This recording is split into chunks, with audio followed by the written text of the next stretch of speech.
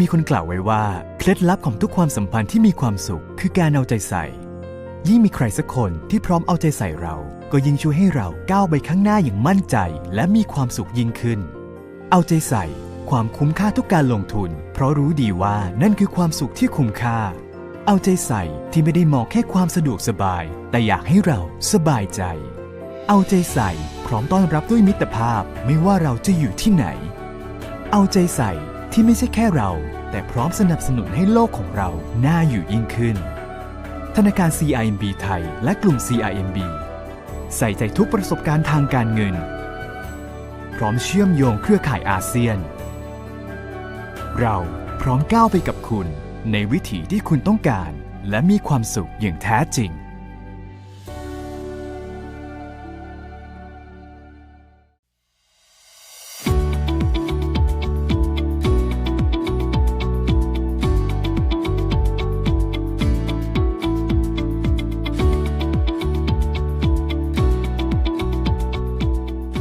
สวัสดีครับทีม CIMB ไทยผมที่วัดห้วยเกี้ยว Mayon District together with the rest of the team members we are here to do a community link together with our partners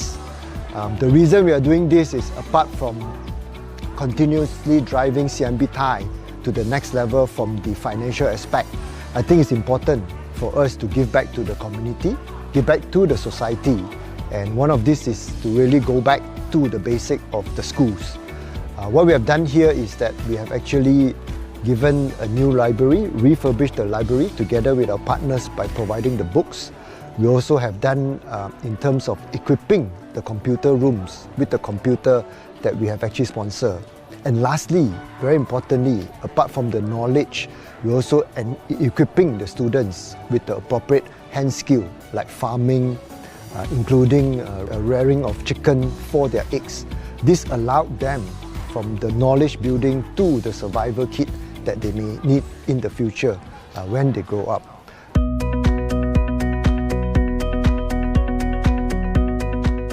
Sawadee good morning. I'm KJ. Today I'm very honored to be part of this CSR activity that we do every year. So today I'm actually here in Chiang Mai. Every year we will partner with our partners Money and Banking, Kingsman, as well as several other partners where we actually help the schools, the deserving schools, right? So for example, at this school itself, we have several projects that we have sponsored. Right behind us, you can see is the chicken farm taken care by the students here and is to actually get chicken eggs, right, for the school.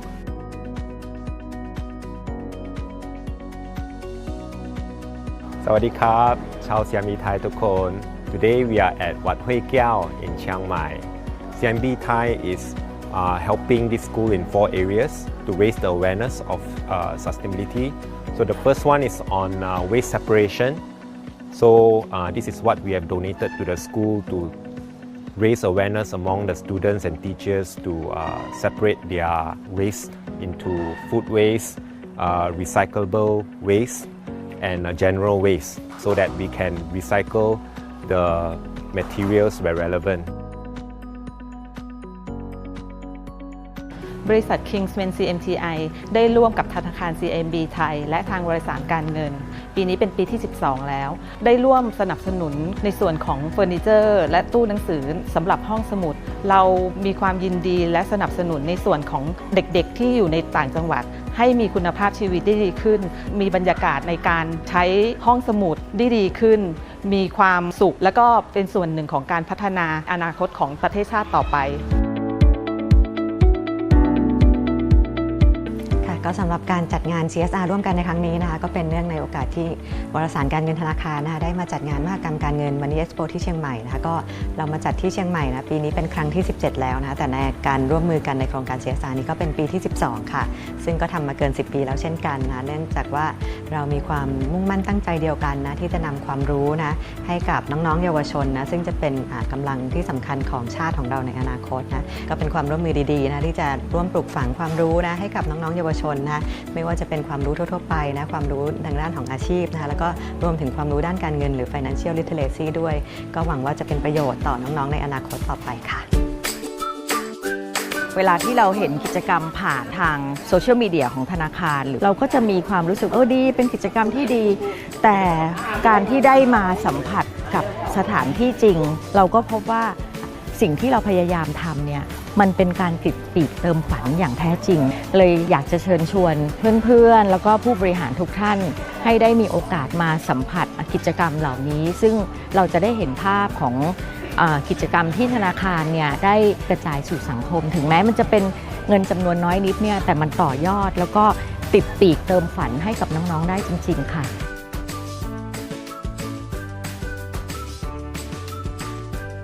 ผมและเพื่อนๆนักเรียนทุกคนนะครับจะนำไปต่อยอดนะครับในด้านต่างๆที่ตัวเองต้องการหรือตัวเองชื่นชอบนะครับให้ไปสู่ความสำเร็จของเรานะครับขอบคุณครับ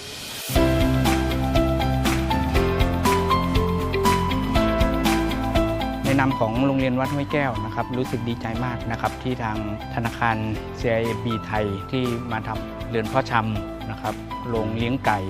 ห้องคอมพิวเตอร์นะครับที่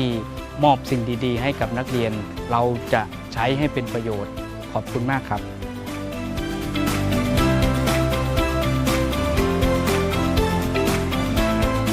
I strongly urge Team CIMB Thai to continue this activity, which is very, very important and one of the core values of our organization, and also under the whole culture aspect of EPIC. We continue to uphold the community link initiative throughout, not only this year, but also PINA in 2023. We must continue the CSR program. With that, I thank you, Kap Kum Kap in advance, and Sawadee Kap.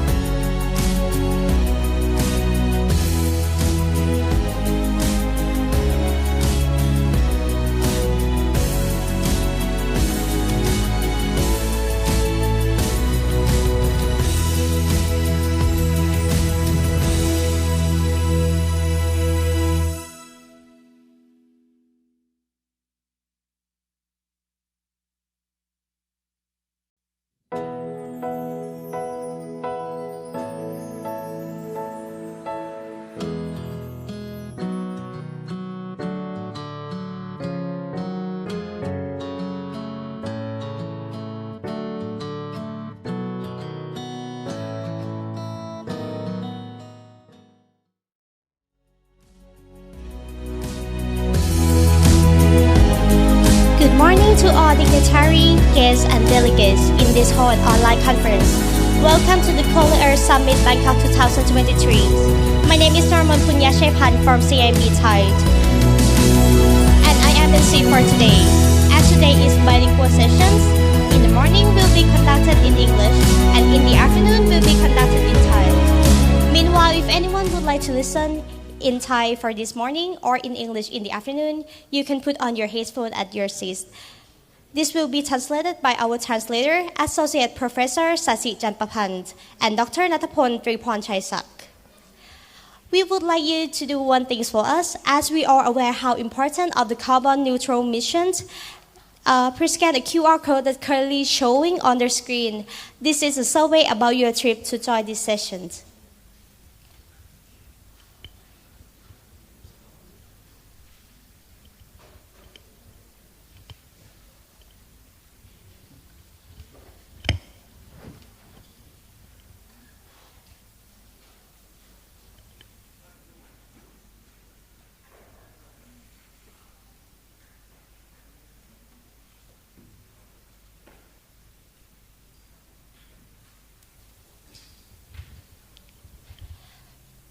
While everyone is scanning a QR code, so CIMB Group and CIMB Thai, as part of the group, is a founding signatory of the UNEP-FI Principles for Responsible Banking that aligns with the UN Sustainable Development Goals and the climate goals set forth in the Paris Agreement. This year's theme, Transition Business for a Better World, reflects the bank's commitment to continue the journey with business and our stakeholders to transitioning towards a low-carbon and resilient economies while upholding the principle of just transitions so that no one is left behind. May I invite a President and CEO of CIMB Thai Bank, Mr. Paul Wongshi-Kin, onto the stage for welcome remarks.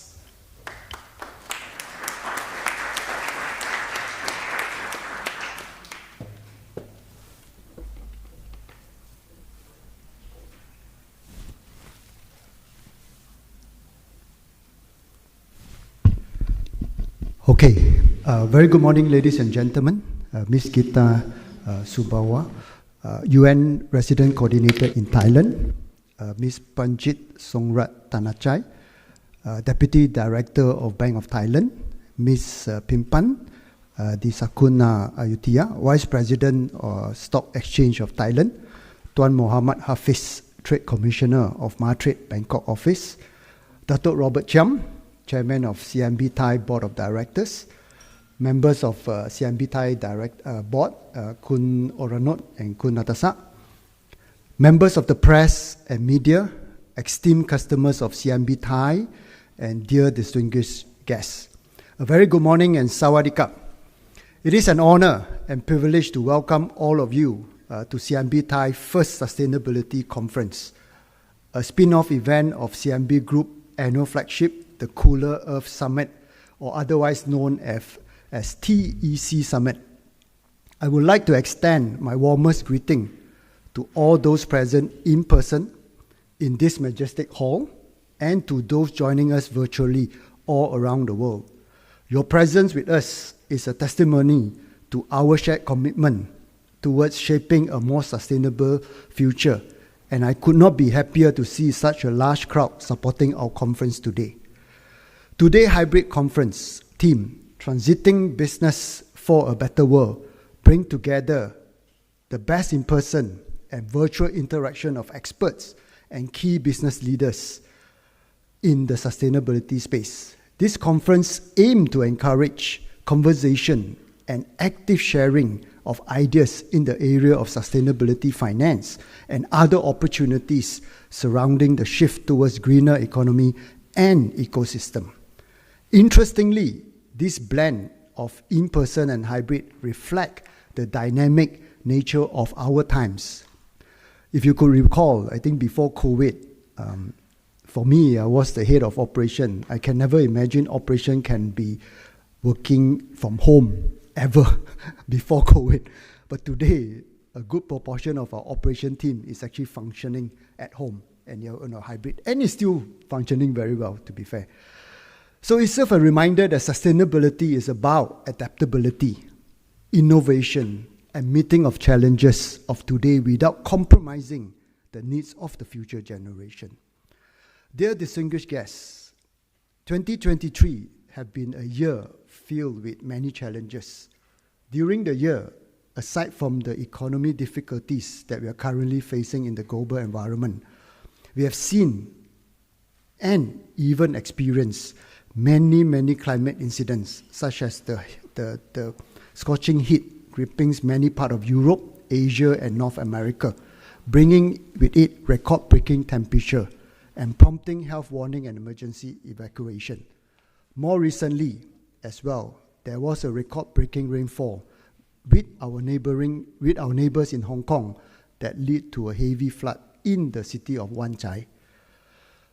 Ladies and gentlemen, please pardon me for starting this conference on a very somber note. I know today is Monday, but I was telling the team, coming to UN actually break away your Monday blues, hopefully. And hopefully you have a good, from this this part onwards, let's do together and bring up the motivation and also the happiness, right? But I'd like to emphasize that this is the reality of today's world. For us to survive and even thrive in this environment, all of us will need to actively play a part and propel ourselves to prepare for an inevitable transition in our society and business. Consumers in general are constantly changing their preference and making more sustainable, conscious decisions in their daily lives. As businesses, we need to ensure that we cater for these consumer growing needs and changes. At CIMB, we understand that financial institutions deeply embedded in community and society. We hold a very important position in driving change and fostering that transition. It is not just about how we conduct our business, it is about how we empower others to do the same. Ladies and gentlemen, allow me to share a couple of principles that guides our bank vision and commitment through transforming business for a better tomorrow. Point number 1, sustainability as a core business strategy. Sustainability is not a buzzword to us. It is a fundamental enabler of our Forward 23 Plus business strategy. It is embedded in our DNA. We recognize that financial sector play a critical role in channeling capital towards supporting and building sustainable enterprise. I am proud to share that in our recent the Cooler Earth Summit in Malaysia, we expanded our group sustainability finance target to 100 billion. That is approximately US 21 billion. After achieving the early commitment of 30 billion, 2 years ahead of plan. This demonstrates our commitment to financing projects and initiatives that promotes environmental protection, social responsibility, and economic resiliency. Sustainability is not just an add-on for us. It is very foundation upon that we build and prepare for a better tomorrow. 2, driving human rights and a just transition.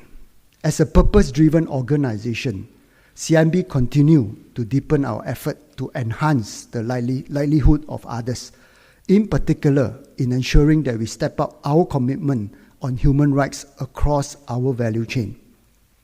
In 2023, CIMB Thai developed a comprehensive human capital policy, being one of the few banks in Thailand that have done so. We also conducted due diligence in our supply chain from vendors all the way to the customer level to ensure that the effort on human rights and the risks are minimized. In regards to driving a just transition, last year in 2022, CIMB 4th TCE Summit focused on the theme of facilitating a just transition, aimed to raise awareness on the challenge, trend, and action required surrounding the transition. Supporting this movement ensure and drive financial institutions like CIMB to take immediate but yet pragmatic action to realize and build a better future with our client and community. Speaking in our conference today, we have a very special representative from the International Labour Organization to share with us how we can embark on a just transition for all, building the green economy that balance between people and planet. Finally, point number 3, collaboration for impact. Sustainability is a journey, just like marathon. It is a journey. It's not a point that you finish. We must undertake together. We actively seek collaboration with like-minded organizations, government bodies, and civil society to amplify our impact. We understand that no single entity can solve the complex challenges facing our world today. By work, we can drive meaningful change and create a ripple effect that benefits all, which is why in CIMB, we foster collaboration mindset in our people as part of our epic core value to ensure that we walk the talk. Early this year, CIMB Thai partnered with Bampao Hospital for a Run to Win campaign where our staff can actively participate in runs to raise funds for the hospital. As we discuss sustainability, let us not forget it is not only for profit and loss statement. My board of directors are here. but also for the well-being of people and, more importantly, the health of our planet. It is about leaving a prosperity for generations to come. Ladies and gentlemen, in my closing, I want to emphasize that sustainability is not a destination, but a continuous journey. It requires dedication, vision, and willingness to adapt to new challenges. Together, we can transform business for a better tomorrow, one that is more equitable and environmental conscious. I look forward to the enlightening discussion, fruitful collaboration, and inspiring ideas that will emerge from this one-day conference. I shall leave you with this quote by Mahatma Gandhi: "The future depends on what we do today." Let us, ladies and gentlemen, seize this opportunity to shape a better future together. Thank you for your attention, and let us embark on this transformative journey hand in hand. Kap kum kap, and thank you everybody and everyone from tomorrow. Sawadee kap, kap kum kap. Thank you, Mr. Paul Wong Shikin, for the welcome remarks. Next, in the latest Sustainable Development Report, Thailand ranks first in Southeast Asia progress towards the Sustainable Development Goals, or SDGs, and 44th in the United Nations' latest SDG report. This is the fourth consecutive year Thailand has finished the top of the list in the regions. Along with the public sector, many Thai regions have also been making efforts to become more sustainable. While celebrating our achievements, there is still much to explore how the UN, Thai people, and Thai business can work to lead the ways, not only for the prosperities of Thailand, but also for the greater good beyond its border. I consider it a great honor to welcome Ms. Gita Sabawans from United Nations residents onto the stage for welcome remarks.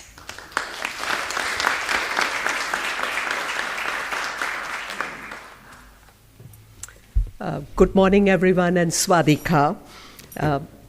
Let me start by welcoming Mr. Robert, Chairman, CIMB Thailand, the board members sitting here, CIMB Thai, Mr. Paul Wong, CEO, CIMB Thai, UN colleagues, and experts. It's an honor to address you as we work to bolster Thailand's key role in climate mitigation at this important forum. Let me thank CIMB Thai for inviting the UN to share its perspective on how the private sector can lead the country's green transition aligned with the government's BCG agenda. Going forward, your contributions as bankers, investors, and asset managers will be particularly critical as we face global crises, including threats to food security, geopolitical tensions, fiscally stressed governments, and soaring public debt. Yet,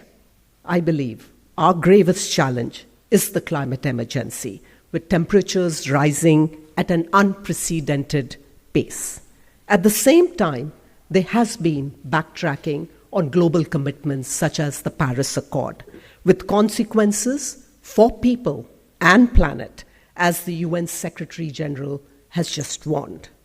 The cost of inaction will be enormous for countries such as Thailand, which are vulnerable to adverse effects of climate change.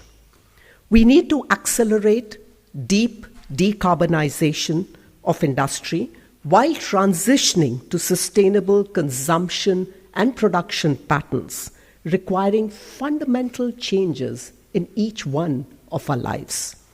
With the governments fiscally stretched, it falls to bankers, investors, and asset managers to show leadership. Figures back this up. 74% of investments over the past year came from private sources, with public sector constituting the rest. CIMB has demonstrated its commitment to climate action and a just transition by committing to the UN principles of responsible banking to speed up progress on the SDGs. This is especially important as CIMB is amongst the banks globally that collectively hold $90 trillion in assets. Many of these assets can assist the green transformation in the Asia and the Pacific, where it's going to cost us close to $3 trillion annually, according to McKinsey. No government can afford this scale of investment. We need the banking sector to step up. This includes setting ambitious targets for greatest sustainable development impacts, as you mentioned, Mr. Wong. This message needs to be taken to the banking sector in the country and across the region, led by CIMB, amongst other prominent financial institutions. In Thailand, the government has shown that it means business when it comes to climate action and a sustainable future in line with the BCG and the SDGs. The country has committed to reducing greenhouse gas emissions by 2030 greenhouse gas emissions by 30 to 40% by 2030, while aiming for carbon neutrality by 2050 and net zero by 2065. According to UNEP, this implies that emissions in 2030 will be lower than what we have seen in 2020. The Prime Minister is going to speak to this agenda later this week at the Climate Ambition Summit in New York, where heads of states are gathering to accelerate SDGs and climate action. Let me now lay out 5 pathways for acceleration. The first involves unlocking sustainable financing in partnership with investors, the government, and the private sector. ESCAP analysis suggests that we need an additional investment here in this country of at least $410 billion to achieve the SDGs on schedule. And that is before we factor in the pandemic's impact. Bridging this funding gap will require additional public and private resources. Thailand has done well in leveraging ESG-related funding, with the government and the private sector together having raised over $10 billion in the past year. Most of these resources have been directed towards essential infrastructure, including Bangkok's electric monorail network, wind farms, and power plants for renewable energy. In our dialogue with bankers, investors, and asset managers, we are learning that leveraging the bond market by increasing the supply of government-led green and sustainability-linked bonds, which represent roughly about 1% of the total market, can unlock additional climate financing. Such bonds will allow investors to better diversify their portfolios and meet their ESG targets. We've seen a similar approach in Indonesia, where the UN has partnered with the government for the issuance of 2 SDG bonds to the tune of about $730 million, which were 2.5 times oversubscribed. I believe we can seize a similar momentum here in Thailand to continue turning the country into a climate resilient nation. The second pathway targets supporting large, medium, and small enterprises in their efforts at circularity and deep decarbonization. The private sector in this country creates 9 in 10 jobs, contributes to nearly 90% of the GDP, making it a vital sector to make credible commitments to reduce their carbon footprint. By setting action plans that are aligned with those of government, businesses can lead by example and inspire others to follow suit. Large corporations have the power to influence and their supply chains, encouraging sustainability across the board.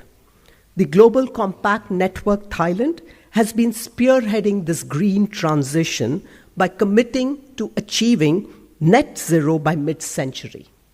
It results in reductions of 8 million metric tons of carbon every year, amounting to roughly 2% of the country's GHG emissions. This raises ambition for the entire country. Importantly, we will need to facilitate ESG transition for the 2.6 million small and medium enterprises who employ nearly 10 million people. Without the full participation, Thailand will not be able to meet its carbon reduction targets. That is why we need to engage more comprehensively with the SMEs to access clean technologies, improve resource efficiency, and build their capacities for circularity. The government needs to provide an enabling environment which should include support for upskilling, technological transfers, and innovation. The UN comes into this equation by bringing to bear best available technologies and environmental practices combined with integrated policy advice in close partnership with government and actors like yourselves. We have seen once best available technologies are introduced, the private sector is quick to upscale them at their own accord. This gives us an opportunity to multiply impacts at scale. In a pilot undertaken with the government, for instance, we've introduced scrap processing smelters, regenerative furnaces, and carbon-absorbing solvents in the aluminum and steel industry. These technologies have contributed to reducing 6% of the GHG and are now being scaled up across the industry. Let me move to the third pathway, which entails leveraging carbon markets to unlock additional financing for vulnerable communities. Carbon markets are an emerging way of mobilizing private capital for climate action. They offer companies and organizations the opportunity to purchase carbon credits to offset hard-to-abate emissions. Each carbon credit is equal to a ton of carbon equivalent removed from the atmosphere. Despite solid growth, the carbon market in Thailand is still in its infancy, with the country needing a mandatory carbon pricing mechanism. However, domestic carbon markets are taking shape. For instance, the UN's partnership with the 76 provincial governors is translating into waste segregation for 14 million rural households across all provinces. This is yielding more than 550 tons of carbon reductions annually, and its equivalent in carbon credits. The carbon credits are serving as an economic incentive for local authorities to ensure that every rural household continues waste segregation in coming years. The first tranche of these carbon credits were bought by a local bank 2 months back, which is going to help create community infrastructure across these provinces. The fourth pathway revolves around ESG disclosures, a key means for validation which will need to be reliable and transparent. Reliable ESG disclosures will enable bankers, investors, and asset managers to feel confident about such data without the need for further validation. This will help reduce complexity and cut costs associated with sustainable investment. Having good data, good definitions, and good disclosures will also address greenwashing concerns through greater transparency. Thailand has taken the first step in this regard. The SEC has made progress with the One Report, providing a solid foundation for disclosures by listed companies. Standardized reporting on emission reductions, human rights, and other dimensions of ESG will make the One Report even more impactful by facilitating the identification of the right companies to invest in. The fifth and the final pathway targets building capacities and expertise in the finance community to support green finance. New capabilities and skill sets should include specialized expertise to quantify environmental benefits and costs of projects. We need to estimate how environmental costs can translate into future default risks. We also need to develop tools for reporting and sustainability metrics of various projects and business lines. These are typically not covered in a finance curriculum and require interdisciplinary approaches to integrate sustainability considerations into business strategies and investment decisions. In conclusion, let me leave you with a takeaway message, which is that we need a deepened sense of solidarity and shared responsibility to cool down our planet in the years and decades to come. The finance sector is not only an important sector, it is a key driver of Thailand's transition to a low-carbon and just transition. Your commitment will be paying dividends for generations, and I hope you agree that the 5 recommended pathways will speed up progress on Thailand's ambitious green journey. The UN looks forward to continuing to work with you all. Thank you very much, and Khap Khun Kha. Thank you, Ms. Kita Subhawan, for sharing the welcome remarks. So before we will jump into the first sessions, for those who are seated at the back of the hall, you may proceed to the seats in front with headphones for live translations. For the first sessions, transitioning business, communities, cities, and countries require action. We are familiar with the challenges that are inherent in climate mitigations, climate adaptations, the protections of ecosystems, and a just transitions. Now is the time to move from the discussion table to the drawing board and then out into the field, where we implement actions that create true positive impacts in this journey to take actions. More than ever, we need to walk the talk. I am glad to invite Ms. Lu Ann Sears, Group Chief Sustainability Officer from CIMB Group for the first sessions, taking on the challenge, if we don't act, who will?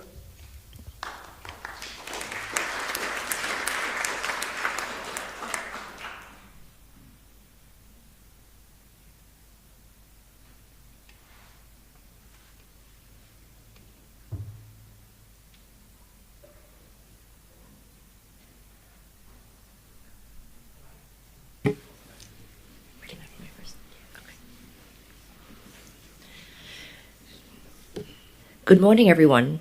Ms. Gita Sabavo, UN Resident Coordinator in Thailand. Tuan Muhammad Hafiz, Trade Commissioner of Martrade, Bangkok. Dato Robert Chiam, Chairman of CIMB Thai Board. Kun Oranuk and Kun Natasak, our Board of Directors. And Kun Paul Wong, CEO of CIMB Thai. Distinguished guests, ladies and gentlemen, good morning. First of all, thank you very much to CIMB Thai for inviting me to speak at today's summit. As some of you may know, the Cooler Earth Summit is now in its 5th year, having started in Kuala Lumpur and expanding to Jakarta. And this year is really, really special for us, as it's the first time that we are hosting the Cooler Earth Summit in Thailand. So if you didn't know already, you'd be able to access all the other regional events online on the portal. This includes the masterclasses, the conference, etc. On the Cooler Earth website. It's a great honor to be here today to talk about a topic that's not just fundamental to CIMB as an organization, but also very, very close to my heart. Dr. Robert was saying, I bet you dream about this, and I actually do, confession. So now, let's take a look at where we are today. Today, I just want to start with some facts. There are 40 times as many people on the planet today as there were in 0 AD. 40 times. For most of human history, there were less than 200 million people on this planet. 200 million. In the 1800s, there was about 1 billion people. So that's already times 5. Take a look at that. In year 2000, we were at 7 billion. And today, just a few years later, we're already touching 8 billion. So that's another increase there. And population is not the only thing that's growing. Growth is pursued on all fronts. It's the measure of success for everything, from the economy, where we don't just measure GDP, we measure GDP growth. For businesses, it's always about income growth, profitability growth. Taking this to a personal level, marketing actually has been a key driver of consumerism globally. And you know what? It works. 1% of global GDP is spent on marketing. 1%, that's a lot. Take fashion for just as one example. Up to the middle of the mid-20th century, the fashion industry ran on 4 seasons a year. 4 seasons, fall, winter, spring, and summer. What is it today? Today, fast fashion brands produce about 52 micro seasons a year. Well, that's one new collection every week. And that leads to massive amounts of consumption, waste, etc. Not to mention the environmental impacts of the production, potential human rights issues in the supply chain, etc.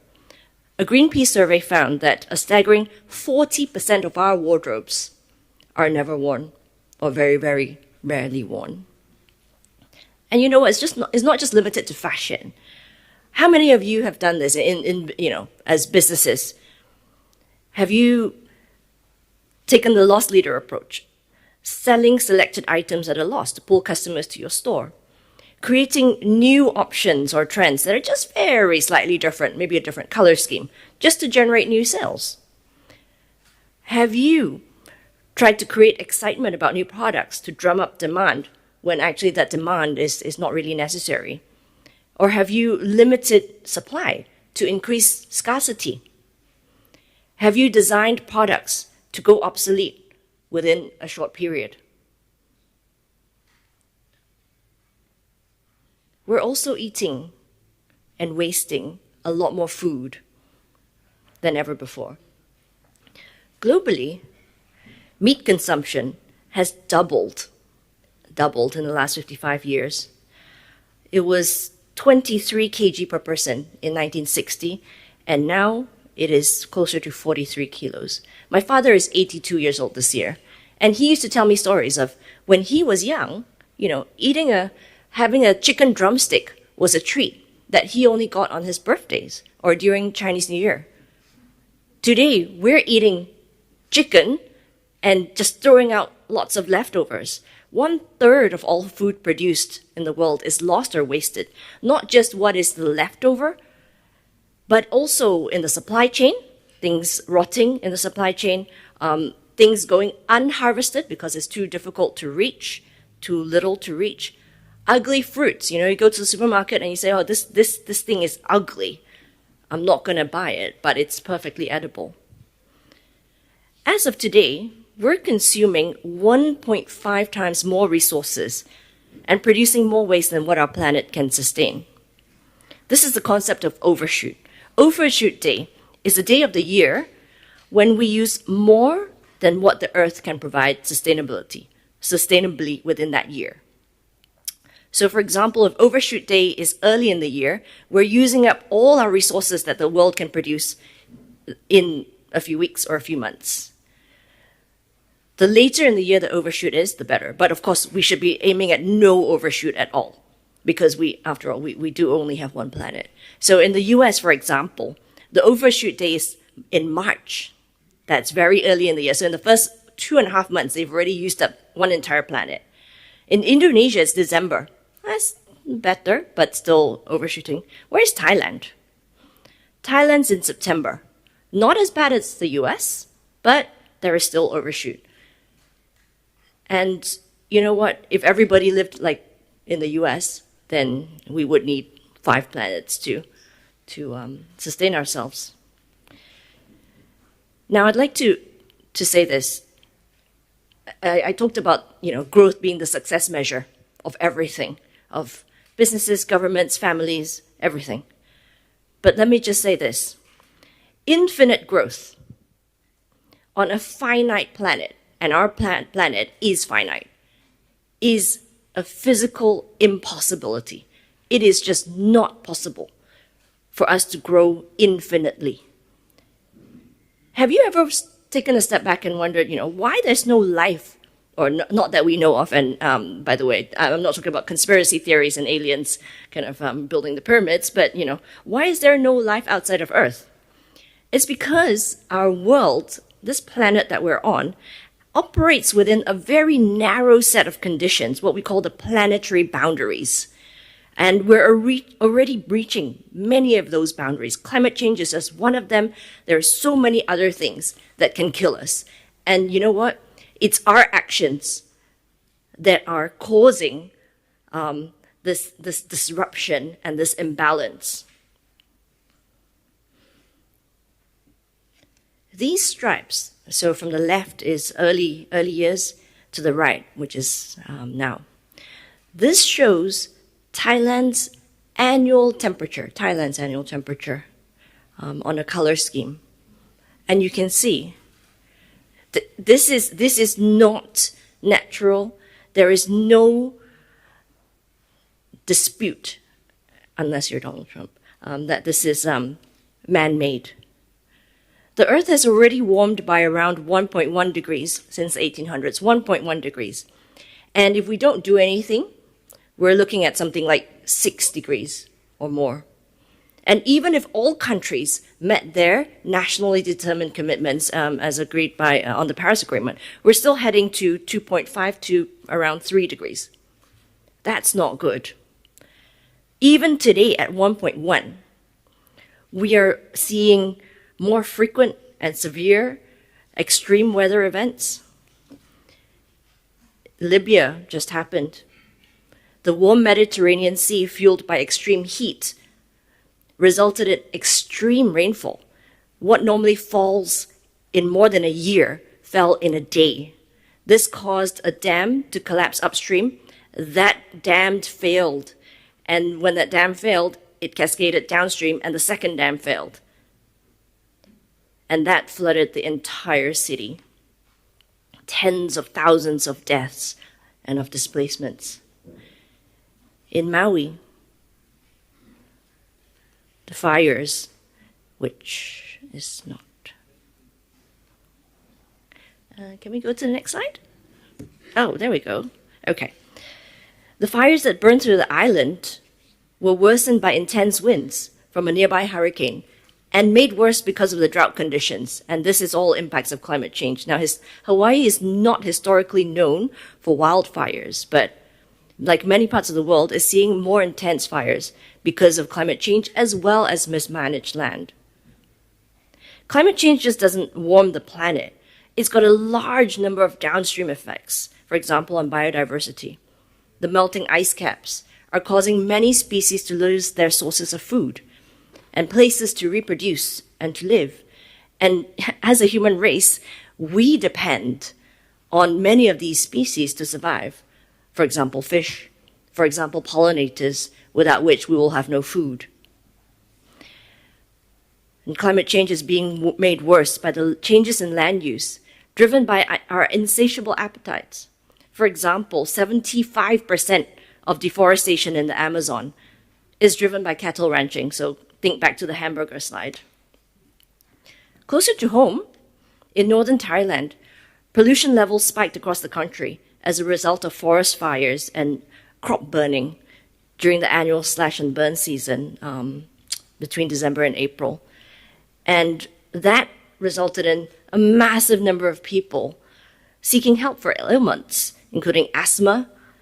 upper respiratory infections, conjunctivitis, some other lung diseases that I cannot pronounce. But all this has impacts on us.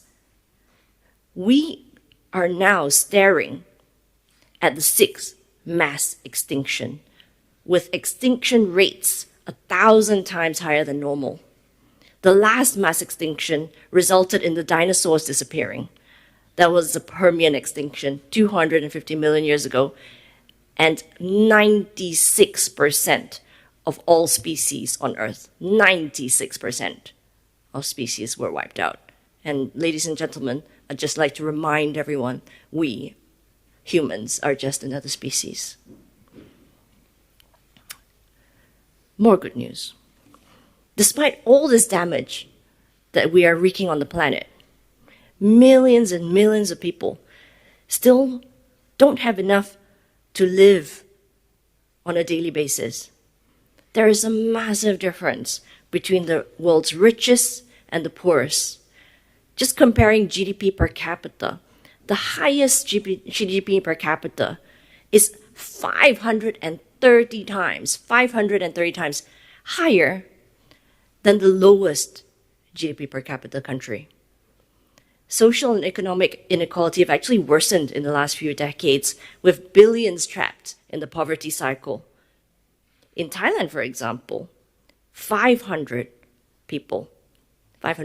out of 69 million in the Thai population held more than a third of Thailand's corporate equity. 5 people versus 69 million. At the other end of the scale, many women in Thailand can't even afford to buy menstrual pads. If you think about it, the cheapest menstrual pad is probably around 5 baht per pad. And assuming you need 5 pads per day, that's around 10% of your minimum wage. And this has resulted in many girls dropping out of school. And this limits then their income potential later in life and perpetuates the wealth gap into the next generation. So things need to change. It's clear that the current state of climate emergency and social inequalities demand extraordinary, unprecedented, and accelerated action. If we're to be on track for Paris, we need to peak emissions before 2025. Ladies and gentlemen, that's less than 2 years away, peak emissions. And we need to halve emissions by 2030, and not forgetting the other UN Sustainable Development Goals. I think it's also very obvious that we are very, very behind in meeting those milestones. As we start to quantify the economic, social, and health costs of the climate emergency, the fact is if we don't act, the toll will be too high. So the bad news is we need drastic changes. And I'm not talking about small actions. Oh, I'm saving the world because I didn't use a plastic straw today. I'm sorry. We're talking about urgent and bold actions. The transition to net zero will be the biggest economic and societal transformation since the Industrial Revolution. This will require considerable economic restructuring, technological breakthroughs, and substantial financial investments.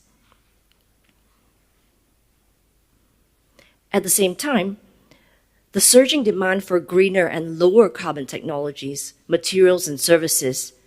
which reflects the changing mindset of today's consumers, present opportunities for companies to build new and more sustainable businesses for the future. Ladies and gentlemen, how can we meet the needs of all within the capacity of our planet? This is the challenge of the 21st century, the single biggest problem humanity has ever faced. The next question always becomes, whose responsibility is it? I'm just one person. Who has the power to do it? Is it the government? Is it the policymakers? After all, they provide social safety nets for the poor. How about civil society? They've got a lot of influence. They know the science. They have the know-how. The biggest NGOs out there are as large and powerful as corporates. Or is it individuals? After all, it's individuals who choose what to buy, how much to buy, what to eat, whether to have large families. How about businesses? How about businesses? Now, two things I'd like to say. First, businesses are part of the problem. Remember that 1% of GDP on marketing? Businesses are a huge part of the problem and therefore can be and therefore must be a part of the solution. Secondly, a business as usual world of 6 to 8 degrees warming is bad for business. So we have to change. And some of you might then be asking, okay, so what is CIMB doing? Banks play a really critical role in driving the sustainability agenda. As facilitators of money, banks have the power to facilitate capital flows to environmentally and socially beneficial causes while promoting sustainable practices. By integrating environmental, social, and governance considerations into lending and investment decisions and discouraging, that's very important, discouraging harmful practices, banks can help to address these pressures. And you know what? We're not doing this just because, it's our moral compass.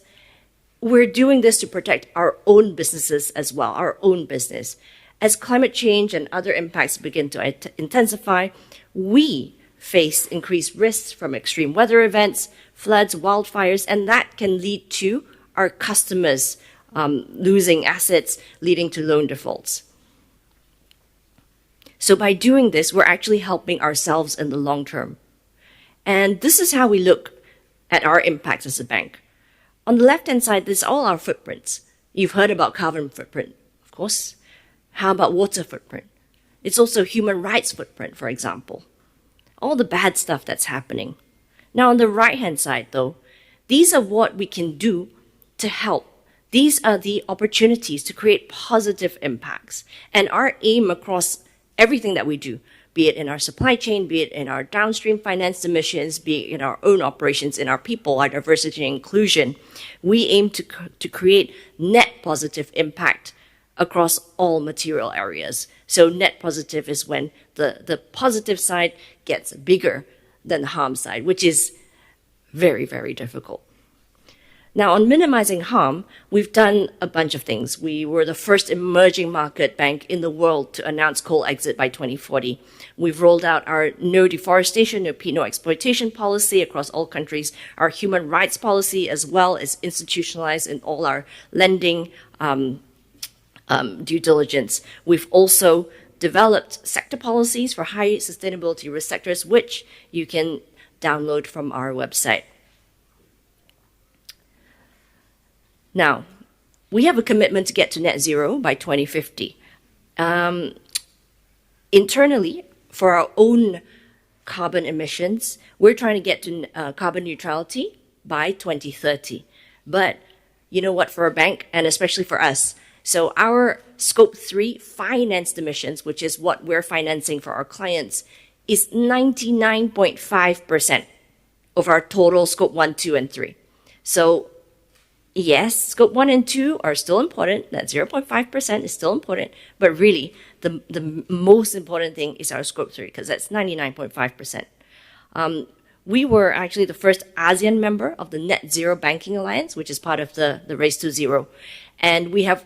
started setting sector targets for our 9 most carbon-intensive sectors. We have set, for example,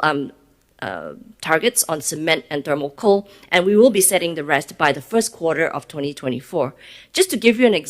illustration of why we focus on these sectors, cement, for example, it's only 0.8% of our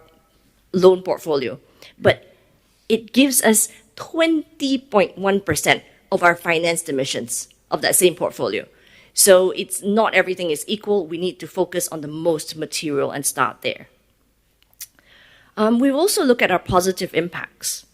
mainly through our clients, via our green, social, and sustainable impact products and services. Now, Paul already talked about this. We started at 30 billion ringgit in 2021. By 2022, we had surpassed that. So we increased it to 60 billion. And then by 2023, so now we're close to 70 billion. And we just announced last week that we'll be increasing to 100 billion ringgit, which is around 21 billion US dollars. Our regional wholesale banking franchise continues to be a leader in sustainable finance, and we've facilitated over 4.5 billion in green, social, sustainability and sustainability-linked bonds, as well as sukuk in 2022. Sustainability-linked loans are also a very popular product for our corporate clients. And in Malaysia, we just launched sustainability-linked loans for SMEs. So many SMEs don't have the ability to even measure their carbon emissions. They definitely don't have the capacity to do assurance on their target achievements, but we've managed to kind of crack the nut and package everything into one solution together with hand-holding and training for SMEs. So this is something that is usually only available for corporates, but we've managed to do this in Malaysia for SMEs as well. And on the retail front, for individuals, there is a whole suite of sustainable finance solutions. Some of this is Malaysia, EV financing, sustainable living solutions. In Singapore, we've got green renovation. Over here, we have a joint home loan facility for same-sex cohabitants and other financial inclusion products and services as well. And we don't do this alone. We leverage and work with a very, very large number of partners, some of which you can see on the screen. We were one of the 30 banks in the world that drafted the UN Environment Programme Principles for Responsible Banking. And this was a few years ago, and now we're part of the group to define what it means to be a responsible bank by 2030. We're part of PCAF to try and measure financed emissions. And we founded CEO Action Network. This is in Malaysia. We started with 20 CEOs in 2019, and now we've got close to 70 CEOs in a network that gets together to find solutions for sustainable business. There was mention of carbon markets before as one of the key levers. There is a lot of demand related to carbon markets, and that's growing. We already see that. And last week, we announced that we entered into a memorandum of collaboration with Bursa Carbon Exchange. That's Malaysia's voluntary carbon exchange.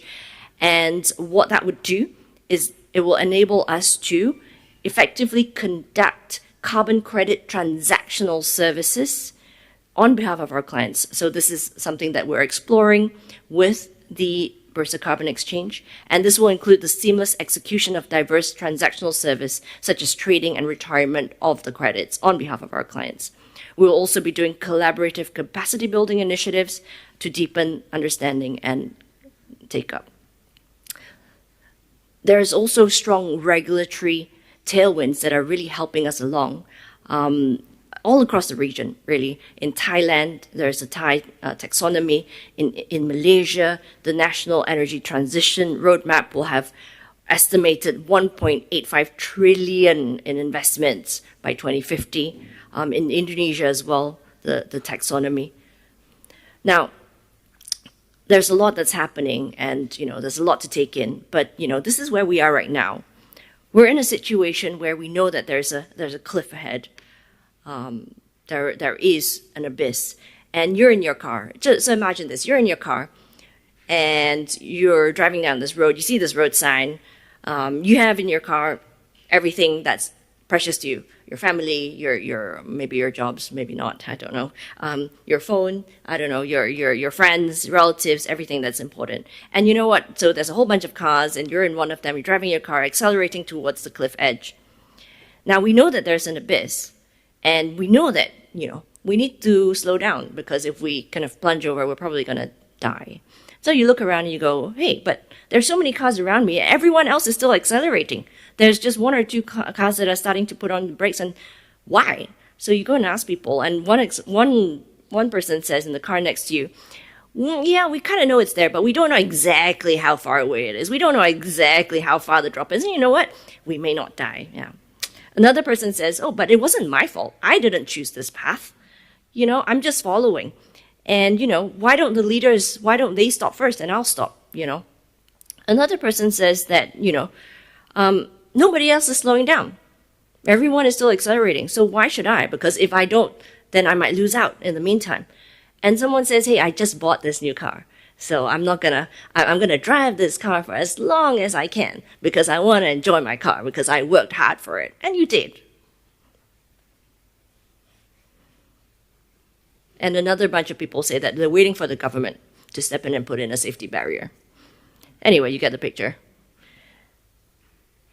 The world as we know it, with everyone who lives on it, is headed towards this huge cliff. That's a certainty. What are you doing today to save yourself and your families? Because if you're in Libya or you're in Maui, you will do whatever it takes. But you know what? By that time, it would already be too late. So we really need to act now before it's too late. I'd like to challenge each and every one of you, of us, myself included, to do something today or tomorrow, but not much later, in our capacity as a parent, a friend, an employee, a board member. Everyone talks about the challenges and reasons why we can't do things. But there are also so many things that we can do, so many things that are within our power. So the question is, have you done everything that's within your power? Because it's only after you've done everything within your power, then you can look at other people and say, hey, what are you doing? Because you have no right to point fingers at anyone until you yourself have done everything that's in your power. Ladies and gentlemen, it's only if we're in this together that we can win the war against climate change, biodiversity collapse, social injustice. Let's reflect and really think about how we can take action towards a more sustainable Earth. An Earth where it's cool to be kind to people and to nature. Just fast forward 40, 50 years from now, when I speak to my grandchildren, and they ask me, what is mankind's greatest achievement? Am I going to tell them about, how we went to the moon, how we managed to splice DNA? No, actually, if I were to tell the truth, it would be to heat up the planet by more than 4 degrees Celsius, killing off most species. And if that day were to come, we won't be able to go outside. I won't be alive by then, hopefully, but my grandchildren, if I had any, would. And I'm really not looking forward to that conversation, and I doubt anyone here is. To quote Barack Obama, we are the first generation to feel the effects of climate change, but we are the last generation who can do something about it. By the time our kids get to our age, where they have enough power and resource to do something, it'd be far too late. So I'd like to leave you with a short video, just a quick reminder of why we need to do this. It's not for us. It really isn't. It's really for the next generation. Thank you very much.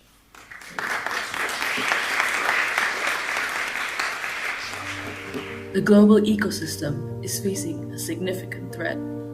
Humanity is the cause, and the youth will bear the brunt of it. My biggest concern lies in how we use non-sustainable materials like plastic bags that harm our planet. I'm concerned about unchecked greenhouse gases, food security issues, resource depletion, and pollution. The ramifications of inactions towards climate change extend beyond national boundaries. ข้อกังวลอย่างหนึ่งของผมเลยคือการฟอกเขียวหรือความยั่งยืนเชิงประชาสัมพันธ์ที่หันเหหน่วยงานหลายๆหน่วยงานออกไปจากการแก้ปัญหาที่ต้นต่อครับ We, the younger generation, carry much of the weight of decades of unsustainable practices and the consequences of neglect. Yet, we often lack meaningful representation in decision-making.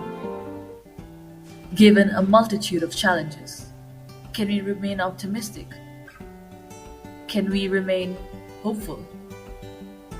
I hope to see new renewable energy like all companies to take lead to start R&D to look for a better energy like hydrogen which is more efficient, safer, cheaper and no carbon emission. Let's treat this crisis as an emergency, spreading awareness far and wide. Saya mahu generasi seterusnya masih dapat melihat apa yang telah saya lihat dan alami dari kecil sehingga kini. So today I would like everyone to focus about food waste more seriously. You should separate food waste from the source. Maybe you can transform it to the compost as well. My hope for future generations is that they will still be able to call this place home. We owe it to them. It is now our moment to steer towards the path of positive change and move forward in fostering sustainability for everyone. To achieve this, we require robust policies encouraging eco-friendly practices at a household level to macro-level issues like architecture-induced deforestation and landfills. I urge the government to provide grants, subsidies and tax cuts as catalysts to turn my hopes into reality together. Support sustainable business and practices. Also educate their employees and customers about sustainability. A clear roadmap with actionable milestones tailored to each business's unique circumstances, stressing transparency in data reporting and cultivations of sustainable business models. It is really important. You will be amazed that profit and sustainability go hand in hand. Our age should not determine the power of our voices. Rather, it's the lasting impact of today's actions and choices on the world that will inherit. For we cannot talk about the future of the world without the future, aka the youth, in the conversation. We are committed to protecting our precious planet and all of its inhabitants. So, what are you waiting for? Act now for a better tomorrow. Together, we have the power to shape a brighter future. Together, we can create a better tomorrow.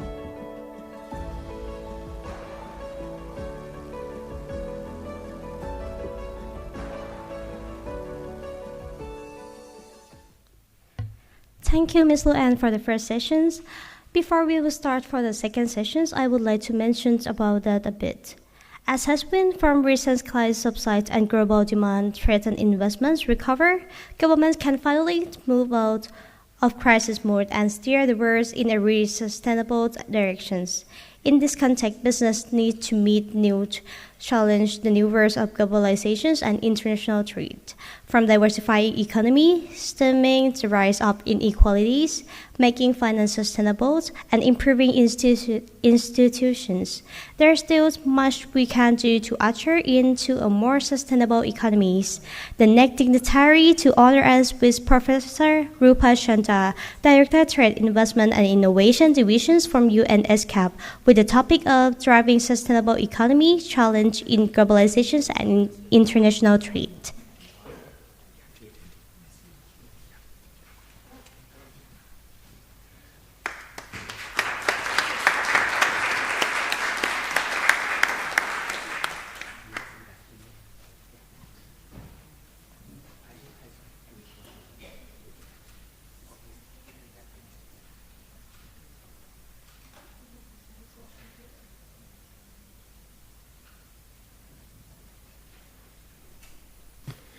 Good morning, everyone.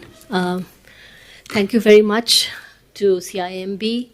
for giving us this opportunity to partner in this event. Special welcome to all the distinguished participants, and of course from CIMB. I will not name all the names that are here, but a very warm welcome and to our SCAP building as well. So Today, I've been asked to talk about the challenges that are facing us in globalization. Of course, you would have all seen that there's a lot of concern that maybe we are deglobalizing, there's a lot of protectionism, and it becomes imperative for businesses and the wider community to understand what these challenges are, what are the recent developments, and how they're going to be impacted. So just very quickly, in terms of the outline, what I want to cover is just give a brief context and overview of what the landscape looks like and what the challenges are. Then go specifically into the nexus that exists between trade and investment, the division I come from, the Trade, Investment and Innovation Division, and its nexus with climate and sustainability. Because increasingly you will find that there's a lot of relationship, not just in the way trade is being done, but also the growing number of measures which affect trade and which have a sustainability dimension. Then come to the role of the private sector, and we are all here, and we've already heard about the important role that the private sector can play, for instance, in sustainable finance. But more broadly, what are the different elements of action that the private sector can play? And then, what is the relationship between ESCAP and the private sector through a particular network that we have of private sector companies? So coming to the first part, if you look at the global socio-economic landscape, it's really full of challenges. Countries are still reeling from the effects of the pandemic and the fallouts from geopolitical frictions that have disrupted supply chains and affected food and energy prices. This, of course, as we know from various reports, has disproportionately affected the poorest and the most vulnerable. Along with this is the long-term underlying crisis, which is perhaps the most important one, which is of climate change. The impact of climate change, as everyone has mentioned already, is becoming increasingly evident through more frequent occurrence of extreme weather events, natural disasters, rising temperatures driven by anthropometric greenhouse gas emissions. But added to this is the problem that governments are constrained in their ability to tackle these short and long-term challenges, including their ability to recover from the recent pandemic because of stressed public finances and balance of payments. We've seen a series of crises in the region itself. The trade-offs involved and the prioritization that's required in the allocation of scarce resources to address these challenges are very difficult for governments. The resources required in terms of financial, institutional, regulatory, and technical capacities to address these problems are immense, especially for developing and least developed countries. Just to give you an idea of how stressed public finances are, as per the ESCAP Economic and Social Survey of 2023, average government debt levels in Asia-Pacific are at an 18-year high. And given this, the scale of fiscal responses that are available for attaining the SDGs and climate action in particular will be very limited. So basically, the point is that the governments cannot do it alone, and this has been highlighted. So what does it mean? Against this backdrop, the engagement and role of the private sector and the business community becomes increasingly important and in multiple ways. Firstly, government along with the private sector, has to understand and keep abreast of all these developments and challenges. So the business sector has to really understand how it's going to be impacted in their respective sectors. Secondly, businesses have to redefine their strategies based on this changing environment. They'll have to take these strategies, whether it's financially, operationally, geographically, technologically, to mitigate the impact and face the evolving regulatory and changing landscape. Thirdly, businesses have to be a key player in terms of technology, financing, and working with their communities as well as the government in addressing these challenges. So as the headwinds from recent crises subside and global demand, trade, and investment recover, governments can move out of crisis mode and steer the world in a more sustainable direction. In this context, businesses need to meet new challenges in this changing landscape. From diversifying economies, stemming the rise of inequalities, making finance sustainable, and improving institutions, there's a lot that can be done, and business has to be a partner with government in this process. Now let me come to the trade and investment, climate and sustainability nexus. As we can see, this relationship is actually quite complex. It can work both ways. So, for instance, if we look at the scale of economic activity that is triggered by trade and investment flows, obviously that will come with its own carbon emissions, pollution, degradation of land, etc., and therefore it can be a negative effect on the environment. At the same time, trade and investment can bring in more resources to economies to target more climate-friendly processes, technologies, production, etc. Investment, for instance, in more climate-friendly technologies, investment in more sustainable infrastructure. This can be provided by foreign direct investment. It can be provided by impact investors. So again, trade and investment can play an important role on the positive side as well. Trade, in fact, can be a means to bring in better technologies and production processes. Investment can be a means for better transfer of technology. So it really depends on how we utilize these channels, the trade and investment flows, to mitigate the negative side and to enhance the positive side. As the Asia-Pacific region is the largest emitter of greenhouse gases in absolute terms, and it's also a key player in trade and investment flows, governments and businesses in the region can contribute positively to the cause of sustainability by actively integrating climate considerations into their policies, strategies, and operations. I should also mention here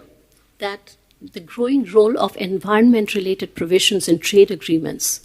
the growing importance of trade-related regulations which are linked to sustainability practices of businesses. This is another way in which the trade investment nexus comes in with climate and sustainability. So here are just some examples of the effects of trade and investment on greenhouse gas emissions. So as I mentioned here, how you trade, the transport and logistics processes that you have, how sustainable are they? That can have a direct impact.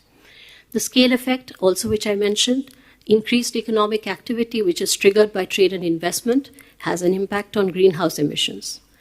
There's a regulatory effect which works both ways. You can have regulations which promote greater sustainability in trade and investment practices. At the same time, you could also have regulations which are a race to the bottom and poor environmental standards which then attract FDI, for instance, and can be bad for the environment. There's a composition effect.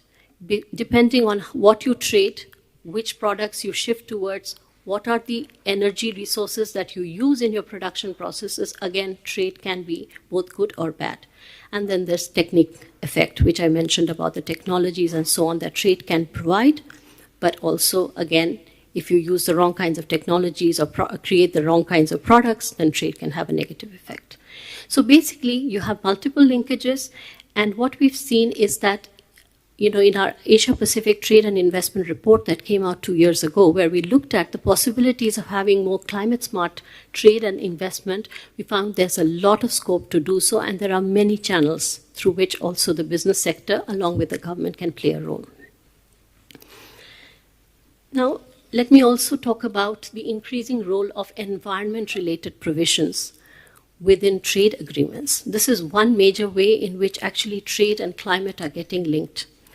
So, for instance, if you look at the number of agreements, Asia-Pacific region actually leads in the number of such agreements. This has increased with more than 200 having been signed or entered into force in this region alone. These agreements typically go beyond the WTO commitments,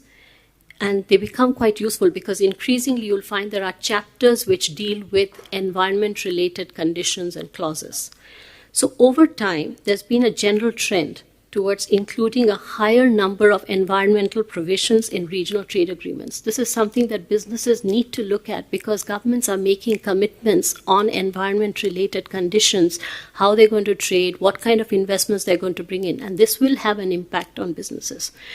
So increasingly, governments are broadening the scope of these environmental provisions. They're also deepening their stringency. The vast majority, 85% of regional trade agreements signed after 2005 by at least one Asia-Pacific economy contains one or more climate-related provisions.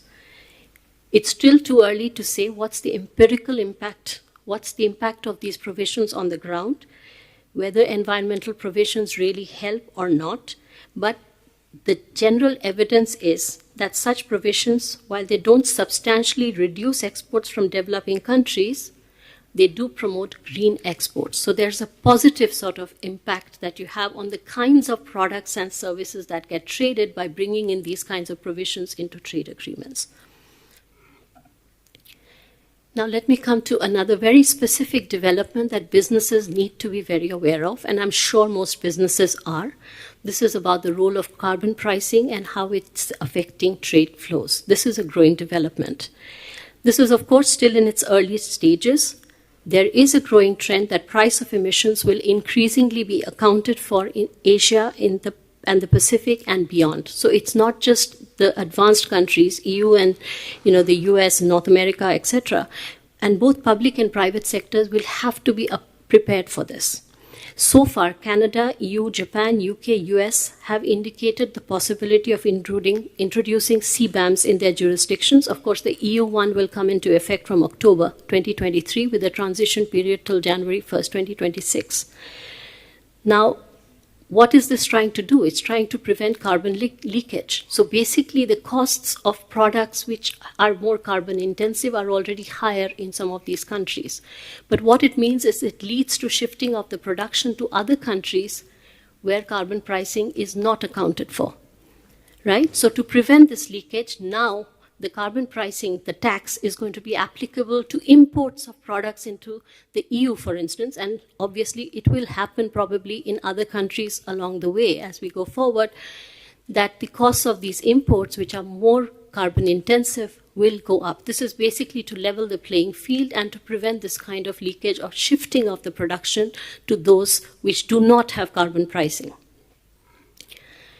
Now, what will it do? So basically the EU CBAM, the Carbon Border Adjustment Mechanism, will apply initially to 6 sectors: cement, iron and steel, aluminum, fertilizers, electricity, and hydrogen. And later it's expected to be expanded to other emissions-intensive sectors. While CBAMs can effectively mitigate carbon emissions, the imposition of these measures will have an impact on competitiveness of exports and welfare in developing countries. We still have some evidence. Of course, it's a limited set of sectors as of now, so the impact estimates that one has seen are not so large yet. But basically, there'll be a shifting in terms of the distribution of the benefits and costs across countries. So industries in countries with high carbon prices may benefit from increased competitiveness, as CBAM will put a cost on imports from countries with lower carbon prices. On the other hand, industries in countries with lower carbon prices may face increased costs, which could make them less competitive in the destination market. So basically what it means is it's going to push countries towards incorporating carbon pricing in their markets, and businesses have to be prepared for this. Otherwise, they might lose their competitiveness in some of the key markets, such as the EU. Countries that are heavily reliant on exports of goods with high carbon embedded emissions, such as fossil fuels and steel, could see a significant reduction in demand for their products. And this could also lead to a shift in the global supply chains as countries seek to reduce their carbon footprint. So it's not going to be limited just to the final product, just how the trade is done and where you're going to locate the production process in terms of the inputs going into the final product will also get affected. So countries need to start understanding this, and businesses in these sectors have to incorporate these developments.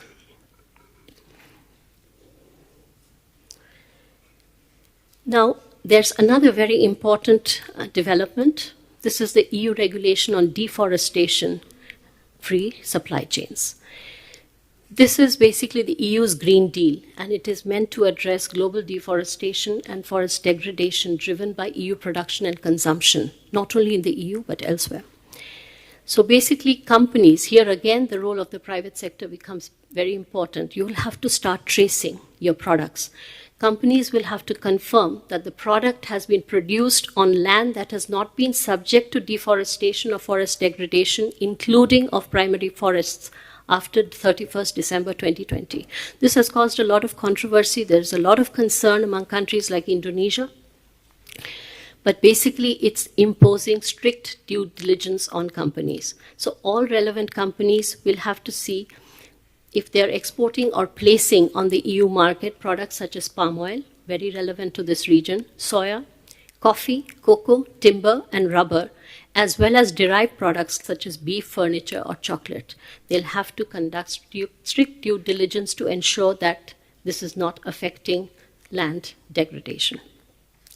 Companies will also have to verify that these products comply with relevant legislation of the producing country. So basically human rights, other ESG sort of factors will also come in, and the rights of affected indigenous people have not been violated. So more and more traceability and due diligence. What are the implications? Well, of course, on the positive side, this could have a positive implication for the environment and conservation of biodiversity. And it could also lead to more sustainable production practices in countries which are exporting the various products that I mentioned, which are very land, wood and so on, intensive to the EU due to diligence checks. But one of the sectors that could be impacted, and again, this is relevant for the business community to see, is the impact on food and beverage companies. They'll have to comply with these new regulations regarding the ingredient sourcing, plastic packaging, and so on. They'll need to explore new ways to design their products, how to package their products. They'll have to look at their entire supply chain to meet these requirements. They'll also have to be much more transparent. And this issue was mentioned by earlier speakers, basically transparency and reporting. So they'll have to disclose their carbon footprint, water usage, and reduce their greenhouse gas emissions. But, the glass is never just half empty. There's the half full side as well. It's also an opportunity for companies to improve their sustainability credentials, meet consumer demand for environmentally friendly products, and contribute in a more sustainable manner. There are challenges because, how will companies actually do this due diligence? How will they trace the origins of their products and verify that these are produced in compliance? And there is, again, just like with carbon leakage, there is a potential that you might actually, the supply chains or the production could move to other countries where you have lower environmental standards. So perhaps another degradation forest tax or something might come along the way to plug that particular source of leakage.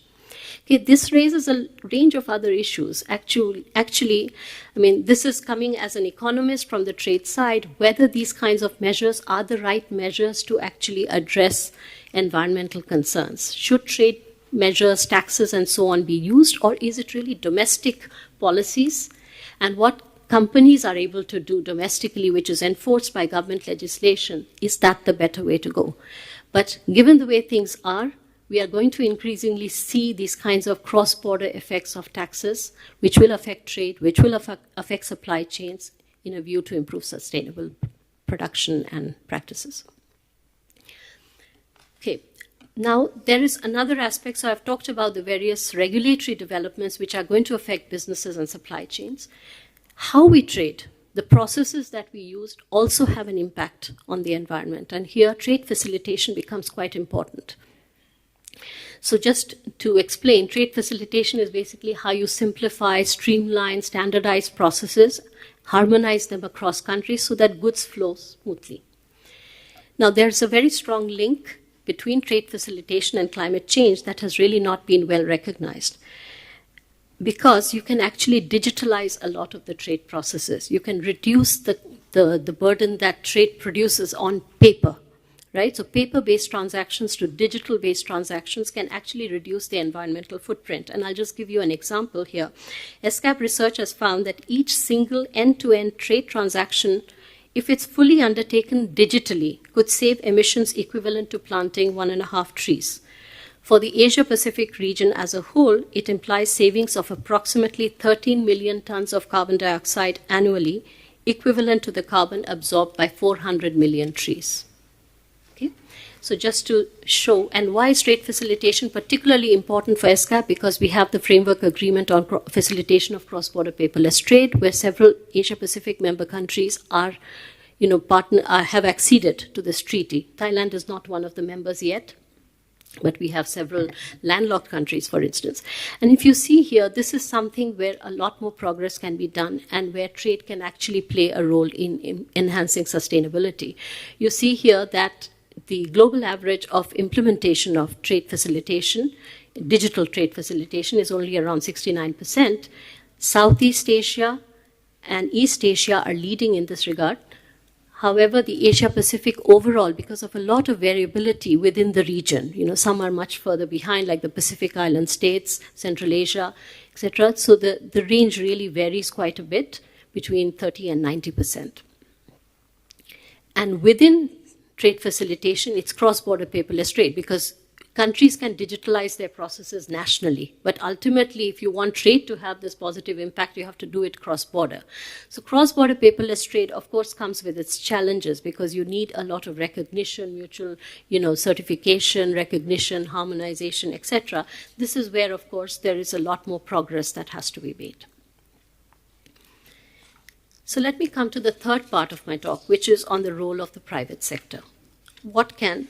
the private sector do? We've already heard quite a bit about it, but let me just mention that basically the private sector has to complement what the government is doing. Of course, the commitments that government take will have to get implemented through the private sector's decisions and strategies, obviously.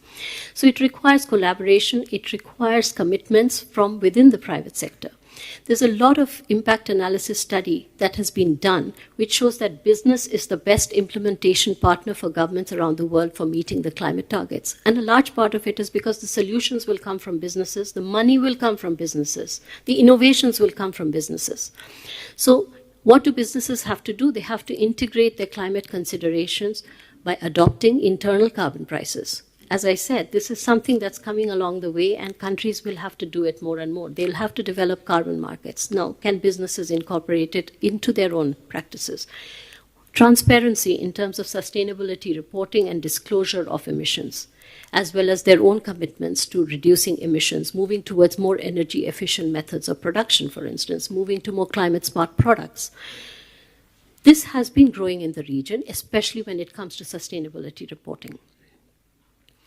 Let me highlight specific areas where I think private sector contribution is particularly important. One is financing, and this is relevant here for the CIMB group.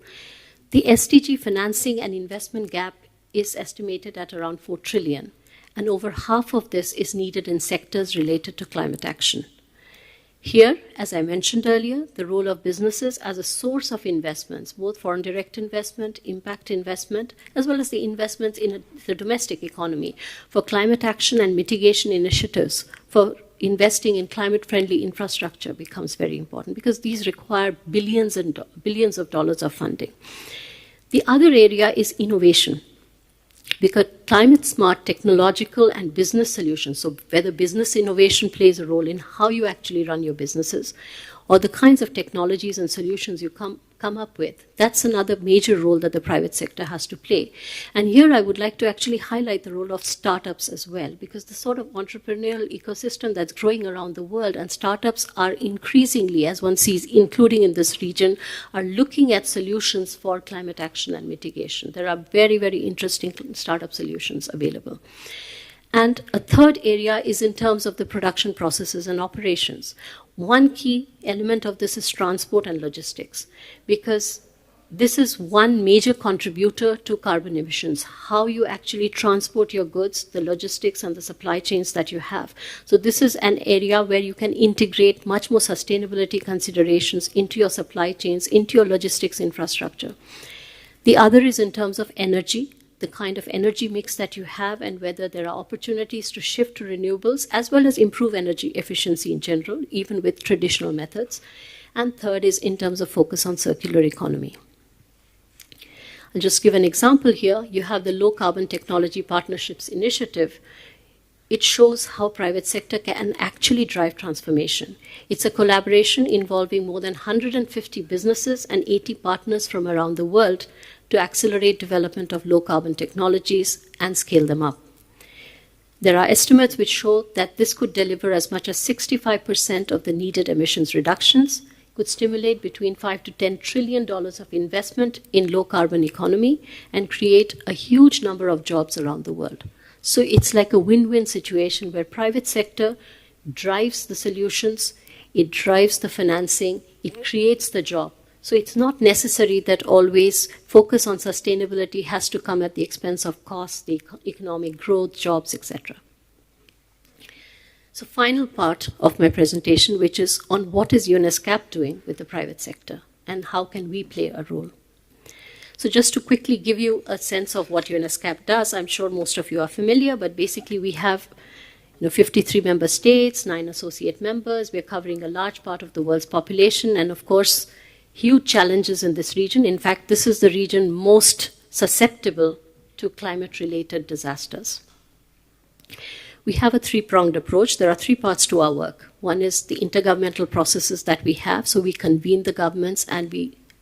discuss some of the pressing challenges of our times. Climate was, for instance, this year's main issue that was discussed. We, of course, also do a lot of research and analysis. Many of the estimates I provided come from our own background research. And then we provide technical assistance and capacity building in the areas. In the division that I am, trade, investment, and innovation, in fact, in all these areas, we work on digitalization of trade, so that is relevant to sustainability. We're looking at business innovations, we're looking at startups for climate action, so that's another angle. And then the third one that I'm coming to, which is we have a private sector arm here, which is called the ESCAP Sustainable Business Network. The idea here is to engage with the private sector for attaining the SDGs and focusing specifically on climate action. Here we have member companies from the region. They are engaged in learning from each other, looking at best practices, knowledge sharing, and we have an annual forum called the Asia Pacific Business Forum where these companies come, others also come to showcase what they are doing in the area of sustainability. So basically it's driven by the need for partnership between international organizations, government, and the business sector. And basically we have business leaders, CEOs, chief sustainability officers from companies in this region or companies which have a major presence in terms of their operations in the region who are members of this network. What is important is that we've, the various areas that I highlighted, whether it's finance, transport and logistics, innovation, all of these come together under what we've launched recently called the Asia Pacific Green Deal for Business. This is a declaration that was adopted last year in May 2022. It's a non-binding document. It calls on the private sector to commit to align their operational strategies with environmental, social, and governance principles. And there are 5 pillars, and you will see that the 5 pillars basically cover the areas that I mentioned are important for the private sector to contribute towards sustainability goals. One is green energy, so basically to advance a zero-carbon, affordable, and resilient energy system. Green infrastructure and logistics, to build smart, sustainable, and climate-resilient infrastructure. Green finance, which is to mobilize public and private investment for green transformation. Green innovation, to bring in new technologies and applications to improve, make things more climate smart, more climate friendly, improve energy efficiency. And green production, consumption, and waste, which is referring to the circular economy to minimize environmental impact. In this context, we are actually specifically looking at some work for MSMEs because we understand they're a very important provider of jobs. They're an important part of the economy. They're also very important in trade and sustainability. So we need to understand what their challenges are. As was mentioned, MSMEs are a big part of the supply chain, and they don't have the wherewithal, they don't have the financial or the technical resources often to even measure their carbon footprint. So against this, what we did is we have a Green Deal for Business digital platform where we've actually tied up with a partner firm, and this toolkit will enable MSMEs to do their self-assessment. It can also be used by corporates, but corporates usually have their own internal resources to do it. It's for free, and it provides guidance on how the data that is required is to be collected, and the data can then be reported, and then you will get what your environmental footprint is. So basically what we are trying to do is help companies in the region understand what their environmental impact is.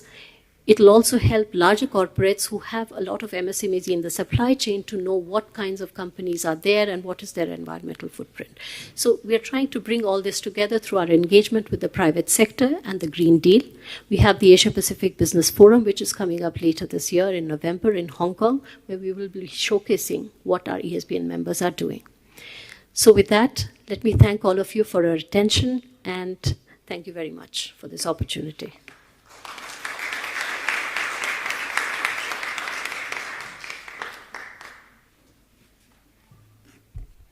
Thank you, Professor Rupa Chandra, for sharing. Following sessions, just transitions for all. Building a green economy that's balanced between people and planet. A just transitions involve maximizing the social and economic opportunities for climate actions, while maximizing and carefully managing any challenge, including through effective social dialogue amongst all group impacts and respect for fundamental principles and rights. Business can play a part in building national green economies by having robust transition plans for green jobs. With equal pressures in ways mid-tertiary magnets, skills and employability specialists from international labor organizations for this session.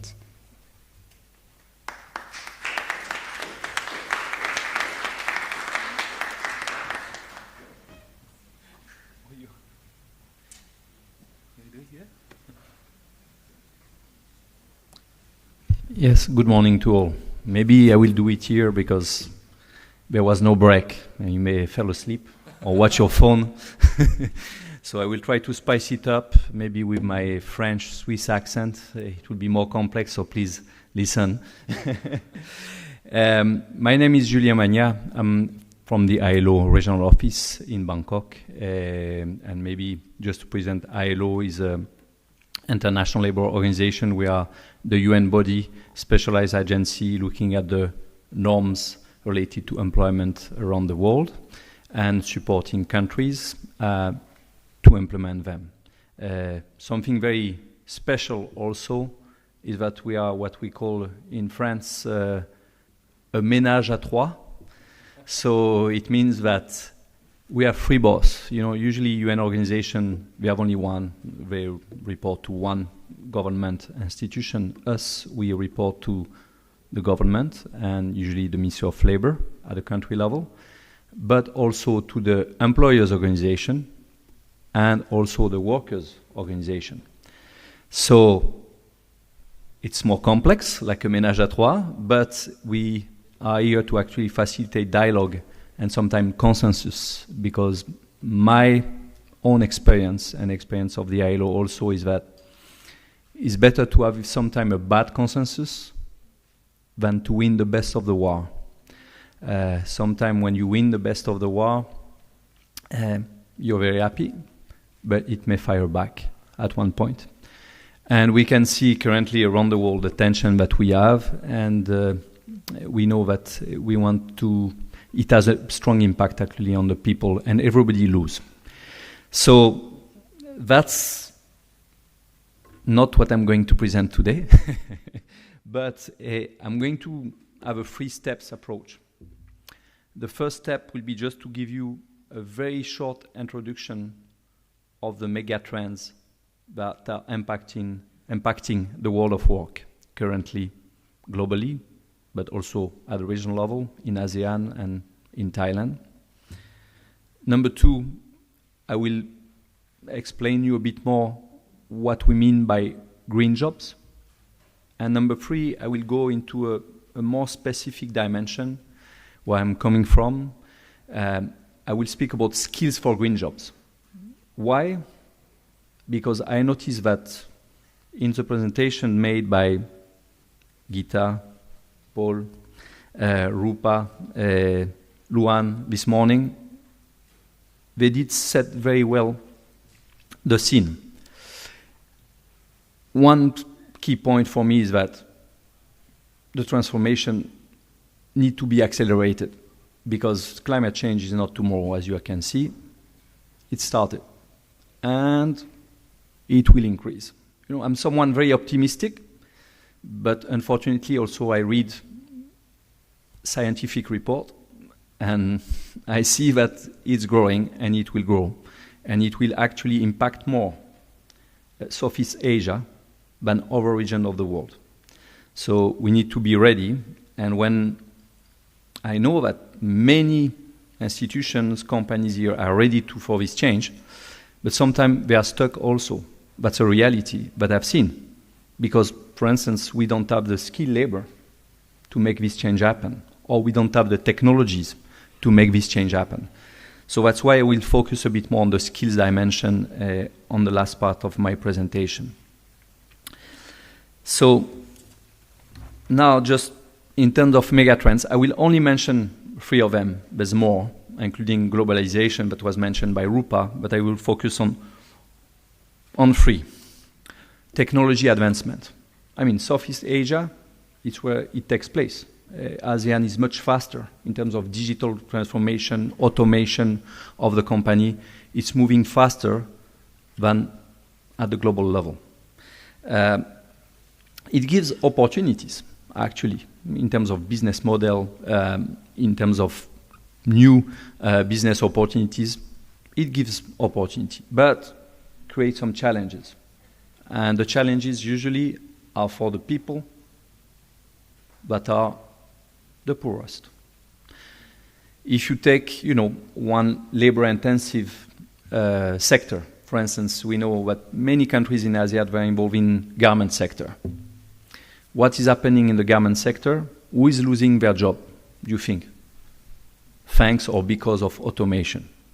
A bit of maybe interactivity, because you have been listening to our friends for 2 hours. Who do you think lose their job? Any idea? Manual workers, yes, and women. Good point. For instance, we did studies around ASEAN, but more or less, if you're a woman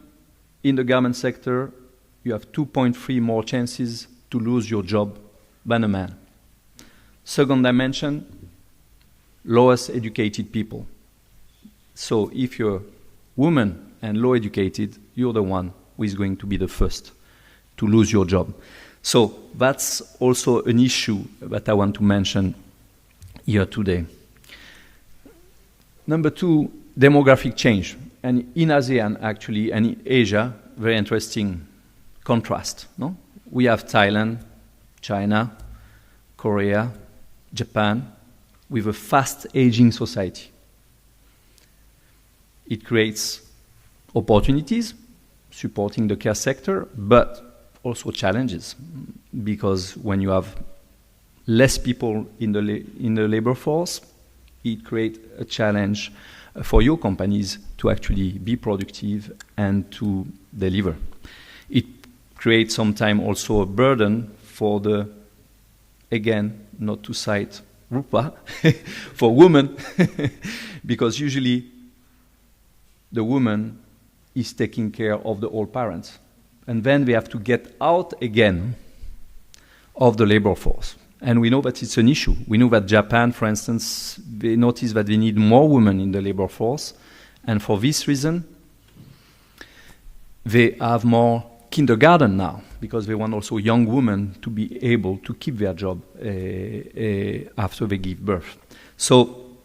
I give this dimension, and we have some actually countries with a positive demography, Cambodia, Laos, etc., which is positive for the country. Sometimes we're speaking about trade. It's not related to trade, but actually a lot of migration, labor migration. We know that we have a lot of labor migration in the region, and with some labor conditions that can be improved in some countries. So I wanted to just to flag these 2 dimensions, because climate change is one key dimension, which is changing the world of work, but it's not the only one. And now I come to the transition to a green economy. So this transition I mentioned just earlier, and I think, Lian, maybe you mentioned that, there will be more floods, more droughts,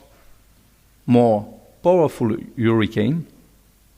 and it will happen more in Southeast Asia. So the meaning is that there will be a pressure on people, and people will lose their job, and people will suffer. That's one dimension. There will be for sure some opportunities, but to make these opportunities happen, we need to be involved from today in this transformation. I set aside, I think it was well presented by Rupa, but we are in a geopolitical situation which is tense and is not going to support the economy to grow. I just want to put it into context because this will put more pressure again on our societies. Now, my second point is, why are green jobs and a just transition important? So first, because actually you can see you have some challenges. 1.2 billion jobs globally are related to depend on services provided by the environment. I mean, some of them were presented. We are for sure the farmers, but as you can see,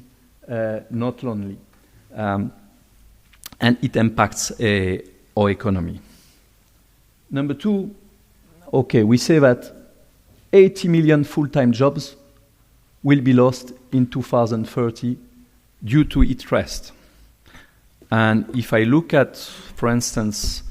Thailand, Cambodia, Laos, etc., I've seen that, for instance, farmers, construction workers, their situation is more and more difficult. And unfortunately, it will become more and more difficult. And when we have this pressure, it's also put pressure, unfortunately, on the health system. And more money needs to be spent on the health system and actually less on productivity and employment. Next point, a bit of hope. 100 million new jobs can be created by 2030. So that's the good news, but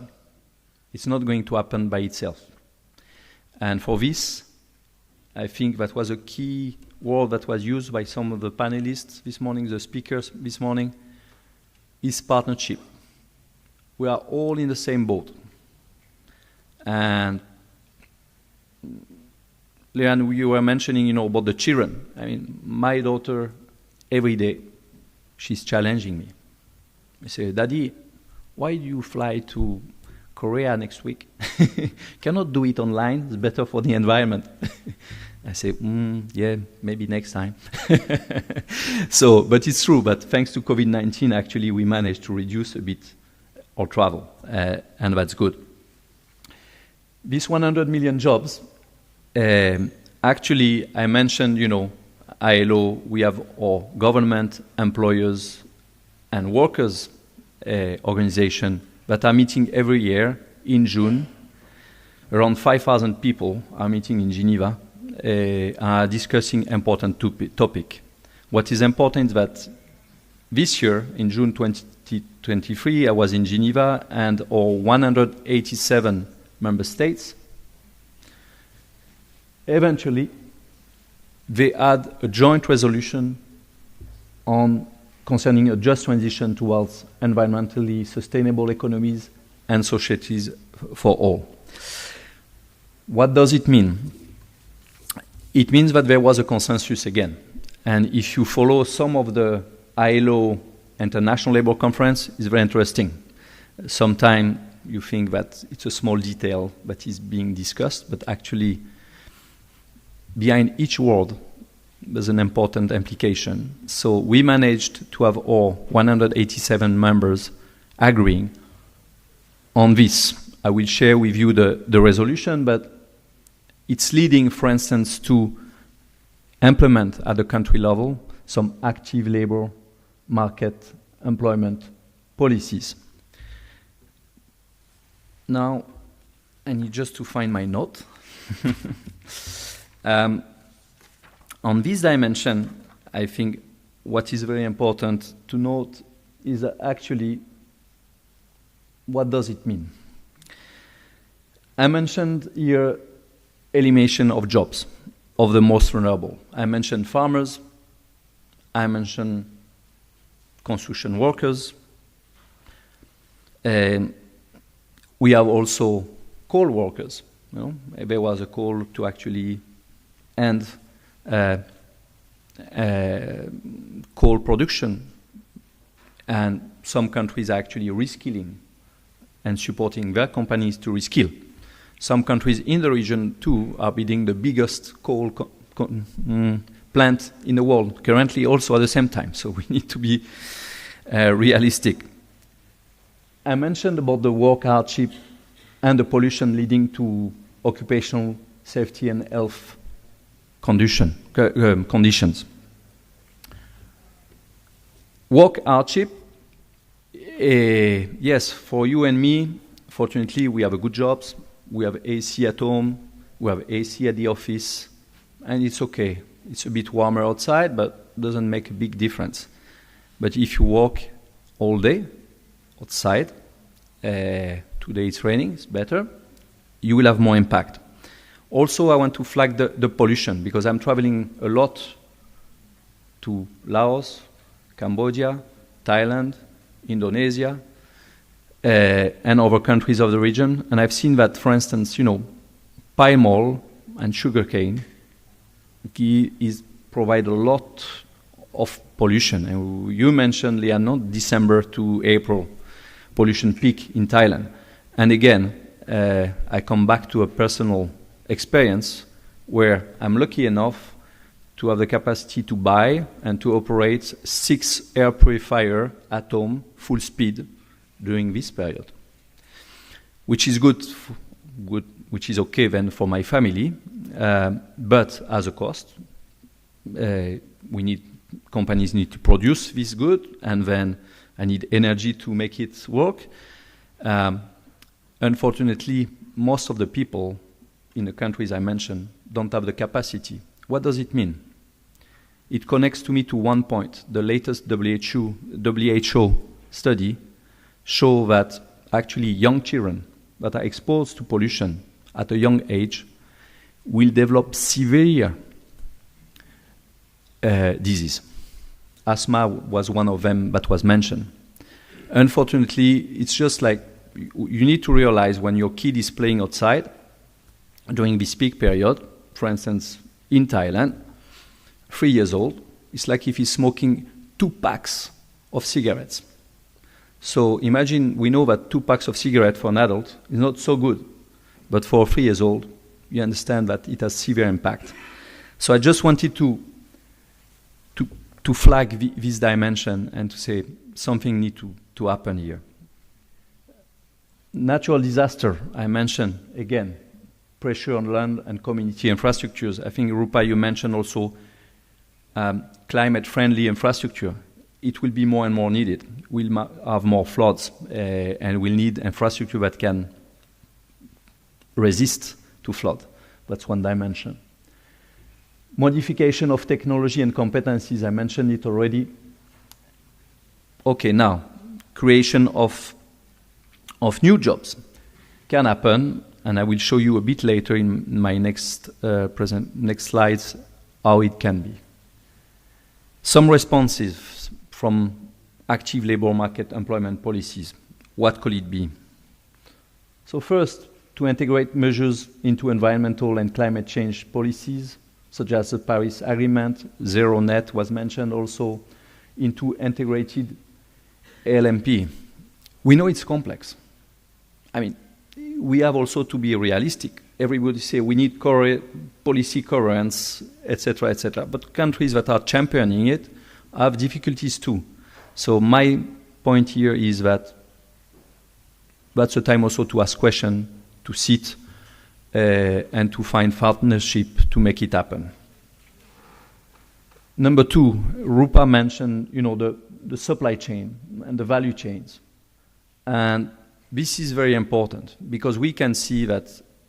more consumers, fortunately, put this high on the agenda. So EU was mentioned, but we know that EU now and many other countries put in their trade agreement climate dimensions, also labor dimension, no child labor, for instance, occupational safety and health need to be there for the workers. And fortunately, it will have a good impact on the climate and on the quality of jobs. But it has a cost. But supply chain, if we only touch the multinational or the large companies,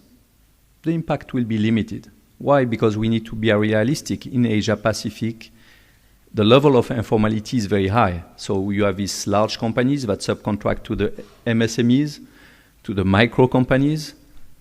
and they need also to walk the talk. And it's what we are trying to support them to do. Here, I think it was mentioned also the ESG. And I think it's very important to have a CIMB today leading this process and maybe call for action. Important, but also the criteria to provide loans to partners can be tightened. That's maybe one thing to have a concrete action. Another one also is to support companies that want to do this transformation, because we know that some companies, they may know that they have harmful processes, but they want to change. But they are a bit stuck because they don't have the human resources to do it, because they don't have the technical knowledge to do it, because they don't have the money to do it. And therefore, it's where I think the financing world can give a hand. And I'm sure that next year when we meet, you will show what has been done. We'll show what has been done on this dimension. Then, yes, what can we do? Enterprise incentives to transform. Again, that's an important thing. We don't have to blame the companies. I buy food. I consume also. We have to work together and to unite. And at the beginning, I think now we need to provide incentives. Because the sanction that will come, at one point they will come. But we need to anticipate that. That's another dimension. Social protection, unemployment jobs and wage subsidies for green jobs could be also one dimension. That's what I wanted to share in my first part of presentation. Now, just a definition of UN environment about green economy, just for you to read, very simple. The process of reconfiguring businesses and infrastructures to deliver better returns on investment of natural, human and economic capital, while at the same time reducing greenhouse gas emissions, extracting and using fewer natural resources, creating less waste, and reducing social disparities. So I just wanted, it was mentioned actually by many of you today, but I just wanted to give you to repeat it again and to give you the definition. Now, an ILO perspective here. ILO definition of green jobs. And we say that green jobs are decent jobs in agriculture, manufacturing, and all services that, okay, first, improve energy and raw material efficiency. There was a picture of people installing solar panel, that's one dimension.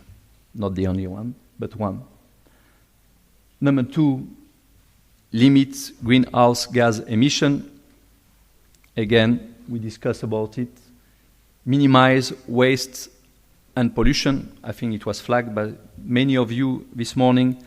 Pollution, I just mentioned it. It's an important dimension. Protect and restore ecosystem. That's also something very important, both land and marine, because most of our Earth is composed by water, and we shouldn't forget our marine system. And then support adaptation to the effect of climate change. My take is that anyway it started, and we'll have to adapt. We cannot only prevent, because it's happening. Now, going to the skills dimension. What is very important here, you can see that you have the share of countries that mention capacity development and skills training in their national determined contribution of Paris, and types of measures specified. So that's good. people say we need to invest in HR in order that all people have the green skills to make this change happen. But the reality is that actually less than 40% of these national determined contributions globally include any plans for skills training to support their implementation. And I'm sure as a company, you realize it. You don't have all the workers with the right competencies to make this change happen. Even worse is that over 20% do not plan any human capital related activities at all. So making a change without investing into skills is not realistic. So my point here is that we have ambitious national commitments and sectoral priorities to implement the Paris Agreement, but we underestimate the role of skills development measures. So that's a call I have here. Here we have two scenarios, and I'm not going to present today, but we have the energy sustainability scenario and the circular economy scenario, which is more ambitious. My point here is that you can see that actually you have a risk of job description, but the job creation potential is higher. But for this, we need to skill, to upskill, to reskill the existing workers and the future workers. Now the analysis that we have done is that actually where we need the most investment is for the medium skills occupation. On the high skill occupation, actually there's quite a move, and companies are moving well, and government too. But on the medium skill occupation, we have still a big gap. Now, just a country case from ASEAN, just to show in terms of policy making a positive move. We've seen that since 2016, actually, Philippines ratified the Green Jobs Act. It integrates promotion of green jobs into the national frameworks and policies. There's some legislation that have been designed to incentivize green jobs. There's a strengthening of social partners' understanding of the need for the transition. When we speak about social partners here in ILO, we speak about employers groups and workers groups. And eventually, the Department of Labor and Employment formulates a national green job HRD plan, which includes the framework for greening the TVET system. So that's what is being done in some of the countries of the region that could be used as a good practice. Now, giving you an example of what ILO is doing on the topic, also, again, with humility, because I think that, like all of you, we are learning, we are catching up with the situation. And all of us around the table do. So we have some guidance tool. I think the important message here is that you can see that actually it's multidimensional. It goes from supporting national TVET institution to be able to understand how to include green skills in their training packages, for instance, but also it means sensitizing employers. Why I mentioned that? I give you some lesson learned that we have implemented this program for a few years in some countries of ASEAN, for instance. Sometimes we have one vocational training institution, they are being supported. We have some new green plumbers, for instance, very practical example. In Cambodia, we had some green plumbers ready. They get a job very quickly, and we do a survey 6 months after. So, less than 20% applied their green skills. I say, why? Actually, because their supervisor, their lead technician, they didn't have these green skills. So they tell to the young boy or young girl, my little boy, my little girl, here for the last 20 years we do it like that. You do it like that. Sure. Finish. End of the story. So it's why I mentioned earlier we need to skill but also upskill the existing workers. And it's where the partnership with the private sector is even more important. Because the government alone won't have the capacity. We need the employers to champion it. We need the employers to get also trained how to do it. And that's why I spoke about a partnership. That's an example of what we have done. I'm not going to go through it in detail, but it's very practical, step by step, because what I notice is that sometimes, especially us, ILO, the UN, we have very good guidelines, very difficult to implement, except if you're coming from Oxford University. So it's why I say, okay, let's walk the talk, but help the people in a practical way. So it's very practical. We need to understand how to green competency standards step by step, greening curricula, training packages, greening assessment packages, develop, that's the meso level. Then you need also support the government to develop national policies on how to do it. Toward the greener campus, that's another dimension. Training teachers and in-company trainers. Again, it's something new. And some trainers or in-company trainers, that for us, trainers within the private sector, within a company, they have been training people for 20 years again. Why changing? So they need to understand why, and we need to understand how. Sensitizing employers also is important. Why should I actually have a greener process of production? What can I get from it? Except from PR. How can I save money? How can I make money out of it? For instance, if I, in my factory, have solar panels, if I have a better management of the water system, I save water by using flushes that are using less, etc., etc. Then we speak, okay, I will save money, okay, I invest in it. We need also to speak the language of the reality. So how it is applied is really, for me, the most important. It's applied capacity building. It's not a training. In ILO, we have a beautiful global training center in Torino. They deliver great training, but it's not enough. You need to apply it on the job of the people to make a real change. That's what I wanted to share. We have more information, more researches that I can share. And I wanted to thank you. My last point, why it's a girl at the beginning and why it's a girl at the end. It's because actually it has been shown there was a multi-dimensional research team from different backgrounds, hundreds of researchers. They have been identifying what are the best return on investment for climate transition. Number one, educate young girls. Thank you.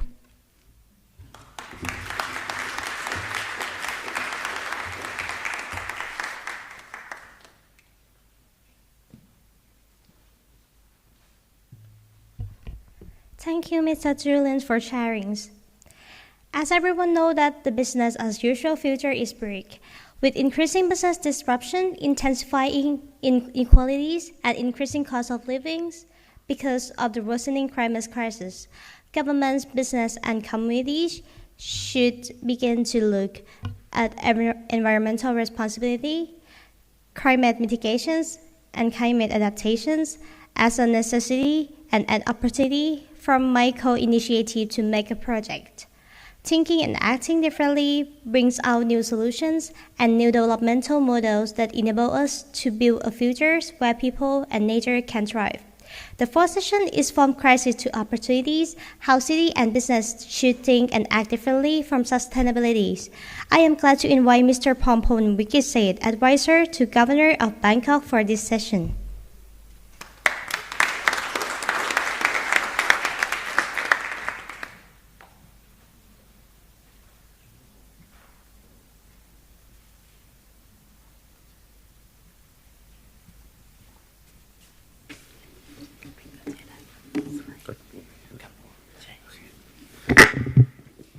Sawadee Good morning,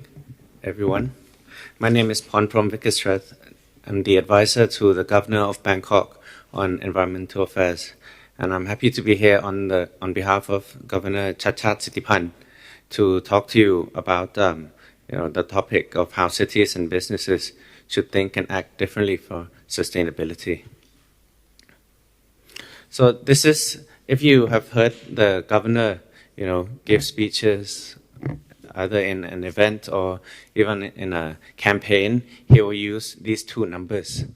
So number one is according to MasterCard Index, where Bangkok is ranked number one in the world for tourist destination. So people want to come here to spend their holidays. But what is number 98? Number 98 is measured by the Economics Intelligence Unit. On that, Bangkok is the 98th most livable place on earth. So what does this mean? People want to come to Bangkok to travel for a couple of days, maybe a couple of weeks. But do they want to come to live in Bangkok to contribute to our local economy? Not so much. We're 98. You can see from the beautiful pictures of our temples, but also, again, to your right side, the traffic that is, for you living here or just here for a couple of days, you'll know is pretty notorious in the city. And to add on to the problems that we already have, the effects of climate change, we can see, and it's evident to us that it is real. So you can see from top right picture, flash floods happen a lot. Last year, so this year is not too bad because of the El Nino that is approaching. But El Nino comes with even more problems, which is drought and more burning of agriculture, causing PM 2.5, etc. But last year was La Nina, and last year was particularly strong in terms of flash floods and storms. So if you can see on the top right hand side of the picture, you can see the red spike in on the chart. That in September 2022, it was 150% of rainfall, more than 30-year average. We do not have any infrastructure that can withhold any of the and drain out such amount of rain. So flash floods is a big problem, and that comes from climate change, from a bizarre pattern of rainfall, and also increasingly heavy. That is not business, not its usual state. So bottom left hand side, if you're a local, you may have seen this.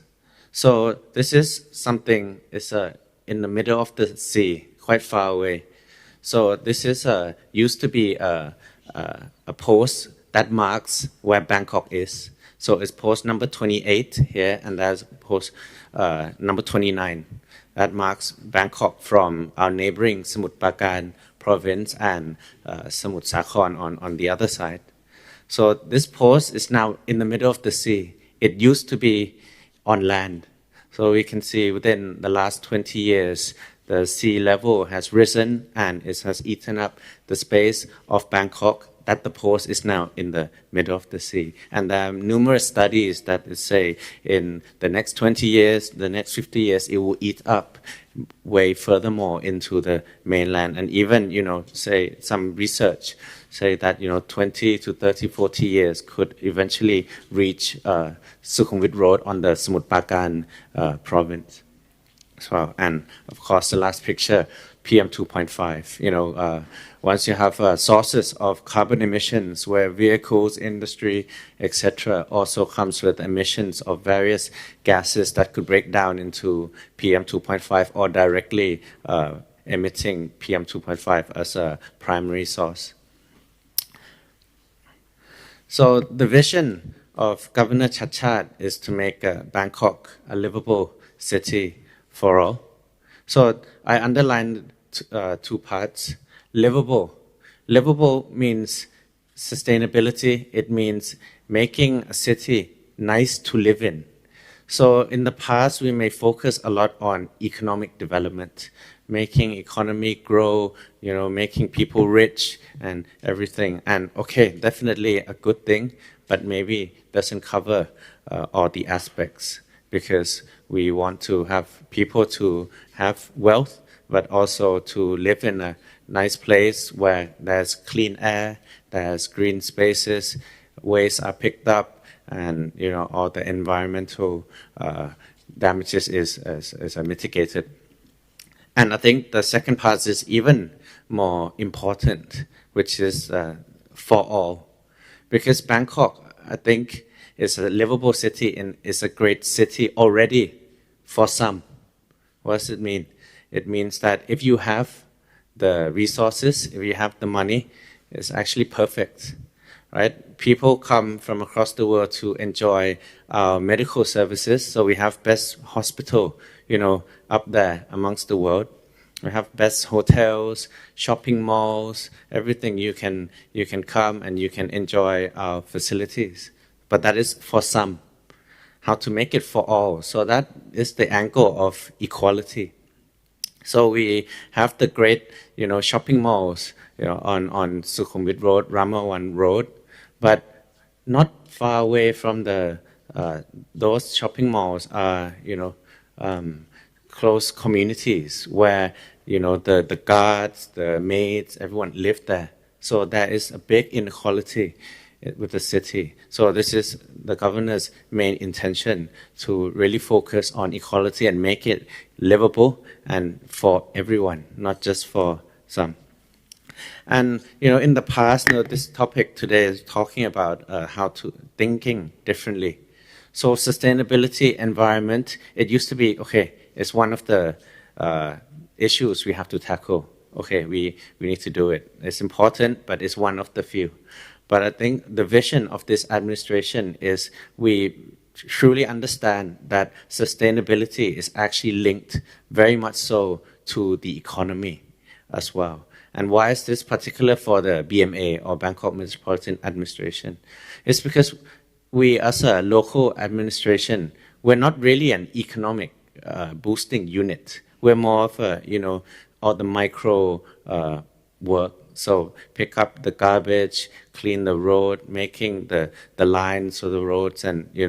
smaller schools and everything. It's more of a everyday lives. But if you ask, does Bangkok really have a BMA have really a role on boosting economy? Not really. It's more of a national government's agenda more than for us. But what we now see, that actually attracting people from around the world, expats and workers in startups, digital nomads, to come to Bangkok is one thing that BMA alone we can do. We can help pull people to come to Bangkok. And once they come to Bangkok, they contribute to our economy. So traditionally, we were never an economic unit, but now we are through the labor aspect. So making the city livable is that pull for people to come into Bangkok. The governor says a story that he went to American chambers of commerce meeting, and then he talked, gave a presentation, and he went through the numerous policies that we have done, and all the hardcore stuff he's talking, and then he talked about doing dog parks, pet parks, the park where you can bring, your pet friends. And then, okay, at the end of the speech, some group of Japanese companies and also the American companies, they come up to him and they say, "Thank you so much for doing the dog park." So, he is very curious why he mentioned, like 20 policies, and you mentioned the dog park. Is that a couple of companies, they actually say the same thing. They say that, they've been trying to attract, leading engineers to come to Bangkok, to work in Bangkok for 10 years, and they never come because this aspect. And then once you do this small project, they come. So he's, very happy with this policy. So actually, some of the small things that make Bangkok more people-friendly is the way that can attract people, and these great people will contribute to the economy. So I think we use this quotation, right? So to thrive, cities must attract smart people and enable them to work collaboratively. And also there's no such thing as a successful city without human capital. So I think we truly use this as a way of working. And we are so happy that, we have a close relationship with Agoda, who have a headquarter in Bangkok. And the CEO himself also wrote that Bangkok is the next Silicon Valley of Asia, where, he listed, in his own terms, 3 things. It's a talent pool, it's good. It's a bridge between the West and the East, and also, a good ecosystem infrastructure. Our role is, the 4th one, is to make Bangkok more livable, better environment, clean air and everything that can help more people to think like this and decide to move here. So thinking differently for us, we have I have some examples just to share with you our thinking that contribute to sustainability and livability overall.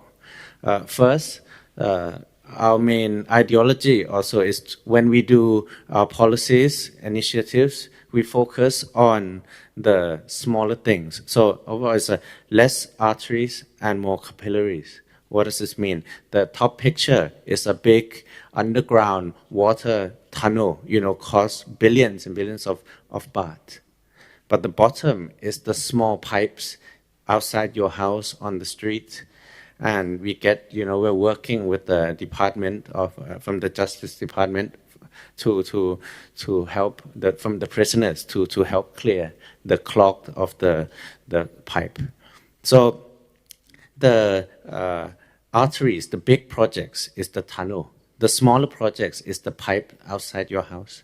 So if the pipe is clogged, the water cannot go into the water tunnel, so the water tunnels become useless. So we need to do the smaller things first, do it well, so it can be it can contribute to the big system of the city. That's only one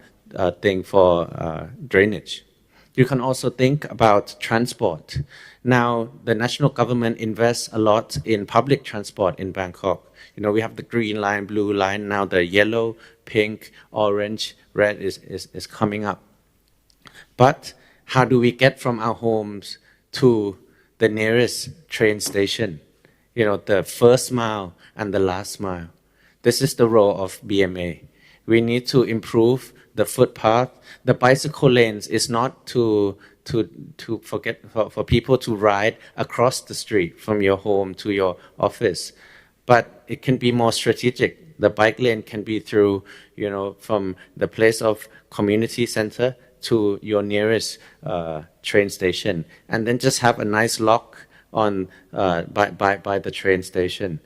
For people can lock your bike and go to work and feel that their bikes will not get stolen when they go to work and come back safely. So we can be strategic in doing the footpath, the bike lanes, and also we have a fleet of smaller EV minibuses that can also be strategic. So now we're having 6 or 7 routes. So we look at a place like Lat Kabang community, where thousands of people live, and connecting to the nearest airport link station, just back and forth, bringing people onto the main line. So this is our thinking, doing the smaller things right, rather than just paying a lot and investing a lot in mega projects.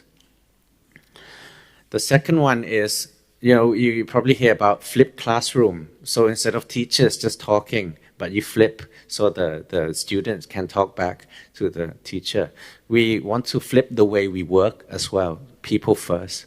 For civil servants, normally they look only at executives, only look at the governor. Boss, what do you want? What do you want me to do? Boss, shall I do this and that? So we want to flip them to look away from the management, but look towards the people, because that's the real group that you are, giving your service to. So the heart of our administration is a tool called Trafi Fongdu, which is just a platform. If you're Thai, you may have heard of this already. So this is where people can participate in, in cities work. So if you go out at night and you see the lights are not on, it's broken, just take a picture straight to Trafi Fongdu, and then it will be listed, on the left-hand side from the picture, and then the district office can see, and then they will go straight to fix. And the good thing about it, that the governor can see everything. So he can see which district is doing well, which district received the problem and can fix it with the least amount of times. That he also used to determine the performance of the district directors, whether they get promoted or stay the same. So without having to say anything, the problems get fixed as a systematic.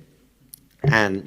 normally you may, if you know the district director or the management, then you are priority. But now it's not. You become second to Trafi Fongdu users because the governor can see the performance of the director. The governor cannot see the performance of when you help your friends or family. So I think it's very good. So far, with a year and a bit in office, there are already 384,000 cases, and we fixed 281 already. So there are some that is still ongoing, and even some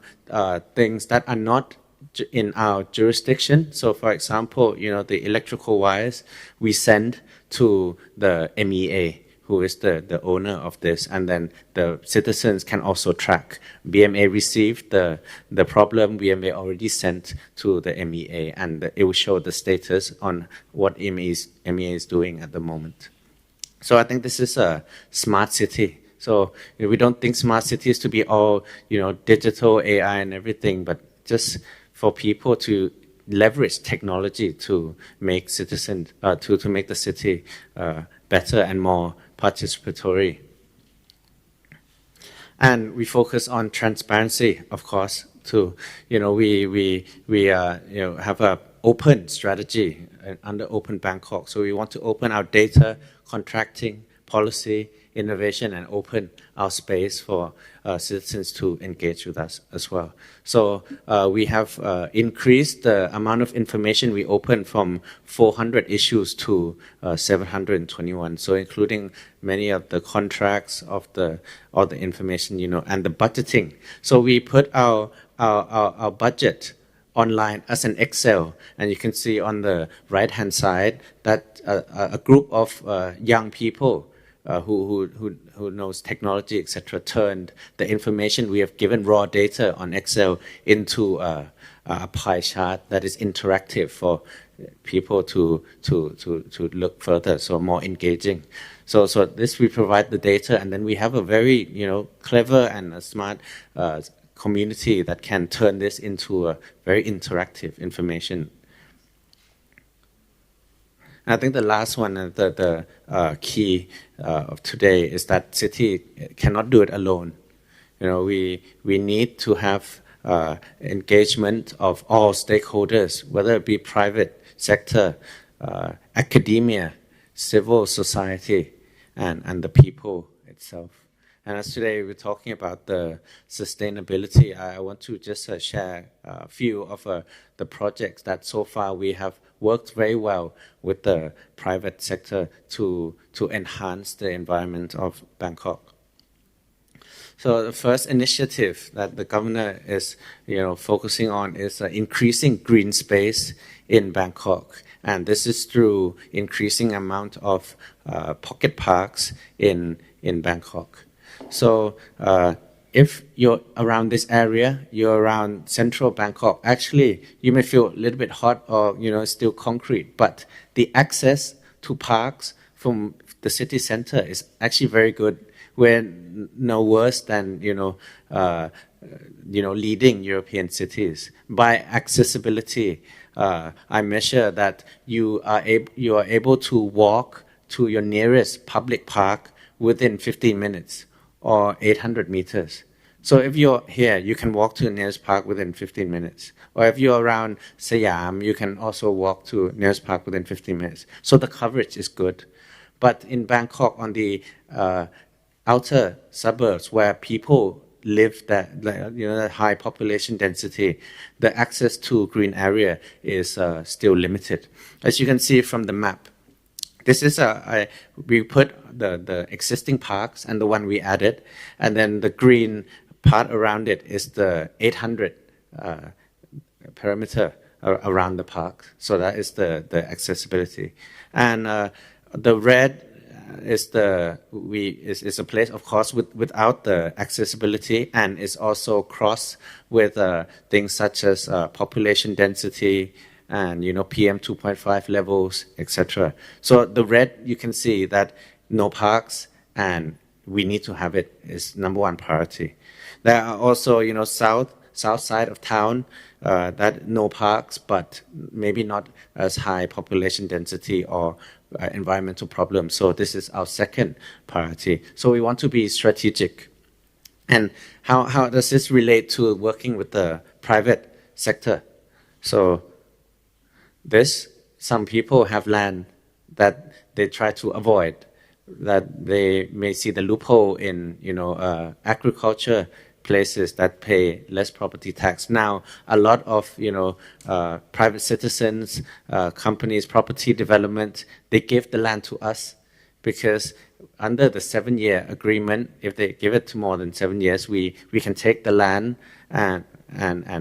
we can turn it into public parks for people to enjoy. Also, if it's not, it's some land, even private companies can also help to donate or to help design everything. A lot of our projects happen because we have a good collaboration with the private sector. Second is planting 1 million trees in Bangkok. So we're not just planting for the sake of planting, we are keeping data. So through this Bangkok tree application, we know the exact amount that is being planted, who is doing the planting, where is the planting, and what sort of trees. Is it perennial trees or shrub tree or etc.? So far, we planted 642,000 already. And it's not only BMA who is doing the planting, it's through collaboration. So there is empty land by this owner. He invites some companies to plant on his land. Even the UN, they involve with us in many of the events and projects to plant trees. We're also turning what used to be an old landfill or dump site in Onut, disposal facility, into an urban forest, planting more than 50,000 trees. They're working with the private sector. So we're turning unused lands into parks, urban forests, through planting 1 million trees. And also the demand of, because a lot of companies want to donate the tree to us, for us to plant. That is also fine. And we get them to hire local people, local communities to do the tree planting, and also the seedlings of the seedlings of the samplings of the trees for them as well. So boosting local economy through the demand that is used for 1 million tree project. And I think last one is waste segregation. So from top right, you can see the chart. Actually, the amount of waste per day in Bangkok has reduced this year compared to last year. So last year it was 9,450 tons a day, and today this year is now reduced to average of 8,000 ish. So reducing around 300 to 700 tons a day. So the cost that Bangkok bears on waste management is so high. So 1 ton equals 1,900 baht. So if you reduce 500 tons a day, is 500 times 1,900. So nearly 1 million a day that we save. So that 1 million a day we can use for education, for health, etc. More important things than being, locked down on waste management. this, we need the support of the businesses and landowners and building owners, etc. Because the amount of waste that is reduced is not BMA's work alone. A lot of buildings now have zero waste program. Even the schools, shopping centers, etc. They're doing a lot of waste segregation. So plastic and recyclables is easy because it has an economic value. But now we're trying to promote food waste and organic waste separation because this is the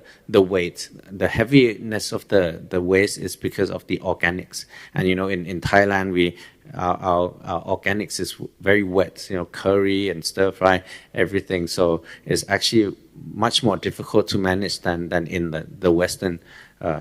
world. So we're trying to promote this, and through collaboration with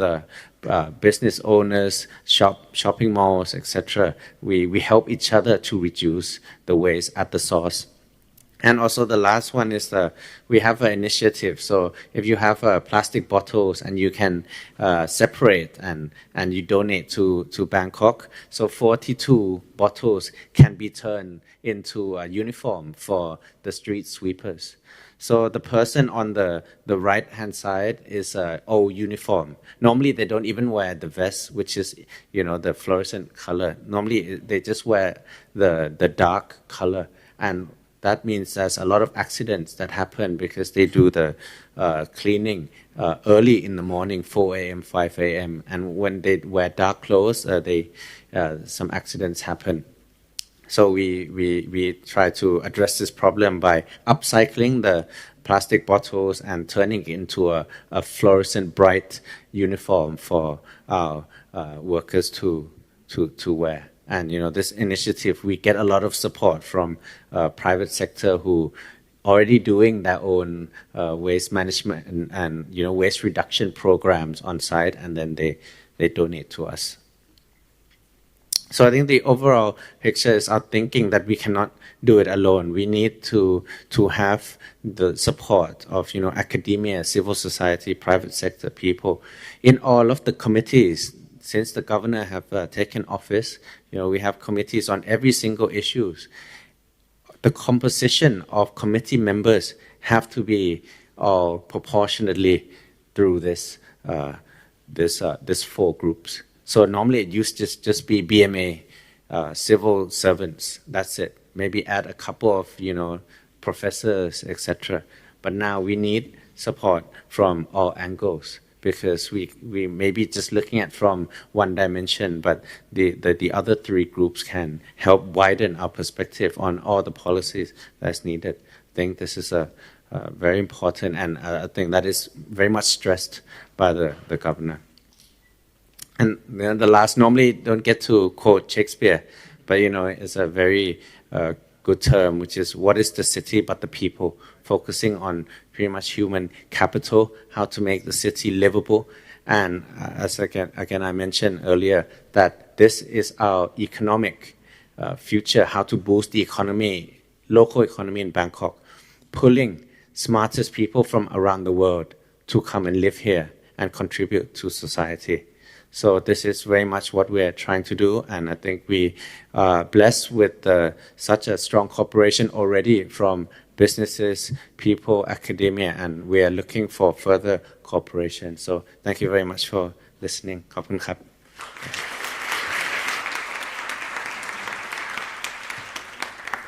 Thank you, Mr. Pompom Wikisait, for these fruitful sessions. So the next one, I would like to invite all our speakers in the morning session to take a photo together in front of the stage. คุณพอลวงชีคิน คุณ Jason Lee คุณ Miss Lu and Dr. Rupert, Mr. Julians and Mr. Pompom and Dr. Robert ค่ะ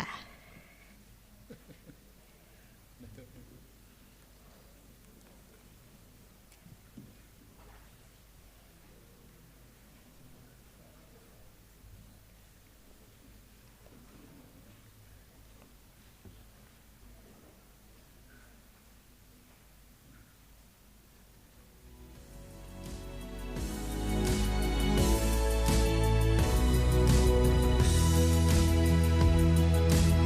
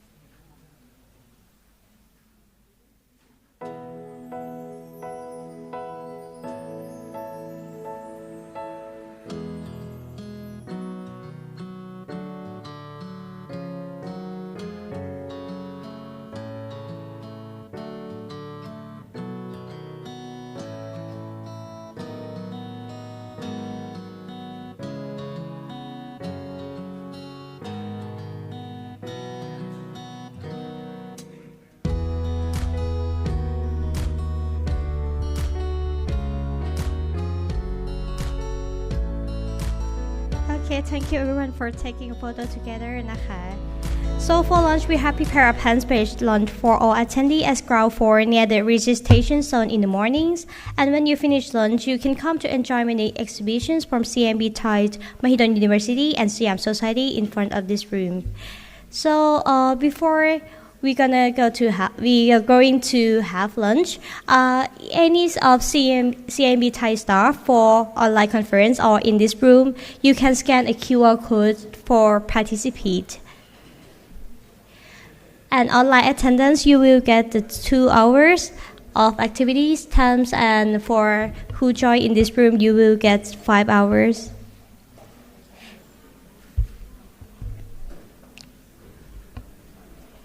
See you after lunch for the afternoon sessions at 1:15 p.m. at these rooms. So enjoy your lunch.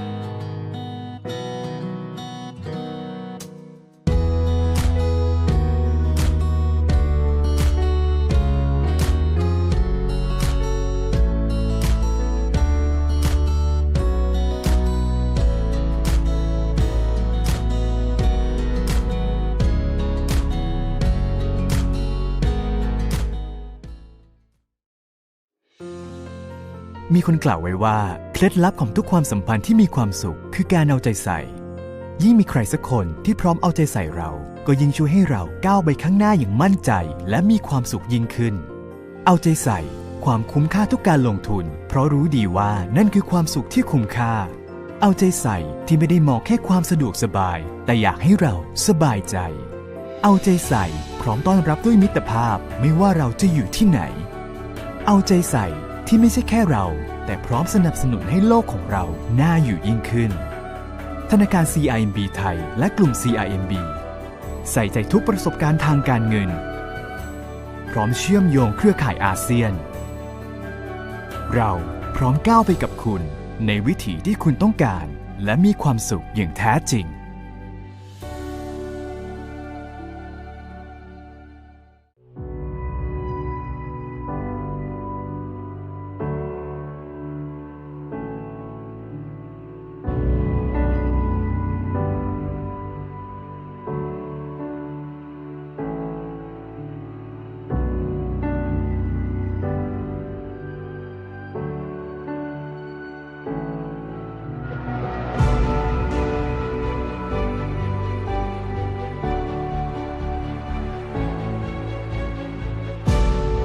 There's a wise saying that tells us we do not inherit this earth from our ancestors. We borrow it from our children. We have the power to create change for our planet, for people, for progress. Let's head on this journey of sustainability together, not by being indifferent, but by being the difference in protecting our community, our environment, and our shared future.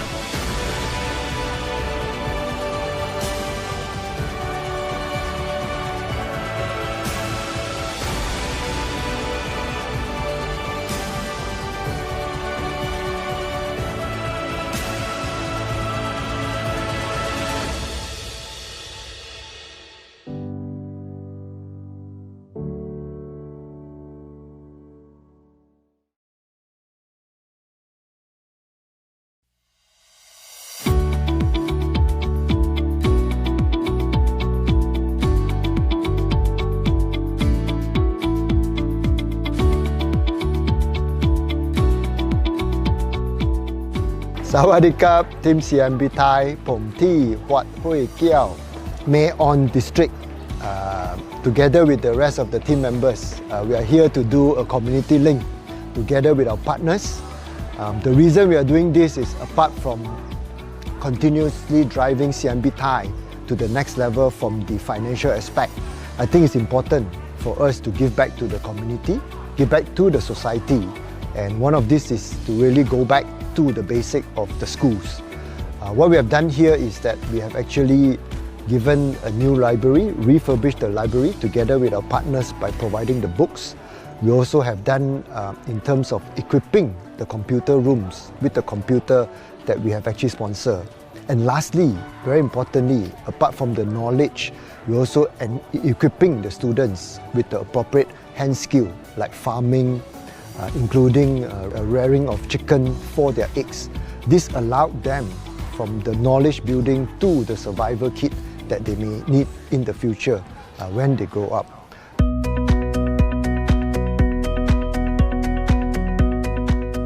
Sawadika, good morning. I'm KJ. Today I'm very honored to be part of this CSR activity that we do every year. So today I'm actually here in Chiang Mai. Every year we will partner with our partners Money and Banking, Kingsman, as well as several other partners where we actually help the schools, the deserving schools, right? So for example, at this school itself, we have several projects that we have sponsored. Right behind us, you can see is the chicken farm taken care by the students here, and is to actually get chicken eggs, right, for the school.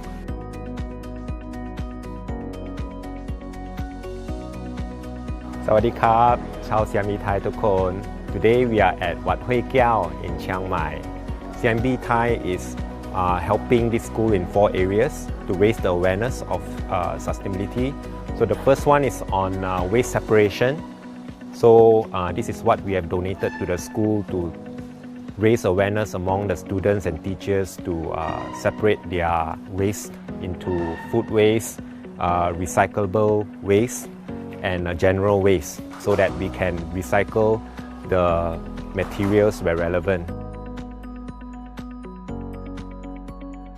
บริษัท Kingsman CMTI ได้ร่วมกับธนาคาร CIMB ไทยและทางบริษัทการเงินปีนี้เป็นปีที่ 12 แล้วได้ร่วมสนับสนุนในส่วนของเฟอร์นิเจอร์และตู้หนังสือสำหรับห้องสมุดเรามีความยินดีและสนับสนุนในส่วนของเด็กๆที่อยู่ในต่างจังหวัดให้มีคุณภาพชีวิตได้ดีขึ้นมีบรรยากาศในการใช้ห้องสมุดได้ดีขึ้น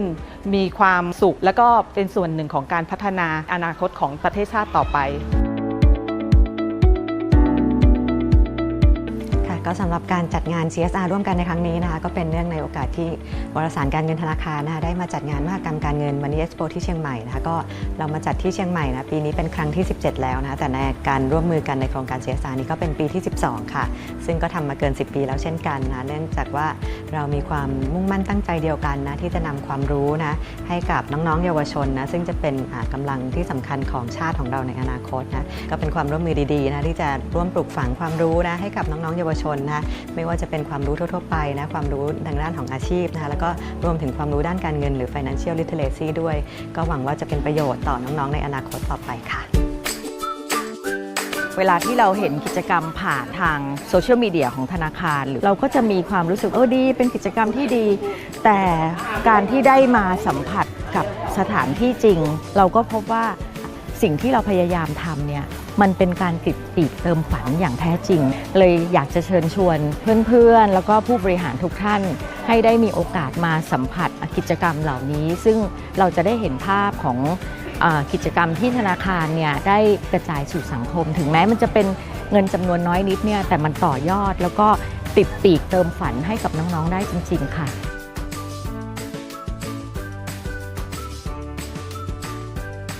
ผมและเพื่อนๆนักเรียนทุกคนนะครับจะนำไปต่อยอดนะครับในด้านต่างๆที่ตัวเองต้องการหรือตัวเองชื่นชอบนะครับให้ไปสู่ความสำเร็จของเรานะครับขอบคุณครับ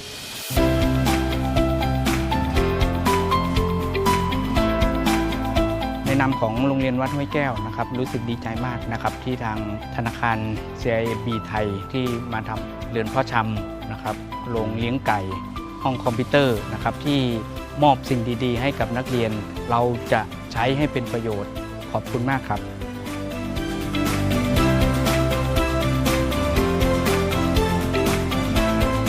I strongly urge Team CIMB Thai to continue this activity which is very very important and one of the core values of our organization and also under the whole culture aspect of EPIC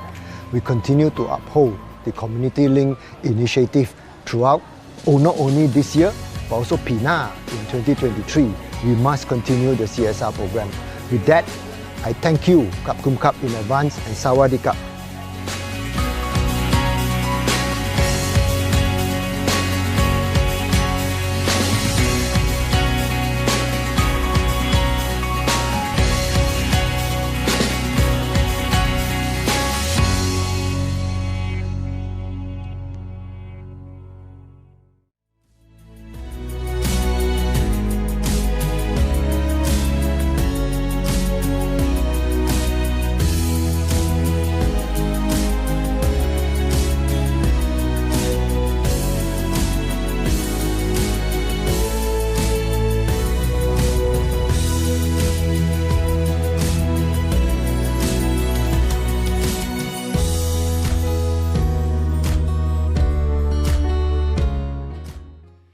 สวัสดีค่ะทุกท่านกลับมาพบกับ TCE Session นะคะในช่วงบ่ายค่ะซึ่งช่วงบ่ายนะคะก็จะเป็นการบรรยายภาษาไทยค่ะช่วงเที่ยงนะคะใครที่มาในช่วงเช้าก็จะได้รับประทานอาหารเป็นPlant Basedกันไปแล้วนะคะทุกคนแล้วก็สำหรับเซสชันนี้ก็เหมือนเดิมนะคะ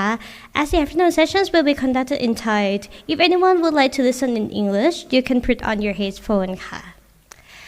และสำหรับการเดินทางมาในครั้งนี้นะคะพวกเราก็อยากจะรบกวนทุกคนค่ะช่วยสแกน QR code นะคะเพื่อ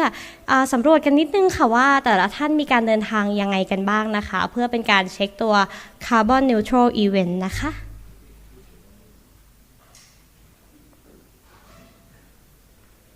ค่ะสามารถสแกน QR code ที่อยู่บนหน้าจอนี้ได้เลยนะคะ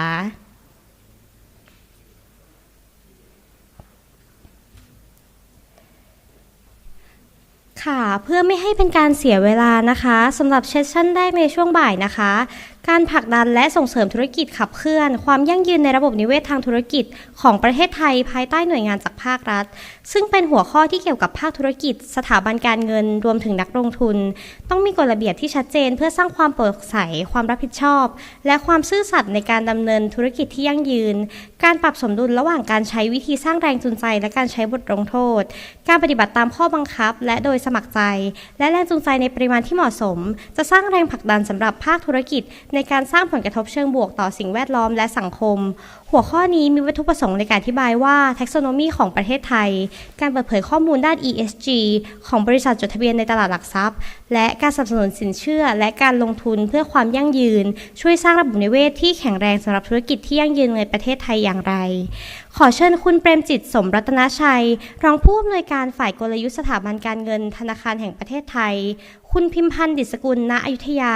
ผู้อำนวยการฝ่ายพัฒนาความรู้ความยั่งยืนตลาดหลักทรัพย์แห่งประเทศไทยและโมเดเลเตอร์หรือผู้ดำเนินรายการโดยรองศาสตราจารย์ดร.ณัฐวุฒิพิมพา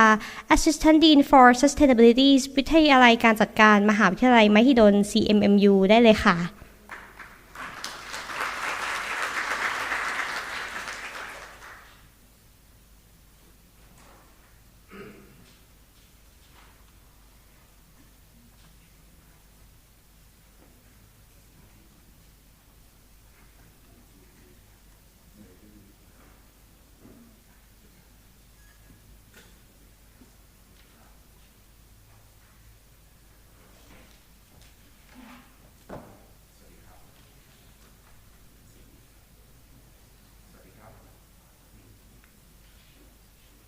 โอเค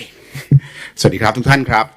ก็ขอต้อนรับเข้าสู่การเสวนาในช่วงบ่ายของเราในวันนี้นะครับผมณัฐวุฒิพิมพาจากวิทยาลัยการจัดการมหาวิทยาลัยมหิดลนะฮะเป็น moderator ในบ่ายนี้ซึ่งหัวข้อที่จะคุยกันตั้งแต่เวลานี้จนถึงประมาณใกล้ๆ 4 โมงเย็นนะฮะคือเรื่องของมุมมองที่หลากหลายตั้งแต่เรื่องของระเบียบกฎเกณฑ์นะฮะเรื่องของregulators และ system ที่เกิดขึ้นตามด้วยเรื่องของภาคของประชาชนในแง่ของวัฒนธรรมการใช้ชีวิตแล้วก็ประเด็นที่เกี่ยวข้องกับ climate change แล้วก็จะมาคุยกันต่อในภาคของธุรกิจนะครับว่าองค์กรที่มีขนาดใหญ่เมื่อ3องค์กรนี้3ประเภทมารวมกันแล้วเนี่ยมุมมองที่มีต่อการขับเคลื่อนเรื่องของความยั่งยืนในประเทศไทยจะเป็นอย่างไรนะครับเพื่อไม่เป็นการเสียเวลานะครับซึ่งทางพิธีกรได้แนะนำท่าน moderator ทั้ง2ท่านแล้วนะครับสวัสดีนะครับสวัสดีนะครับทั้ง2ท่านนี้นะฮะก็คือมาจากองค์กรที่เราน่าจะรู้จักกันเป็นอย่างดีเลยนะครับคือธนาคารแห่งประเทศไทยนะครับแล้วก็ตลาดหลักทรัพย์แห่งประเทศไทยทั้ง2ท่านเนี่ยดูงานที่เกี่ยวข้องกับความยั่งยืนอย่างเข้มข้นต่อเนื่องมาเลยนะครับคำถามแรกที่ผมจะขออนุญาตถามคุณเปรมจิตก่อนแล้วกันนะครับคือเราเข้าใจกันนะคุณเปรมจิตว่าธนาคารแห่งประเทศไทยเนี่ยก็มีหน้าที่หลักๆมากมายเลยเรื่องของมาตรฐานเรื่องของพันธกิจที่ส่งเสริมสภาพแวดล้อมทางการเงินเรื่องของระบบที่มันมั่นคงใช่ไหมฮะทีเนี้ยพอเรากลับมาพูดถึงความยั่งยืนเราต้องมามองกันถึงคำว่าธนาคารแห่งความยั่งยืนนะฮะอยากให้คุณเปรมจิตอธิบายหรือว่าให้ความคิดหน่อยได้ไหมครับว่านิยามของคำว่าการธนาคารที่ยั่งยืนเป็นอย่างไรในมุมมองของธนาคารแห่งประเทศไทยครับก็ก่อนอื่นสวัสดีทุกท่านนะคะที่เข้ารับชมรับฟังนะคะวันนี้ก็ต้องขอบคุณมากๆที่ให้เกียรติธนาคารแห่งประเทศไทยนะคะวันนี้ที่ได้มาให้มุมมองที่เกี่ยวข้องกับเรื่องการธนาคารเพื่อความยั่งยืนนะคะแล้วก็ขอบคุณทาง CIMB ไทยในการที่เชิญแบงก์ชาติเข้าร่วมงานในวันนี้ด้วยนะคะก่อนอื่นกลับไปที่คำถามของอาจารย์นะคะคือเรื่องของการธนาคารเพื่อความยั่งยืนหรือว่า sustainable banking เนี่ยค่ะจริงๆแล้วถ้าดูนิยามนะคะมันก็คือเรื่องของการที่ธนาคารพาณิชย์หรือสถาบันการเงินเนี่ยนะคะให้ความสำคัญในเรื่องของการเติบโตที่มีความยั่งยืนโดยเน้นเรื่องของความเติบโตยั่งยืนในมุมของด้านสังคมแล้วก็ด้านธุรกิจมากกว่าผลตอบแทนระยะสั้นนะคะโดยที่สำคัญคือต้องดำเนินการด้วยความรับผิดชอบต่อสิ่งแวดล้อมสังคมแล้วก็เรื่องของการที่มีธรรมาภิบาลของตัวสถาบันการเงินเองนะคะทั้งนี้ที่สำคัญคือธนาคารจะต้องนำเอาปัจจัยเรื่องของสิ่งแวดล้อมสังคมธรรมาภิบาลหรือว่าที่เรารู้จักกันว่า ESG เข้ามาใช้เป็นส่วนหนึ่งของการดำเนินธุรกิจเป็นส่วนหนึ่งของการดำเนินธุรกิจอย่างจริงจัง internalize เข้าไปในกระบวนการนะคะแล้วก็ไม่ใช่แค่ CSR อันนี้คือสิ่งที่เราให้ความสำคัญเป็นอย่างยิ่ง ยิ่งนะคะแล้วก็ที่สำคัญก็คือต้องบอกว่าเรื่องนี้เป็นเรื่องที่มีความสำคัญอย่างไรต่อประชาชนหรือว่าต่อธนาคารนะคะจริงๆแล้วถ้าเรามองในมิติเรื่องของตัวภาคธุรกิจหรือภาคประชาชนเนี่ยนะคะต้องบอกว่าเรื่องของมิติด้านของสิ่งแวดล้อมเนี่ยมันมีความเชื่อมโยงกันอย่างใกล้ชิดกับมิติด้านสังคมเพราะว่า2ส่วนนี้คือเรื่องความยั่งยืนทางด้านสังคมแล้วก็ความยั่งยืนด้านสิ่งแวดล้อมที่มีความเกื้อกูลกันนะคะแล้วก็ต้องบอกว่าเรื่องของที่เราเคยเห็น physical risk อย่างที่เมื่อช่วงเซสชั่นเช้าได้มีการพูดไปว่ามีเรื่องภาวะน้ำท่วม PM 2.5 หรือภัยแล้งทั้งหลายเนี่ยต้องบอกเป็นปัจจัยสำคัญที่ทำให้มีผลต่อชีวิตความเป็นอยู่ของเราอย่างมากและถ้าเรามองไปเรื่องของ transition risk หรือว่านโยบายการค้าระหว่างประเทศหรือนโยบายต่างๆที่จะเกิดขึ้นเกี่ยวข้องกับมาตรฐานด้านสิ่งแวดล้อมเนี่ยมันจะทำให้เกิดการเปลี่ยนแปลงอย่างยิ่งในเรื่องของความสามารถในการแข่งขันของภาคธุรกิจซึ่งนั่นก็กลับมาสู่ในภาคของการเงินนั่นเองว่าแล้วลูกหนี้ที่สถาบันการเงินดูแลอยู่เนี่ยจะอยู่รอดได้อย่างไรถ้าเราไม่มีส่วนช่วยสำคัญในการปรับตัวเรื่องนี้นะคะแล้วก็ต้องบอกว่าสถาบันการเงินเองมีส่วนสำคัญอย่างยิ่งในการที่ channel เงินนะคะจากการจัดสรรกิจกรรมทั้งหลายเนี่ยไปสู่กิจกรรมที่เป็นมิตรต่อสิ่งแวดล้อมมากขึ้นนะคะจริงๆแล้วต้องบอกว่าเรื่องนี้เป็นเรื่องที่ทางผู้กำกับดูแลภาคการเงินให้ความสำคัญเรื่องนี้อย่างเข้มข้นไม่ว่าจะเป็นทางแบงก์ชาตินะคะทางด้านสำนักงานคณะกรรมการสำนักงานคณะกรรมการหลักทรัพย์และตลาดหลักทรัพย์หรือว่ากลต.นะคะแล้วก็มีสำนักงานคณะกรรมการส่งเสริมการประกอบธุรกิจประกันภัยหรือคปภ.รวมถึงสำนักงานเศรษฐกิจการคลังหรือสสค.แล้วก็ตลาดหลักทรัพย์แห่งประเทศไทยนะคะจริงๆเรามี initiative ที่ร่วมกันค่ะถ้าจริงๆเตรียมสไลด์มาด้วยนะคะสไลด์ที่1จะเป็นเรื่องของตัว initiative ที่เราร่วมมือกันคือ sustainable finance initiative นะคะซึ่งตัวนี้ค่ะจะให้ความสำคัญในเรื่องของ direction ของภาคการเงินที่เราจะมุ่งหน้าไปด้วยกันนะคะท่านสามารถดูใน QR code นะคะซึ่งเป็น plan ที่ทาง Financial Thailand Financial Regulator มุ่งมั่นที่จะไปด้วยกันแต่สำหรับเรื่องของภาระหน้าที่ของแต่ละคนก็จะเป็นไปตาม mandate ของแต่ละหน่วยงานนะคะเพียงแต่ว่าเราจะพยายาม align direction ด้วยกันเพื่อให้ภาคธุรกิจปรับตัวไปในทางเดียวกันนะคะอันนี้เป็นโจทย์สำคัญที่เราอยากจะเห็นนะคะซึ่งส่วนสำคัญของการทำเรื่องนี้ค่ะคือต้องบอกว่าธนาคารแห่งประเทศไทยในฐานะที่เป็นหนึ่งในผู้กำกับดูแลเนี่ยค่ะเราก็อยากจะเห็นเรื่องของให้ความสำคัญเรื่องของพัฒนาการ2ส่วนที่เป็นกระแสหลักๆตอนนี้คือกระแสดิจิทัลนะคะแล้วก็กระแสเรื่องความยั่งยืนซึ่งเป็นกระแสที่ทุกคนต้องยอมรับว่าหลีกเลี่ยงได้ยากมากนะคะแล้วก็ต้องบอกว่าเป็นเรื่องสำคัญที่มีนำไปสู่เรื่องของการสร้างโอกาสถ้าใครปรับตัวเร็วนะคะสามารถสร้างโอกาสในการแข่งขันสามารถที่จะแล้วสถาบันการเงินเองก็มีส่วนสำคัญมากๆในการที่จะสร้างประสิทธิภาพการให้บริการทางการเงินโดยนำเอาปัจจัยเรื่องของเทคโนโลยีแล้วก็สิ่งแวดล้อมมาช่วยนะคะซึ่งจะทำให้เขาเนี่ยสามารถดำเนินธุรกิจได้อย่างยั่งยืนนะคะคู่ขนานกันหากสถาบันการเงินไม่มีให้ความสำคัญเรื่องนี้ก็อาจจะก่อให้เกิดความเสี่ยงขึ้นมาได้นะคะแล้วก็อาจจะทำให้ความสามารถในการแข่งขันของเศรษฐกิจเนี่ยอาจจะทำให้เราตกขบวนได้ด้วยเช่นเดียวกันดังนั้นจึงบอกว่ามันเป็นเรื่องของการบาลานซ์เรื่องของโอกาสแล้วก็ความเสี่ยงนะคะดังนั้นเรื่องนี้เป็นเรื่องที่เราให้ความสำคัญในทิศทางของการบาลานซิ่งมากๆนะคะในส่วนของบทบาทที่ทางภาคการเงินโดยเฉพาะธนาคารแห่งประเทศไทยความสำคัญก็คือเรื่องของการสร้างความสมดุลนะคะถ้าเป็นในสไลด์ถัดไปจะอยากจะให้เห็นว่าจริงๆแล้วเราเน้นเรื่องของ managing transition towards environmental sustainability นะคะและความสำคัญใน2ส่วนนะคะสไลด์ถัดไปนะคะก็คือจะมีเรื่องของการที่เน้นเรื่องของการปรับตัวที่ไม่ช้าเกินไปแล้วก็ไม่เร็วเกินไปนะคะแล้วก็เราอยากจะเห็นเรื่องของ timing และ speed ที่เหมาะสมนะคะแล้วก็นำไปสู่การ financing การเงินที่ตรงจุดมีประสิทธิภาพซึ่งที่ผ่านมาเราจะเน้นเรื่องของ green financing ใช่ไหมคะแต่ต้องบอกว่าณวันนี้ transition finance เป็นเรื่องที่สำคัญมากๆสำหรับกลุ่มธุรกิจที่ต้องการปรับตัวจริงๆในช่วงระยะเวลานี้นะคะก็เลยอยากจะเน้น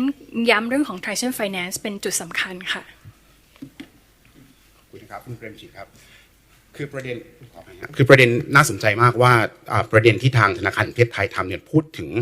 condition อยู่ 2-3 ประเภทนะฮะที่พวกเราน่าฟังแล้วน่าจะคิดตามกันได้ว่า condition ในแง่ของการเติบโตนะครับที่ต้อง take action ไม่อย่างนั้นแล้วการเติบโตจะไม่เกิดขึ้นอย่าง ยั่งยืนซึ่งนั่นเป็นคอนดิชันของระยะเวลาที่พูดถึงความต่อเนื่องกันที่สำคัญบอกว่ามันมากกว่าแนวคิดเรื่อง CSR ในอดีตแล้วนะครับเป็นการสร้างเรื่องของการบูรณาการของสังคมและสิ่งแวดล้อมเข้ามาด้วยกันอย่างไรก็ตามนะฮะสิ่งที่เป็นความท้าทายนะตอนนี้ก็คือเรื่องของการพัฒนาเรื่องของดิจิทัลและความยั่งยืนให้เป็นเนื้อเดียวกันของสถาบันทางการเงินนะฮะนั่นแปลว่าในเชิงมหภาคเนี่ยมันมีเรื่องหลายเรื่องเลยที่เราต้องทำร่วมกันแล้วก็มีแอคชั่นหลายๆแอคชั่นที่แน่นอนว่าBank of Thailand ทำคนเดียวไม่ได้ต้องร่วมกันกับพวกเรานะครับซึ่งอาจจะต้องโยนคำถามนี้กลับมาที่ทางตลาดทรัพย์แห่งประเทศไทยกันนะครับว่าในประเด็นของสิ่งที่คุณพิมพันธ์คิดว่าควรจะทำหรือทางตลาดได้ทำไปบ้างแล้วในแง่ของการเตรียมพร้อมเรื่องของความยั่งยืนให้กับบริษัทในประเทศไทยเนี่ยมีอะไรบ้างที่เป็นตัวอย่างเราให้เราฟังได้นะครับขอบคุณค่ะขอเรียนอย่างนี้ค่ะว่าทางจริงๆแล้วทำเ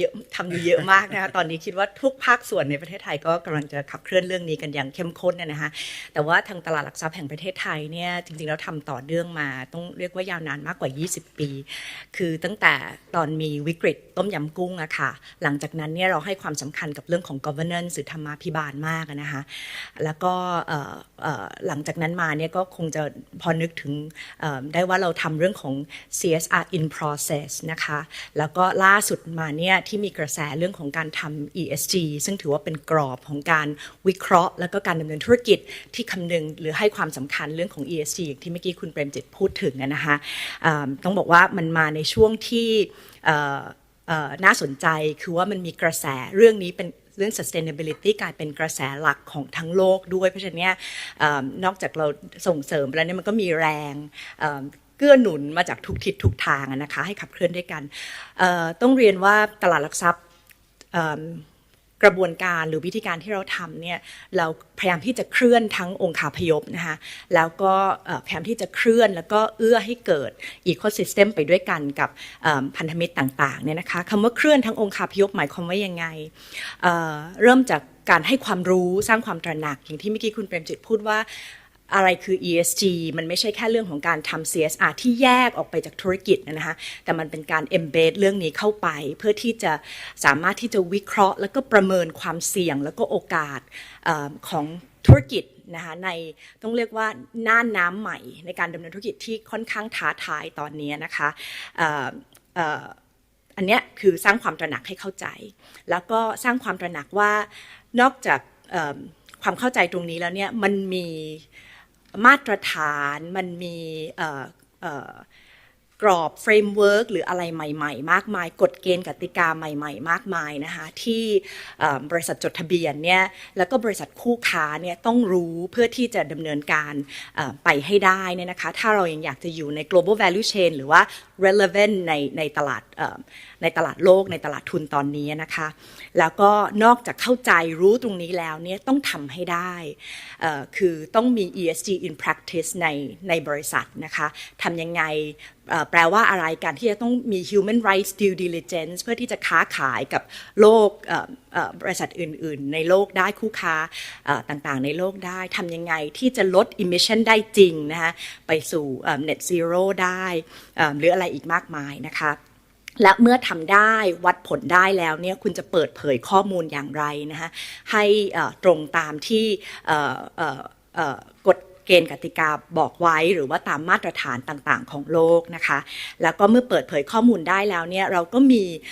กระบวนการที่เรียกว่าการประเมินหรือการต้องเรียกว่า incentivize คือมีการยอมรับหรือให้การยกย่องบริษัทที่ทำได้ดีกระบวนการประเมินเนี่ยของไทยเราก็มีที่เรียกว่า THSI นะคะหรือว่าเป็นหุ้นยั่งยืนซึ่งเราถือว่ามันเป็นเข็มทิศเป็นตัวชี้วัดตัวประเมินที่บอกว่าบริษัทที่มีความยั่งยืนรอบด้านแล้วเนี่ยต้องผ่านตัวชี้วัดเหล่านี้นะแต่จริงๆแล้วที่บอกว่าเป็นเครื่องมือก็คือมันจะบอกว่าแกปของเราอยู่ที่ไหนซึ่งตัวเนี้ย THSI เนี่ยต้องเรียกว่าเป็นเกณฑ์ประเมินที่ localize ก็คือเอาของทั้งมาตรฐานสากลกับมาตรฐานไทยตามบริบทไทยเนี่ยมาเจอกันและนอกจากทำทั้งหมดทั้งปวงที่ว่านี้เนี่ยเราทำเรื่องของการให้ความรู้กับinvestor นักลงทุนนะคะเพราะว่าตรงนี้คือกลไกสำคัญที่จะมาใช้ข้อมูลที่จะวิเคราะห์ข้อมูลเหล่านี้เพื่อที่จะดำเนินการลงทุนอย่างยั่งยืนเนี่ยค่ะก็เรียกว่าอย่างที่บอกว่า1คิดว่าตลาด ทุนไทยเราเริ่มเร็วนะคะแล้วก็เราเริ่มทั้งองค์คาพยพแล้วก็เราก็ทำงานร่วมกับหน่วยงานอื่นๆที่สำคัญแล้วก็ stakeholder ต่างๆเพื่อที่จะสร้าง ecosystem นี้ให้แข็งแรงค่ะขอบคุณมากครับคุณพิมพันธ์ครับคือคุณผู้ฟังไม่ว่าจะอยู่ในห้องนี้หรือว่าที่ทางบ้านน่าจะเห็นการเชื่อมโยงของทั้งสององค์กรนะฮะมีความเชื่อมโยงที่ชัดเจนว่าเมื่อในระดับของภาคระดับของนโยบายเกิดขึ้นนะฮะการเตรียมความพร้อมให้เกิดขึ้นก็จำเป็นเครื่องไม้เครื่องมือแนวคิดกระบวนการตั้งแต่การรับรู้เรียนรู้นะครับและทำให้ได้จนถึงนำไปปฏิบัติเนี่ยทางเซตก็ได้ทำออกมาให้เห็นแล้วล้อกันไปกับทางธนาคารแห่งประเทศไทยซึ่งคิดว่านี่เป็นการเตรียมพร้อม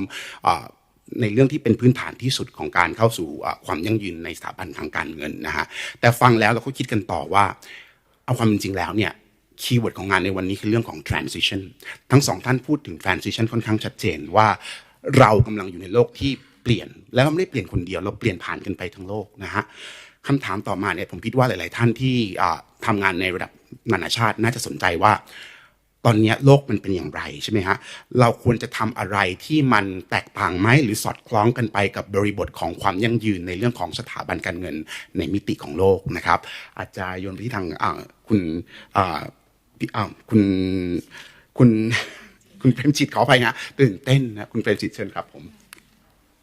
ขอบคุณค่ะคือต้องบอกว่าถ้าเรามองเพสต่างๆที่แต่ละประเทศกำลังทำต้องบอกว่าในภาคยุโรปนี่เขาทำกันเยอะมากแล้วใช่ไหมคะแล้วถ้ามามองในบ้านเอเชียบ้านเราเนี่ยก็เริ่มมีความคืบหน้าในเรื่องนี้มากขึ้นแต่ต้องบอกว่าสปีดอัพของเอเชียเราต้องบอกว่าเดินหน้าค่อนข้างเร็วมากนะคะแล้วก็มีความแตกต่างในมิติเรื่องข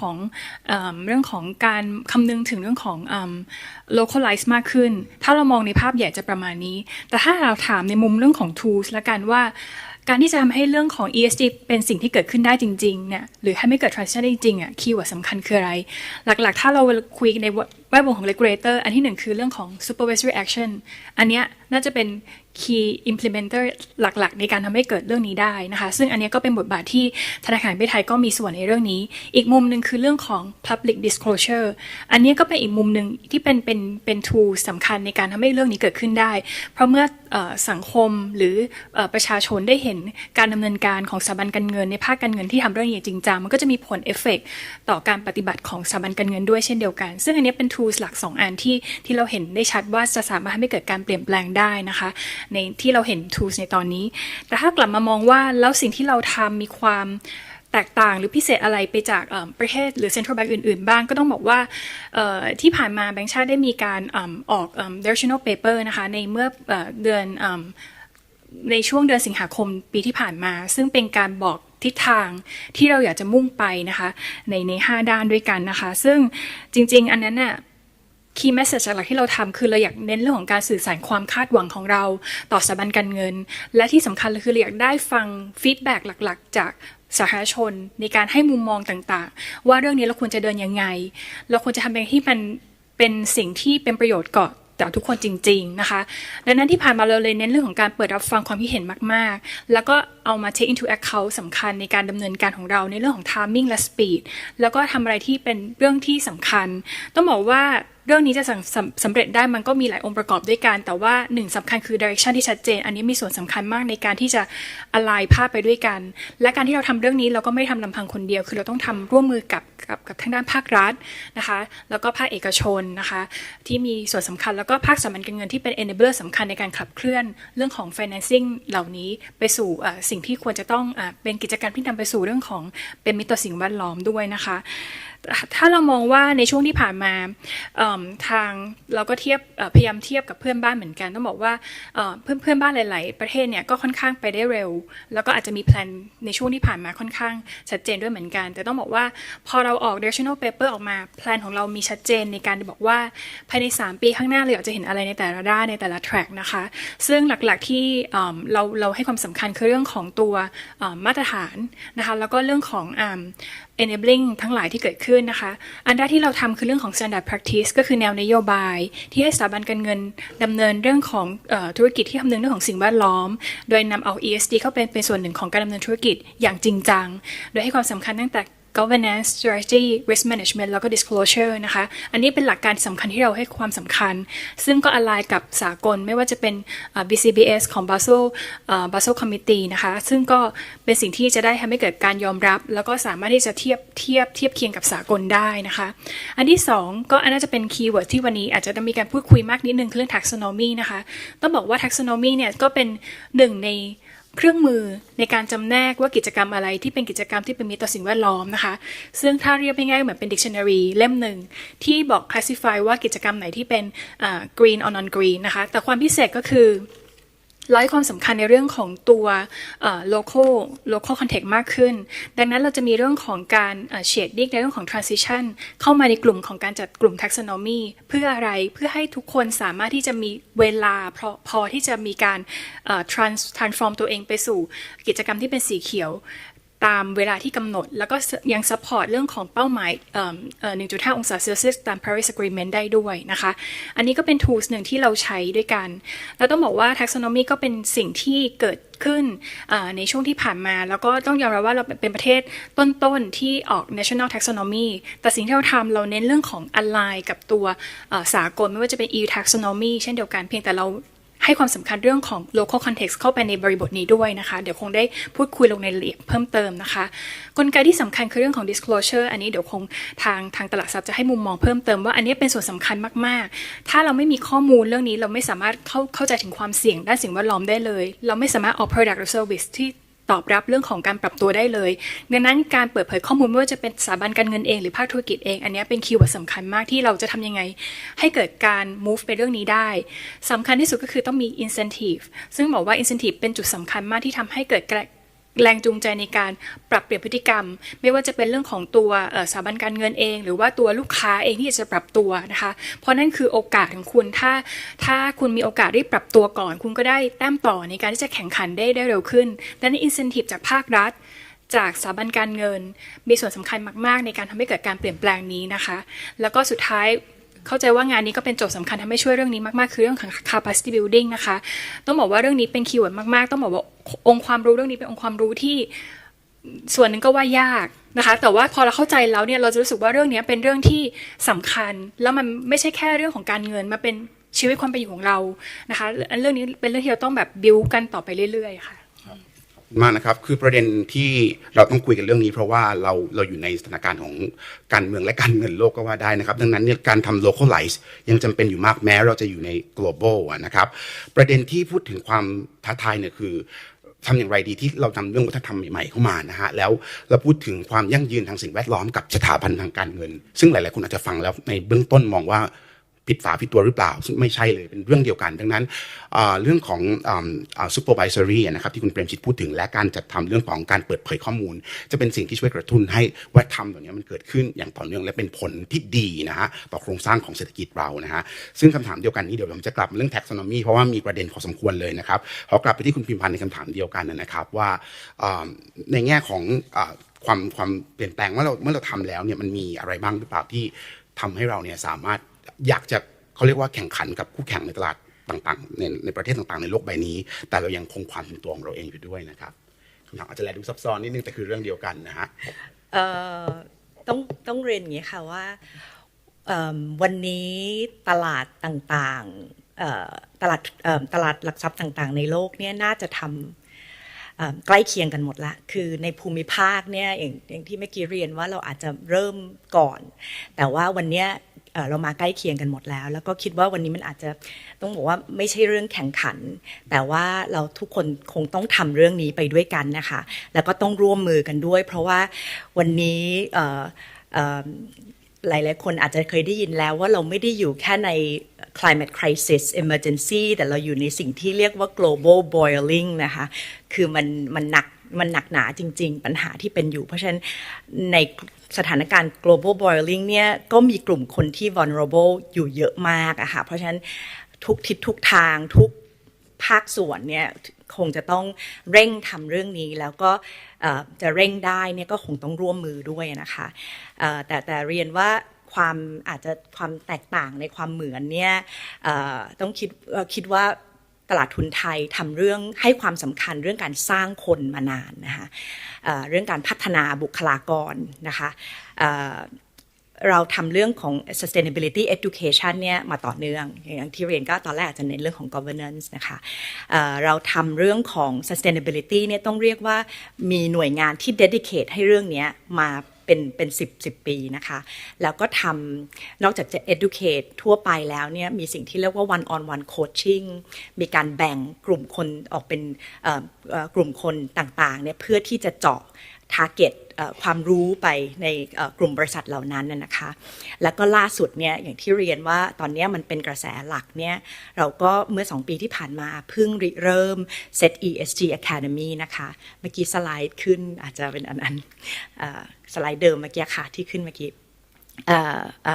Set ESG Academy เพื่อที่จะรวมศูนย์ของที่เราทำไว้มาตลอดแล้วก็ยังทำผลิตขึ้นมาใหม่ๆองค์ความรู้ต่างๆนะคะเพื่อให้บริษัทจดทะเบียนไทยเนี่ยเท่าทันการเปลี่ยนแปลงต่างๆเนี่ยนะคะแล้วก็นอกจากนั้นเนี่ยสิ่งที่มาเสริมกับต้องเรียกว่า learning platform อันนี้คือการที่เราก่อตั้งหรือเริ่มเครือข่ายที่เรียกว่า Set ESG Experts Pool นะคะก็เป็นการรวบรวมคนที่มีประสบการณ์ทำงานในด้านนี้คือเรียนผิดเรียนถูกมาตั้งแต่ก่อน ESG จะเป็นกระแสหลักเนี่ยแล้วก็กลุ่มนี้ต้องถือว่าเป็น community ของการที่คนที่ทำงานมีประสบการณ์เรื่องนี้มาแลกเปลี่ยนเรียนรู้กันบริษัท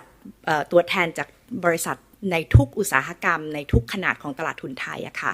มาแลกเปลี่ยนเรียนรู้ต่อยอดกันแล้วก็มาช่วยกันผลิตคอนเทนต์แล้วก็ขยายผลส่งออกไปทางแพลตฟอร์มตรงนี้ของเราอะค่ะอันนี้ก็คิดว่าเป็นสิ่งที่timely คือน่าจะเหมาะสมแล้วก็น่าจะเป็นส่วนที่หวังว่าจะทำให้เราเคลื่อนได้เร็วและนอกจากนั้นเนี่ยกลุ่มนี้หรือว่าหน้าที่ของ Set ESG Academy อันก็คือออกไปทำงานร่วมกับสถาบันการศึกษาไทยเพราะว่าวันนี้กลุ่มคนที่เราเรียกว่า ESG professionals เนี่ยเป็นที่ต้องการมากคือโจทย์มาเยอะมากทั้งโจทย์ที่เป็น physical risk โจทย์ที่เป็น transitional risk ต้องรู้มาตรฐานต่างๆเนี่ยแต่คนที่เข้าใจเรื่องนี้ทำให้เกิดขึ้นจริงได้เปิดเผยข้อมูลตามมาตรฐานได้หรือเข้าใจโลกตรงนี้เข้าใจ language ตรงนี้ค่อนข้างมีจำกัดนะคะเพราะฉะนั้นการที่สถาบันการศึกษาจะช่วยออกหลักสูตรไม่ว่าจะช็อตคอร์สปริญญาหรืออะไรมาก็จะช่วยเราสร้างคนรุ่นใหม่ที่มี ESG mindset ซึ่งตลาดในฐานะที่เป็นตลาดหลักทรัพย์ในฐานะที่เป็นแพลตฟอร์มตรงนี้เนี่ยเราสามารถที่จะเชื่อมโยงคนที่ทำงานด้านนี้เข้าไปในห้องเรียนได้หรือว่าเด็กๆอยากจะทำ internship แล้วก็หวังที่จะปิดแกประหว่างห้องเรียนกับโลกของตลาดทุนตรงนี้ค่ะครับคือต้องบอกว่าผมเองเป็นแฟนของESG Academy ด้วยนะฮะเพราะว่าเป็นแหล่งการเรียนรู้ที่ดีมากและจะขออนุญาตกลับมาประเด็นนี้อีกครั้งหนึ่งนะฮะแต่ภาพรวมเราจะเห็นได้เลยว่าทั้งแบงก์ชาติแล้วก็เซตเนี่ยนะครับขออนุญาตเรียกชื่อเล่นนะฮะทั้ง2แห่งเนี่ยเรื่องของการเตรียมความพร้อมเนี่ยค่อนข้างชัดเจนเลยในการเตรียมคนเตรียมโครงสร้างเตรียมระบบให้ธุรกิจไทยเนี่ยสามารถก้าวเข้าไปสู่ในเรื่องของมาตรฐานหรือมาตรฐานของเรื่องของการพัฒนาอย่างยั่งยืนได้นะฮะแล้วก็มีการเตรียมกระบวนการต่างๆซึ่งแม้ว่าจะแลดูซับซ้อนแต่ทั้ง2เรื่องเนี่ยออนไลน์เป็นเรื่องเดียวกันนะจากตัวอย่างที่ทั้ง2ท่านยกมานะครับซึ่งผมเองเนี่ยมองว่าเราเรียกว่านวัตกรรมแล้วกันนะฮะนวัตกรรมในการเตรียมความพร้อมของประเทศของเราซึ่งเมื่อกี้นะครับทางคุณเปรมจิตได้พูดถึงประเด็นหลักเลยคือเรื่องของ taxonomy นะครับว่าทางธนาคารแห่งประเทศไทยได้จัดทำ taxonomy หรือการจัดหมวดหมู่ภาษาไทยเพราะเขาเรียกว่าอนุกรมวิธานใช่ไหมฮะในการจัดหมวดหมู่ของประเภทธุรกิจต่างๆว่ามันเข้าแก็บของการเป็นเรื่องของ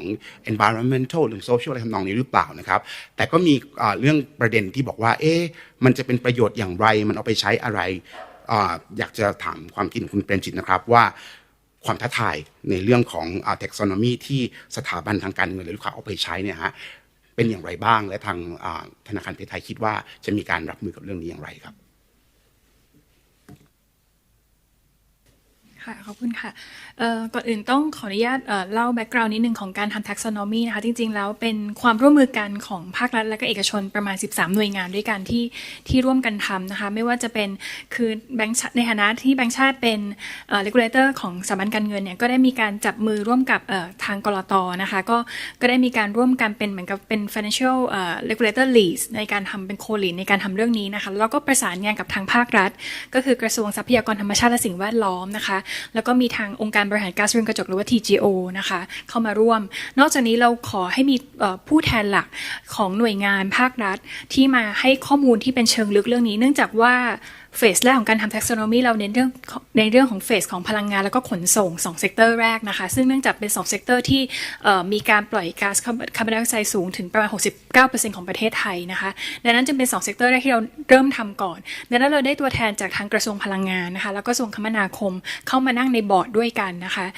นอกจากนั้นเรายังต้องการมุมมองของภาคเอกชนเพื่อนำไปปรับใช้ต่อก็คือเราได้ผู้แทนจากทางด้าน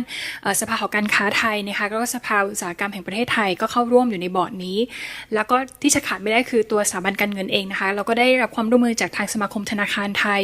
สมาคมธนาคารนานาชาตินะคะแล้วก็สมาคมสถาบันการเงินของรัฐหรือว่า SFI นะคะเข้ามาร่วมกันในการให้มุมมองในการดีไซน์ taxonomy นี้ร่วมกันนะคะเพราะว่าสิ่งที่สำคัญที่เราต้องการคือเราต้องการ localize taxonomy ให้ใช้ได้จริงนะคะแล้วก็เป็นไปตามอินกับสากลด้วยนะคะและการทำเรื่องนี้เราก็มีผู้เชี่ยวชาญคือทาง CBI หรือว่า Climate Bond Initiative นะคะซึ่งเป็นคนที่ทำ taxonomy ทั่วโลกนะคะเป็นคนมาให้consultant กับเราในฐานะที่มาดูเรื่องของความเชื่อมโยงในมิติเรื่องของ interoperability นะคะกับ taxonomy อื่นๆแล้วก็ที่สำคัญคือทำไงให้เราสามารถใช้แล้วสามารถเปรียบเทียบได้ซึ่งต้องบอกว่าหลักการของการที่เราทำอันนี้จะสามารถเทียบเคียงได้กับ EU taxonomy เลยนะคะในพาร์ทที่เป็นgreen นะคะแต่ต้องบอกว่าการดีไซน์เรื่องนี้เราดีไซน์ให้มันมีเรื่องของ transitionเข้ามาในกระบวนการด้วยดังนั้นเราได้แบ่งออกเป็นเหมือน traffic light system คือเป็นเขียวเหลืองแล้วก็แดงนะคะซึ่งในกลุ่มสีเหลืองเนี่ยก็จะเป็นไปตาม align กับ net zero target ของประเทศไทยหรือว่าเส้น NDC นะคะซึ่งตัวนี้ก็จะเป็นไปตามบริบทของประเทศซึ่งกิจกรรมทั้งหลายที่เกี่ยวข้องเนี่ยบางอย่างเนี่ยสามารถ shift ไปสู่สิ่งที่เป็นสิ่งแวดล้อมที่เป็นสีเขียวได้เนี่ยก็สามารถขยับได้และที่สำคัญคือจะมีกลุ่มที่เป็นสีแดงกลุ่มที่เป็นสีแดงเป็นกลุ่มที่โดยตัว nature ของตัวกิจกรรมเนี่ยไม่ได้support เรื่องของความเป็นsupport เรื่องของสิ่งแวดล้อมมากเท่าที่ควรดังนั้นจึงต้องมีความพยายามในการลดลงไปเรื่อยๆนะคะซึ่งตัวนี้ก็จะมี science based สำคัญในการที่จะกำหนดว่าแต่ละช่วงของแต่ละกิจกรรมควรจะลดในช่วงแต่ละปีเท่าไหร่นะคะแล้วก็ค่อยๆ transform ไปยังกิจกรรมที่เป็นสีเขียวมากขึ้นนะคะแล้วก็ต้องบอกว่าการที่เราแบ่งกิจกรรมแบบนี้เนี่ยเราได้มีการหารือกับหน่วยงานภาครัฐซึ่งเป็นไปสอดคล้องกับแผนพลังงานของประเทศแล้วก็แผนของประเทศที่จะไปสู่ net zero ด้วยนะคะซึ่งให้มั่นใจได้ว่าสิ่งที่เราทำออกมาแล้วเนี่ยสามารถนำไปใช้ได้กับบริบทของประเทศไทยด้วยนะคะดังนั้นการดีไซน์ตัวแผนงานนี้นะคะอันนี้น่าจะเป็นสไลด์สุดท้ายนะคะแต่ว่าจริงๆคือยังอยู่ taxonomy คือหลักการคือเราอยากจะเน้นเรื่องของตัว classification สำคัญคือให้เป็นไปตามบริบทของประเทศไทยให้มากที่สุดนะคะแล้วก็ต้องบอกว่าถามว่าทำแล้วเอาไปใช้ทำอะไรได้บ้างอันนี้เป็นสิ่งที่เราพูดคุยกันมากๆในคณะทำงาน Thailand Taxonomy Board นะคะแล้วก็มีการพูดคุยกันว่าอย่างภาครัฐเองเนี่ยเขาสามารถเอาตัวเรื่องของ taxonomy เป็นกรอบในการให้เรื่องของมาตรการทั้งหลายที่เกี่ยวข้องกับเรื่องของนโยบายภาครัฐ incentive ทั้งหลายที่ส่งเสริมเรื่องของไปสู่สิ่งแวดล้อมมากขึ้นไม่ว่าจะเป็น climate fund climate finance fund ทั้งหลายนะคะที่กำลังจัดตั้งอยู่ซึ่งนั้น taxonomy จะเป็นหนึ่งใน criteria ในการช่วย support ตัวนี้ได้ชัดเจนเพราะว่าเป็นเรื่องของตัวเลขที่มีค่า matrix ที่ชัดเจนนะคะแล้วก็มีแผนที่ชัดเจนตามผาดของประเทศด้วยนะคะส่วนที่2คือตัวภาคธุรกิจเองสามารถที่จะรู้ตัวเองได้ว่าตอนนี้ตัวเองอยู่สเตตัสตรงไหนเขาสามารถเอา taxonomy เนี่ยไปใช้ในการวางแผนการปรับตัวได้ว่าการที่เขาจะขยับมายังกลุ่มที่เป็นสีเหลืองที่ดีขึ้นเทคโนโลยีอะไรที่ต้องใช้การที่เป็นสีเขียวเขาต้องพยายามลด GHG emission ให้ได้ภายในระยะเวลาเท่าไหร่แล้วก็ให้เหลือเท่าไหร่นะคะดังนั้นมันจะมีแผ แผนที่ชัดเจนในการออกแบบและที่สำคัญตัวสถาบันการเงินเองก็สามารถเอาตัวนี้เป็นส่วนหนึ่งของเงื่อนไขในการออกfinancial product service ทั้งหลายในการช่วยธุรกิจในการปรับตัวไปนะคะอันนั้นต้องบอกว่าเป็นพอเรามี common understanding ด้วยกันนะคะว่าอันนี้คือเป็นกติกาที่เราใช้ร่วมกันในภาคการเงินแล้วก็ภาครัฐด้วยเนี่ยมันจะทำให้การวางแผนหรือนโยบายทิศทางประเทศเนี่ยจะไปในสู่ทิศทางที่เดียวกันได้ดียิ่งขึ้นนะคะแต่ถามว่าเรื่องของ challenge เรื่องนี้คืออะไรคือสำคัญคือเรื่องของ awareness นะคะแล้วก็เรื่องของการปรับตัวต้องบอกว่าเรื่องนี้เป็นเรื่องสำคัญมากๆเพราะต้องบอกว่าไม่ใช่ทุกคนที่จะมีความพร้อมในการปรับตัวเรื่องนี้โดยเฉพาะกลุ่มสำคัญกลุ่ม SME ซึ่งเป็นกลุ่มที่อาจจะยังเรื่องของตัวเรื่องของ know how ด้วยเรื่องของความพร้อมด้วยนะคะที่เขาอาจจะยังขาดอยู่จึงเป็นสิ่งที่สำคัญที่เราอยากจะเน้นเรื่องของincentive เข้าไปในเรื่องของกระบวนการทำ taxonomy ให้มากขึ้นว่าหากคุณพยายามปรับตัวเข้าสู่การจัดกลุ่มกิจการทางเศรษฐกิจแล้วก็มีเรื่องของ incentive เข้าไปช่วยเนี่ยจะทำให้คุณเนี่ยเปลี่ยนแปลงหรือดีขึ้นได้ยังไงคุณจะ access to funding ได้ดีขึ้นได้ยังไงบ้างนะคะอันนี้เป็นกลไกสำคัญที่เราอยากจะให้มันมีมากขึ้นแล้วก็อีกสำคัญอีกส่วนหนึ่งคือเรื่องของ ecosystem ในการรองรับ taxonomy คือต้องมีคนที่รับรองตัวค่าตัวนั้นคือ verifier นะคะหรือ local verification อันนี้เป็นสิ่งที่สำคัญมากๆที่จะต้องมีในระบบให้มากขึ้นตอนนี้เราก็มีการประสานงานกับทางภาครัฐไม่ว่าจะเป็นองค์การบริหารก๊าซเรือนกระจกหรืออบก.ในการสร้างบุคลากรลักษณะนี้ให้มีมากขึ้นในการรองรับเรื่องของความดีมานด์ความต้องการเพราะเราเชื่อว่าในอนาคตสถาบันการเงินจะใช้ taxonomy เป็นจุดในการเป็นหนึ่งในเครื่องมือในการออกแบบ product service ดังนั้นก็ต้องมีคนมารับรองตัวค่ามาตรฐานตัวนี้ด้วยนะคะซึ่งที่สำคัญคือภาครัฐจะต้องมีการบิวเรื่องของบุคลากรรองรับเรื่องนี้หรือแม้แต่มหาวิทยาลัยเองก็สามารถสร้างบุคลากรที่รองรับเรื่องของกติกานี้ด้วยเช่นเดียวกันนะคะแล้วความท้าทายถัดไปที่เรากำลังจะต้องดำเนินการต่อคือ next phase นะคะที่เรากำลังจะเริ่มดำเนินการเนี่ยเราจะขยายไปยังอีก4 sector สำคัญนะคะไม่ว่าจะเป็น sector เรื่องของ agriculture นะคะ waste management manufacturing แล้วก็ construction ซึ่งเป็นส่วนสำคัญมากๆของภาคเศรษฐกิจของเราที่จะต้องเน้นเรื่องของการปรับตัวด้านสิ่งแวดล้อมให้มากขึ้นซึ่งต้องอาศัยองค์ความรู้แล้วก็ความเชี่ยวชาญของแต่ละบุคคลเข้ามาช่วยมากๆค่ะอันนี้เป็นความท้าทายเราต้องดำเนินการต่อค่ะมานะครับฟังดูแล้วเนี่ยเรื่องของ taxonomy เนี่ยเป็นประโยชน์มากเลยเพราะว่าจะทำให้เราสามารถประเมินความขอใช้คำว่าความเขียวของเราว่าเราพร้อมที่จะไปเรื่องของสิ่งแวดล้อมแค่ไหนและที่สำคัญนะฮะมันช่วยให้เราสามารถสร้างคู่เทียบกับทั้งในและต่างประเทศได้ด้วยนะฮะเป็นมาตรฐานที่ดีมากแล้วคิดว่าช่วยเพิ่มศักยภาพและขีดความสามารถทางการแข่งขันของบริษัทไทยได้ด้วยนะครับนวัตกรรมตัวนี้ดีนะครับและคิดว่ามีประโยชน์เป็นอย่างมากซึ่งเมื่อหันไปมองทางตลาดหลักทรัพย์แล้วเนี่ยก็มีนวัตกรรมที่เมื่อกี้คุณพิมพันธ์ได้เล่ามาแล้วผมเองก็ชอบมากเลยคือเรื่องของESG Academy และอันหนึ่งก็คือ ESG Data Platform เมื่อกี้ฝั่งนี้พูดถึงข้อมูลใช่ไหมครับ ESG Data Platform เนี่ยเป็นนวัตกรรมที่ใช้อย่างไรและมีประโยชน์อย่างไรบ้างครับอยากให้คุณพิมพันธ์เล่าให้ฟังหน่อยโอเคค่ะมันมีอะไรที่ต้องทำเยอะมากเลยอะค่ะ แล้วเวลาก็จำกัดโจทย์ก็ท้าทายเพราะฉะนั้นเราก็เชื่อว่าข้อมูลนี่แหละใช่ไหมคะเป็นเรื่องสำคัญที่ถ้าทำได้แล้วเนี่ยมันจะยกระดับหรือว่ามันจะไปเปลี่ยนได้หลายจุดนะคะทุกท่านเป็นผู้บริหารเป็นคนทำงานจะรู้ดีว่าถ้าเรามีข้อมูลที่ดีเนี่ยมันส่งผลต่อการตัดสินใจแล้วมันก็สร้างความโปร่งใสอย่างเมื่อกี้ที่พูดคุยกันถึงเรื่อง taxonomy เนี่ยเข้าใจว่าตอนนี้มันมี issues ที่คนจะใช้คำว่า green washing กันเยอะคือทุกคนก็แบบโอ้โหคนนั้นก็เคลมอย่างนั้นคนนี้ก็โมอย่างเงี้ยเรื่องข้อมูลก็ดีเรื่อง taxonomy definition ที่ชัดเจนนี่แหละมันจะมาช่วยแก้ตรงนี้นะคะแต่ต้องใจเย็นๆเพราะว่าทุกอย่างกำลังพยายามจะเคลื่อนตัวแต่โซฟาเนี่ยน่าจะเห็นว่าเราเนี่ยพยายามจะค่อยๆสร้าง ecosystem อันนี้ให้มาเจอกันในที่สุดเนี่ยนะคะเพราะฉะนั้นตรง data platform ตรงนี้ค่ะขออนุญาตอย่ากลับไปที่อันนี้นิดหนึ่งให้เห็นภาพนี้ว่าสาเหตุที่บอกว่ามันจะจัดการจุดเดียวเนี่ยเรื่อง data เนี่ยมันน่าจะไปทำให้เกิดไอ้ sustainable capital market ได้ดีเนี่ยเพราะว่ามันจะไปช่วยทำให้เกิดการทำจริงนะคะเปิดเผยข้อมูลได้จริงที่เป็นรูปธรรมนะคะแล้วก็นำไปสู่การวิเคราะห์การลงทุนนำไปสู่การสร้าง product แล้วก็การลงทุนอย่างยั่งยืนได้จริงนะคะอันนี้มันคืออะไรนะคะเมื่อปลายปีที่ผ่านมาเนี่ยนะคะเราก็ออกเป็น sustainability reporting guideline นะคะซึ่งมีตัวชี้วัดอยู่ประมาณ120ตัวมันเป็นการเหมือนกันคือ globalize นะคะคือเอาเกณฑ์ของ56-1 วัน report ของสำนักงานกลตเนี่ยค่ะกับมาตรฐานของ GRI นะคะคือของ Global Reporting Initiatives เนี่ยมารวมกันนะคะแล้วก็ออกมาเป็นตัวชี้วัดต่างๆเหล่านี้นะคะตอนนี้เนี่ยปีนี้เนี่ยเรา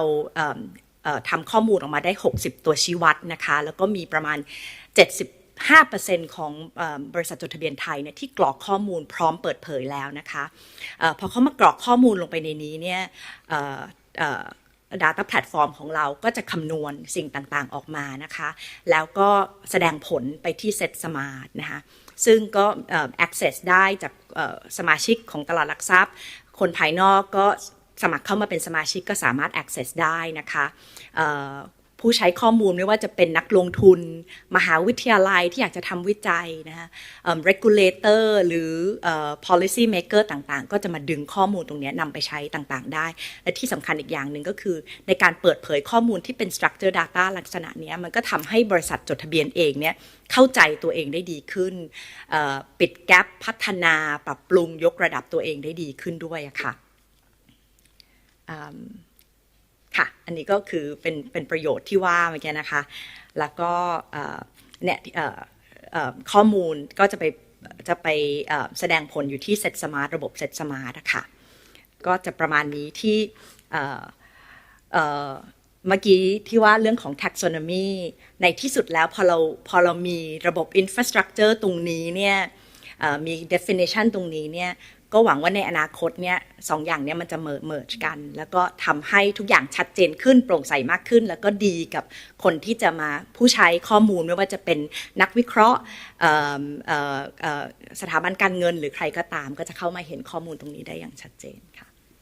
มากนะครับคือจากตัวอย่างและงานวิจัยเรื่องของการเงินและความยั่งยืนเนี่ยพบเลยนะว่าการสร้างinfrastructure หรือว่าเครือข่ายพื้นฐานระบบพื้นฐานให้กับสถาบันการเงินเนี่ยมีผลเป็นอย่างมากต่อการทำงานและความพัฒนาอย่างยั่งยืนซึ่งเราเห็นความพยายามทั้งสององค์กรในวันนี้อยู่นะฮะ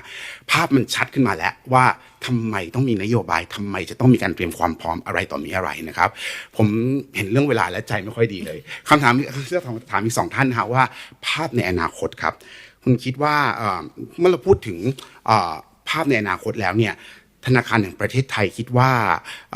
เราควรทำอย่างไรต่อไปเพื่อที่จะสร้างความเข้มแข็งให้กับสถาบันทางการเงินและเช่นเดียวกันนะครับขอถามทางเซตด้วยว่าในมุมมองของทรัพยากรบุคคลระบบต่างๆเนี่ยเราควรจะทำอย่างไรนะครับไปที่ทางคุณเปรมจิตก่อนนะครับค่ะขอบคุณค่ะต้องบอกว่า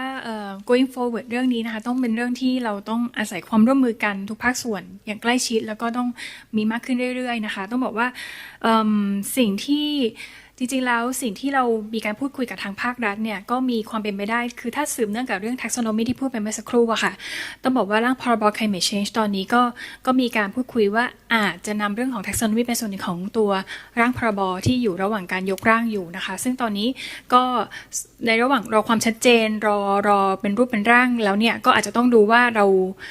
รอดูว่าอีกหน่อย taxonomy จะเป็นหนึ่งในเครื่องมือของร่างพรบตัวนี้อย่างไรนำไปใช้อะไรได้บ้างแต่แน่ๆคือจะเป็นเรื่องของ disclosure แน่นอนแต่ว่าจะ scoping ใช้กับใครยังไงอันนี้คงต้องคุยกันในรายละเอียดเพิ่มเติมแต่ว่ามีความเป็นไปได้สูงค่ะแต่สำหรับว่าแพลนที่เราอยากจะเห็นต่อไปแล้วกันค่ะว่าเราจะทำอะไรเรื่องนี้ก่อนที่กฎหมายจะเข้ามาบังคับใช้และอยากให้สถาบันการเงินมีความเตรียมพร้อมในเรื่องนี้ก่อนแล้วก็ภาคธุรกิจได้มีการปรับตัวก่อนที่กฎหมายหรือว่าเป็นตัว hard rule จะนำมาใช้นะคะสิ่งที่เราอยากเห็นคือเราอยากให้สถาบันการเงินเนี่ยมองไปข้างหน้าตั้งแต่วันนี้เลยว่าเราจะมีส่วนช่วยในเรื่องของการ transition ได้ยังไงมากขึ้นสิ่งที่แบงก์ชาติมองในอนาคตถัดไปคืออยากจะให้แบงก์มี transition plan นะคะซึ่งตัวนี้เราอยากจะให้สถาบันการเงินมีการรู้ status ตัวนี้จากตัวเองก่อนว่าเรามีการปล่อยตัว GHG emission มากน้อยแค่ไหนรู้พอร์ตตัวเองก่อนจากนั้นมีการตั้งเป้าว่าเราจะช่วยเรื่องนี้ยังไงบ้างเรามีแพลนทำลายที่ชัดเจนในการ move ตัวนี้แล้วก็ที่สำคัญคือมี product service ในการรองรับช่วยตัวธุรกิจในการปรับตัวสิ่งที่สำคัญคือการทำแบบนี้ปุ๊บเนี่ยมันจะทำให้เกิดการนำไปสู่ตัว financing ที่สำคัญกับตัวภาคธุรกิจที่ดีขึ้น แต่ต้องบอกว่าเรื่องนี้เราทำคนเดียวไม่ได้เราต้องอาศัยความร่วมมือจากภาคธุรกิจด้วยในการให้ข้อมูลที่สำคัญแล้วก็เป็นข้อมูลที่ credible เพียงพอทำให้สถาบันการเงินสามารถนำมาวิเคราะห์ประมวลแล้วก็สามารถที่จะประเมินความเสี่ยงเรื่องนี้ในการสร้างโอกาสให้กับลูกค้าในการปรับตัวดังนั้นต้องบอกว่า taxonomy หรือ disclosure ในวันนี้ที่เรามีอยู่เนี่ยก็จะเป็น tool ส่วนหนึ่งในการช่วยในการผลักดันทำให้เกิดข้อมูลที่มีความโปร่งใสมากขึ้นแล้วก็ทำให้เกิดend-to-end process ในเรื่องของ sustainability ที่ดียิ่งขึ้นนะคะแต่ว่าอย่างที่บอกอันนี้คงต้องเป็นระยะเวลาที่เราจะต้องเร่งดำเนินการแล้วก็ต้องไปด้วยกันค่ะคุณค่ะโอเคค่ะในเรื่องของคนนะคะก็คิดว่าสำคัญมากค่ะอย่างที่บอกว่ามัน challenging มากตอนนี้เพราะฉะนั้นเนี่ยวันนี้เนี่ยทุกบริษัทไม่ว่าจะเป็นบริษัทจดทะเบียนหรือคู่ค้าของบริษัทจดทะเบียนต้องเข้าใจแล้วว่า ESG ไม่ใช่ CSR นะคะมันต้องเป็นส่วนหนึ่งของการดำเนินธุรกิจและไม่ใช่เรื่องไกลตัวอีกต่อไปนะคะไม่ใช่เรื่องไกลตัวทั้งในแง่ของความเสี่ยงที่เป็นกายภาพอย่างที่บอกว่าวันนี้ปีหน้าเนี่ยเราเจอเอลนิโญเนี่ยน้ำปัญหาน้ำก็ดีปัญหาแล้งก็ดีอะไรก็ดีเนี่ยเต็มไปหมดเลยเนี่ยนะคะหรือว่ามาตรฐานต่างๆที่เข้ามาการส่งออกไปในประเทศยุโรปหรืออเมริกาไม่ง่ายอีกต่อไปมันไม่ใช่แค่เรื่องสิ่งแวดล้อมเรื่องสังคมด้วยมันยังมีเรื่องการเมืองระหว่างประเทศอะไรขึ้นมาอีกมากมายนะคะแล้วเรื่องESG mindset เนี่ยมันต้องเป็นเรื่องของทุกคนในองค์กรไม่ใช่แค่ยูนิตหนึ่งนะคะแต่ที่สำคัญที่สุดเลยมันเป็นเรื่องที่โทน at the top ต้องมาถ้าผู้บริหารยังไม่เข้าใจยังไม่ให้ความสำคัญมันเคลื่อนยากในสถานการณ์ที่มันท้าทายและเราต้องการความเร็วนะคะแล้วก็มันไม่ใช่เรื่องที่จะ move คนเดียว operation ตัวเองคนเดียวในการเปิดเผยข้อมูลต่างๆในการมาตรฐานต่าง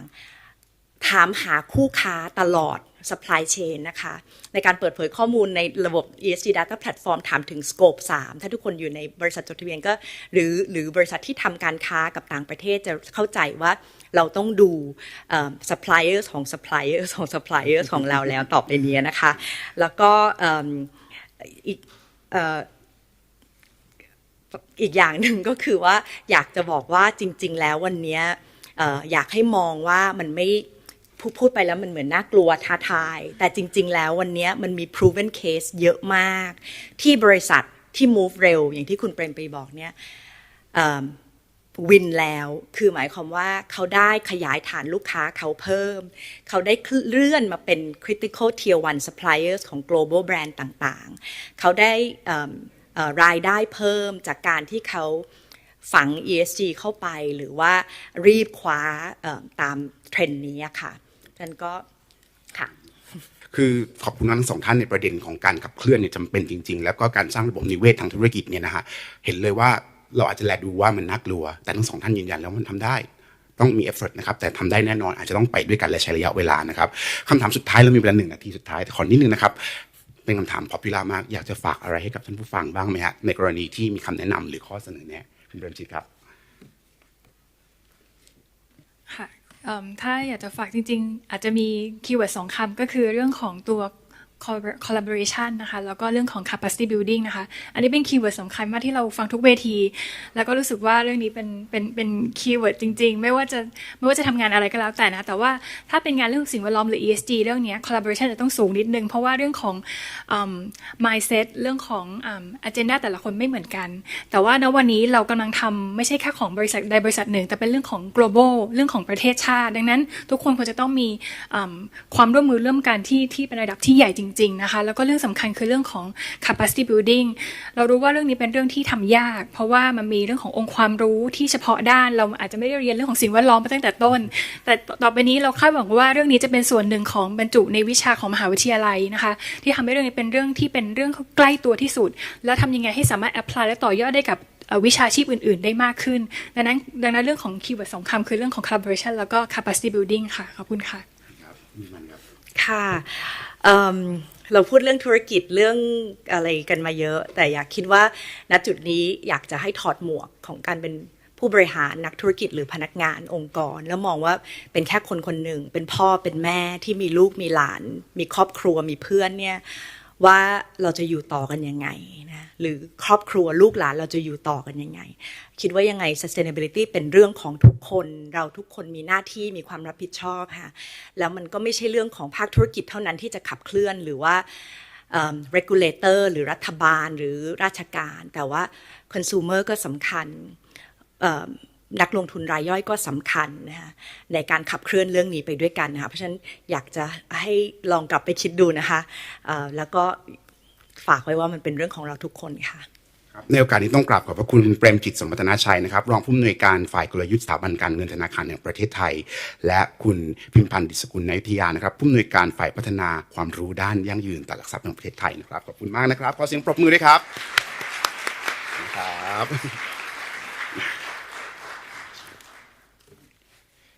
ผมจะอยู่ต่อนะครับเป็นทั้งสองท่านเนี่ยขอบคุณนะครับเป็นไงฮะท่านผู้ฟังสนุกไหมฮะได้ความรู้มากมายเลยตอนบ่ายอย่าเพิ่งง่วงกันนะตื่นกันนะครับเรา move ภาคแรกไปเป็นเรื่องของโครงสร้างนโยบายและทั้งสองท่านให้ความรู้ที่ผมคิดว่าไปหาจากที่ไหนไม่ได้เลยนะเป็นจากผู้ปฏิบัติจริงๆในเชิงนโยบายนะฮะทีนี้เนื่องจากงานในวันนี้นะครับ The Cooler Earth Sustainability Summit Thailand เนี่ยชื่อก็บอกอยู่แล้วนะครับว่าธีมของเราคือ Transitioning Business for a Better World นะครับดังนั้นเนี่ยโลกการใช้ชีวิตและธุรกิจเนี่ยเราแยกส่วนไม่ได้หรอกนะครับสิ่งหนึ่งที่สำคัญในเรื่องของความยั่งยืนและผลที่จะเกิดขึ้นเนี่ยคงจะหนีไม่พ้นที่เราต้องมองในมิติของวัฒนธรรมรูปแบบการใช้ชีวิตและคนนะครับดังนั้น panelist ที่จะมาร่วมกับเราในเซสชันที่2นะครับก็จะเป็นท่านผู้รู้เป็นวิทยากรนะครับที่ให้ความสำคัญกับเรื่องประเด็นเหล่านี้นะครับในโอกาสนี้ผมขออนุญาตเรียนเชิญวิทยากร2ท่านนะครับท่านแรกคือดร. Randall Shannon นะครับเป็นassociate professor อยู่ที่วิทยาลัยการจัดการมหาวิทยาลัยมหิดลนะครับและคุณจารุณีคงสวัสดีนะครับจากสยาม Society under Royal Patronage หรือสยามสมาคมแห่งประเทศไทยครับเชิญครับ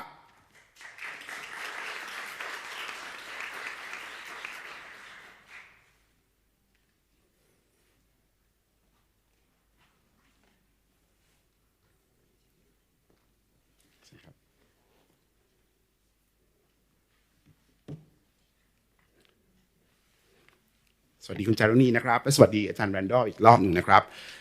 วันนี้ต้องบอกว่าดีใจมากๆที่มีมุมมองหรือ perspective ใหม่ๆเข้ามาในเรื่องของสังคมวัฒนธรรมผู้บริโภคบุคคลประเด็นนี้นะครับซึ่ง CIMB มองเห็นความสำคัญและคิดว่าประเด็นนี้จะต้องเข้ามาเป็นพาร์ทหนึ่งของการสนทนาของเราด้วยนะฮะซึ่งท่านผู้ฟังอาจจะสงสัยว่าเราจะคุยอะไรกันนะฮะวันนี้นะฮะโจทย์ของเราเนี่ยก็คือ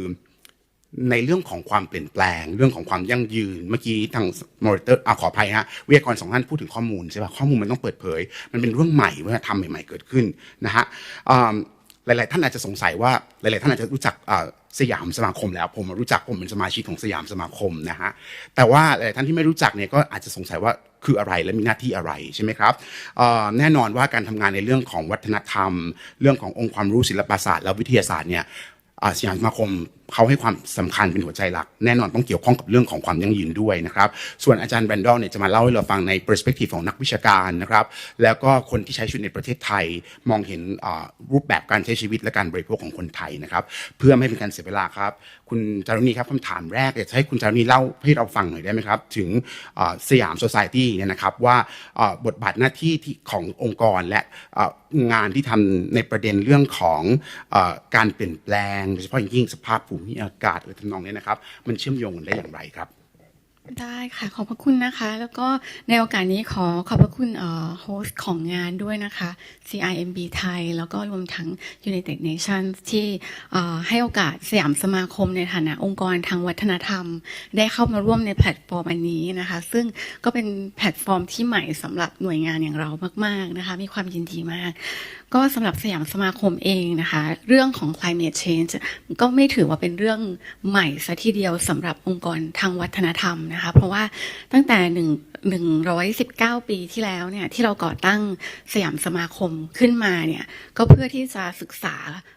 ส่งเสริมการค้นคว้าทางด้านศิลปศาสตร์แล้วก็วิทยาศาสตร์ซึ่งก็รวมทั้งธรรมชาติวิทยาของประเทศไทยแล้วก็ประเทศเพื่อนบ้านในยุคสมัยที่อาจจะยังไม่มีมหาวิทยาลัยในประเทศไทยเนี่ยนะคะแต่ก็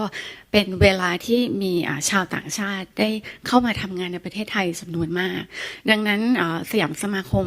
เหมือนกับเป็นองค์กรที่ทำหน้าที่ ส่งเสริมการค้นคว้าแล้วก็เผยแพร่ความรู้นะคะ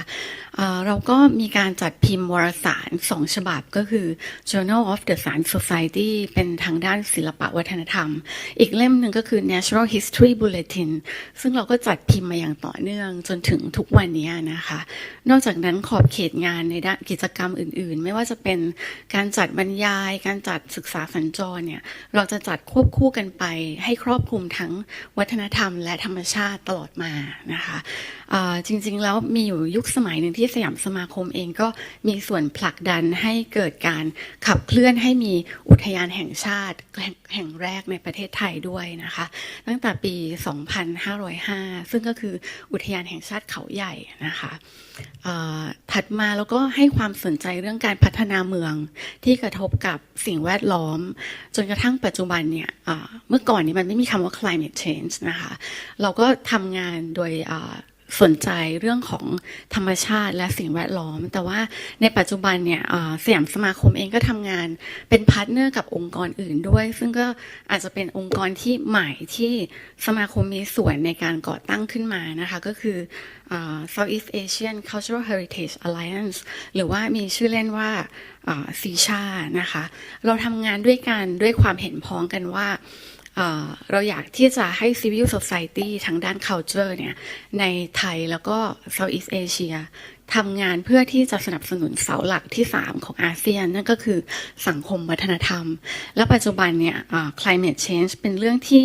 กระทบกับทุกคนทั่วโลกนะคะทั่วโลกก็กำลังตื่นตัวแล้วก็ทั้งโลกตะวันตกเองเนี่ยเขาก็เก่งที่จะใช้เทคโนโลยีแล้วก็นวัตกรรมเพื่อที่จะรับมือหรือว่าลดการใช้พลังงานหรือว่าลดการปล่อยก๊าซคาร์บอนในภาคการผลิตหรือขนส่งก็แล้วแต่ทีนี้เราก็กลับมามองว่าแล้วในประเทศไทยหรือว่าใน Southeast Asia ของเราเนี่ยเรามีอะไรที่เป็นของดีเราสามารถที่จะหยิบภูมิปัญญาความรู้อะไรบ้างที่จะนำมาใช้รับมือกับ climate change ได้นะคะเพราะฉะนั้นเราก็เลยร่วมมือกันแล้วก็เร็วๆนี้ก็มีการจัดคอนเฟอเรนซ์อันหนึ่งขึ้นมาชื่อว่า Cultural Wisdom for Climate Action นะคะ Southeast Asian Contribution เมื่อเดือนมกราคมที่ผ่านมาเรานำวิทยากรที่มาจาก40 ท่านนะคะทั่วภูมิภาคเอเชียหลายสาขาแล้วก็รวมทั้งเยาวชนด้วยนะคะที่มาแลกเปลี่ยนกันว่าต่างคนต่างก็มานำเสนอว่าวัฒนธรรมเนี่ยสามารถที่จะช่วยรับมือกับ climate change ได้ยังไงแต่ก็ไม่ได้จบแค่ตรงนั้นนะคะเราก็ยังมีแผนงานที่จะผลักดันเรื่องนี้ต่อไปอีกใน COP28 ด้วยค่ะฟังแล้วคงเห็นภาพนะครับว่าเรื่องของการพัฒนาอย่างยั่งยืนหรือมิติของสิ่งแวดล้อมที่ยั่งยืนเนี่ยไม่มีใครคนใดคนหนึ่งเป็นเจ้าเข้าเจ้าของแต่เราทุกคนต้องทำร่วมกันโดยเฉพาะเรื่องของการสร้างความเรียนรู้ปัญญาเนี่ยนะครับCIMB Societyเนี่ยใช้การเรียนรู้ทั้งเป็นทางการและไม่เป็นทางการนะใช้คำนี้ดีกว่านะในการเผยแพร่องค์ความรู้ให้กับคนหลักรุ่นเดี๋ยวเราจะกลับมาคุยกันต่อในแง่ของสมาชิกด้วยซ้ำไปเพราะว่าสมาชิกของCIMB Societyเนี่ยทำงานด้านนี้เยอะพอสมควรเลยเป็น pool of knowledgeable people เลยนะครับแล้วก็ผมคิดว่าในวันนี้เราน่าจะ connect ระหว่างCIMB Society กับองค์กรในภาคธุรกิจได้ในอนาคตนะครับเราหันกลับมาที่ Professor Randall แล้วกันนะฮะอาจารย์ Randall มองว่าในมุมมองของคนเรียกวิถีชีวิตของคนไทยนะอาจารย์มองว่าพอเราหันมาพูดถึงประเด็นของพฤติกรรมของคนไทยกับความพร้อมในเรื่องของความยั่งยืนเรื่องของclimate change อาจารย์มองว่ามันมีความแตกต่างกันหรือเปล่าครับระหว่างวัฒนธรรมไทยกับวัฒนธรรมในประเทศอื่นๆที่อาจารย์เคยประสบพบมานะครับขออนุญาตถามเป็นภาษาไทยนะครับอาจารย์ครับขอใช้ภาษาอังกฤษได้ไหมครับอยากเป็นเด็กแนว sorry I can speak Thai pretty well but this goes beyond my vocabulary Well, let me just start out by saying 30 years ago, nobody was talking about climate change. We had GDP economy growth of 10% on average. Life was good, traffic was bad, but nobody was talking about climate change. And then maybe 20 years ago, people start to notice, hey, you know, in the past, sometimes you could smell the ocean. Even in Bangkok, but maybe not anymore. Maybe too many buildings or something, the wind doesn't get through. But it still wasn't, you know, climate change. But of course, most of our country is agricultural. And so, you know, 10 years ago, we had the Great Flood. And people are starting to notice that the rainy season is not on time, that the seasons are not following their normal pattern. And maybe sometimes it's a joke and sometimes it's real, but people would say, look, Ron, global warming, it's just sort of the catchphrase to explain everything away. But it didn't really mean anything, and it didn't really lead to any kind of change. And if I were to say, culture-wise, a big part of Thai culture is to enjoy the day. Just live for today and enjoy the day. Don't worry about tomorrow. And that makes it difficult to link any kind of causation between, what's going on and what happens tomorrow. Between cultural differences, I'm from the U.S., and the U.S. is very individualist, so it's very much about me. But, when I moved to Thailand, it was always about we. And I think that's going to be an important issue when we talk about how to address consumer behavior and changing behavior.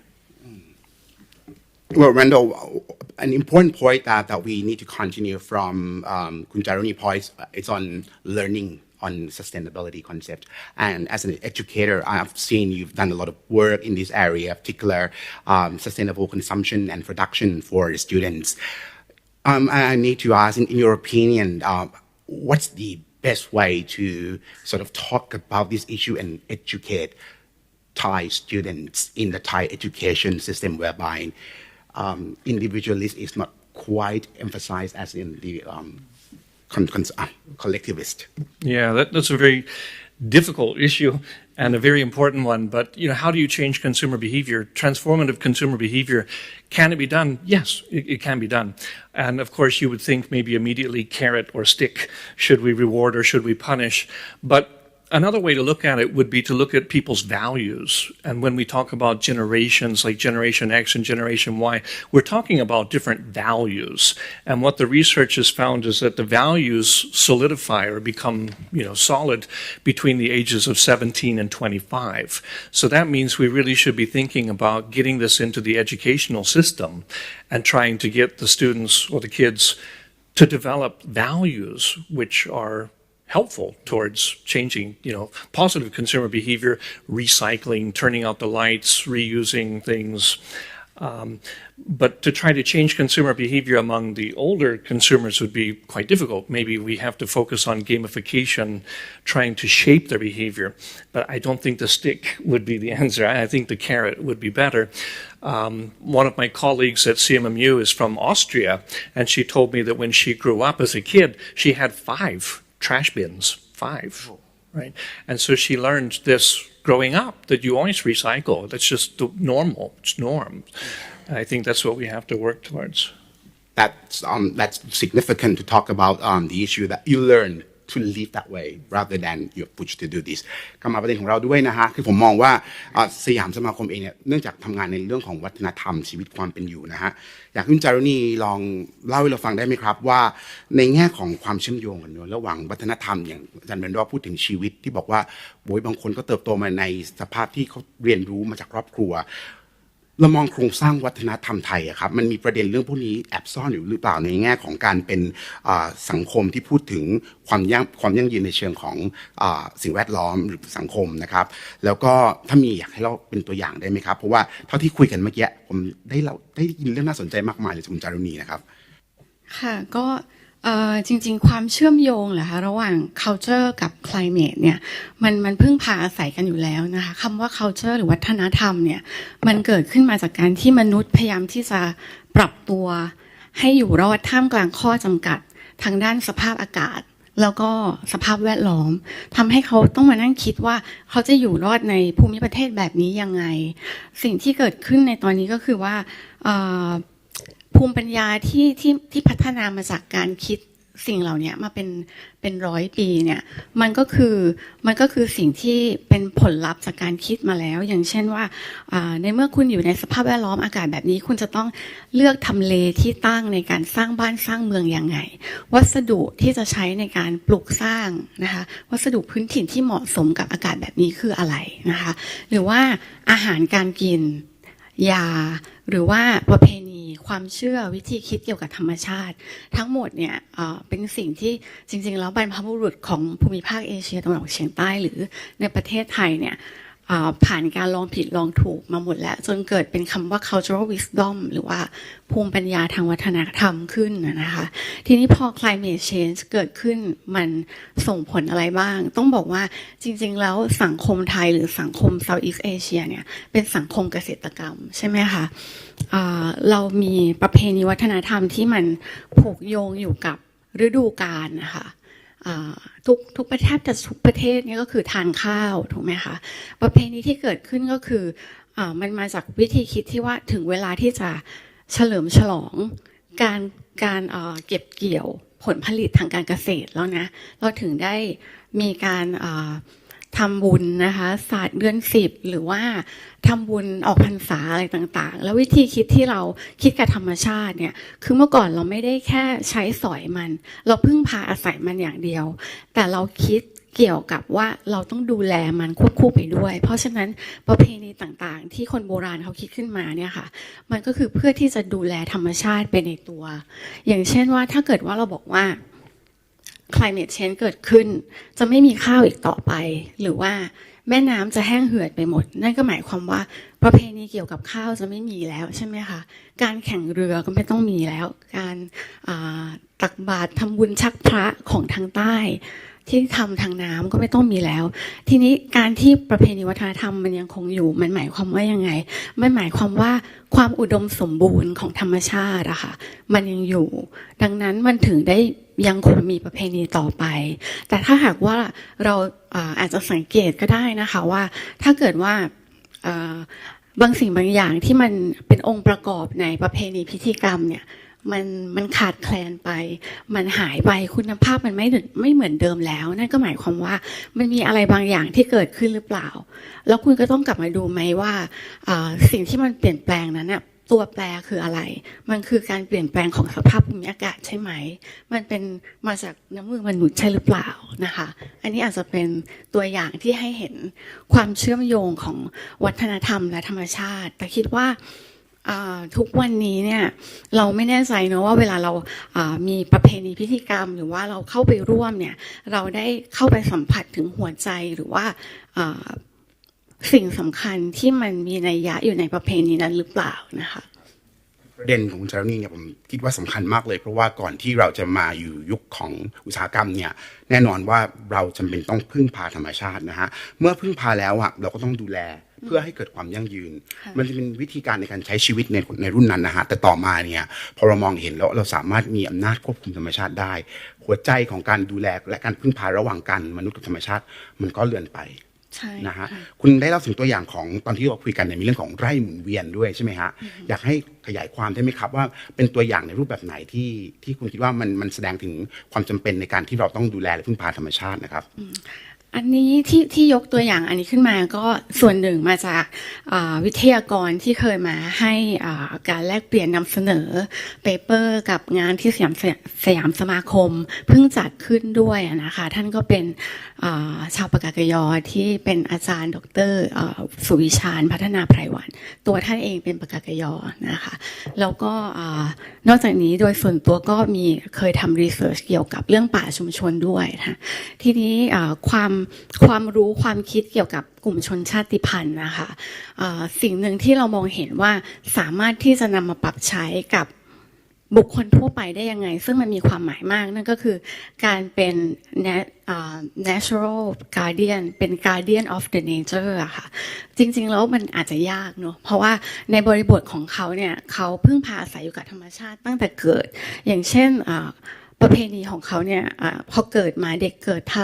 รกเกิดมาปุ๊บเนี่ยเขาก็จะนำเอาสายสะดือไปผูกอยู่กับต้นไม้ที่อยู่ในป่าต้องห้ามนะคะแล้วก็วันนึงถ้าเกิดว่าเด็กไม่สบายเด็กป่วยเนี่ยนอกจากรักษาด้วยสมุนไพรพื้นบ้านแล้วเนี่ยพ่อแม่ก็อาจจะไปทำความเคารพต้นไม้ต้นนั้นน่ะแล้วก็บอกว่าขอให้สิ่งศักดิ์สิทธิ์เนี่ยคุ้มครองลูกเขาด้วยในขณะเดียวกันลูกเขาเนี่ยก็ต้องถูกบ่มเพาะให้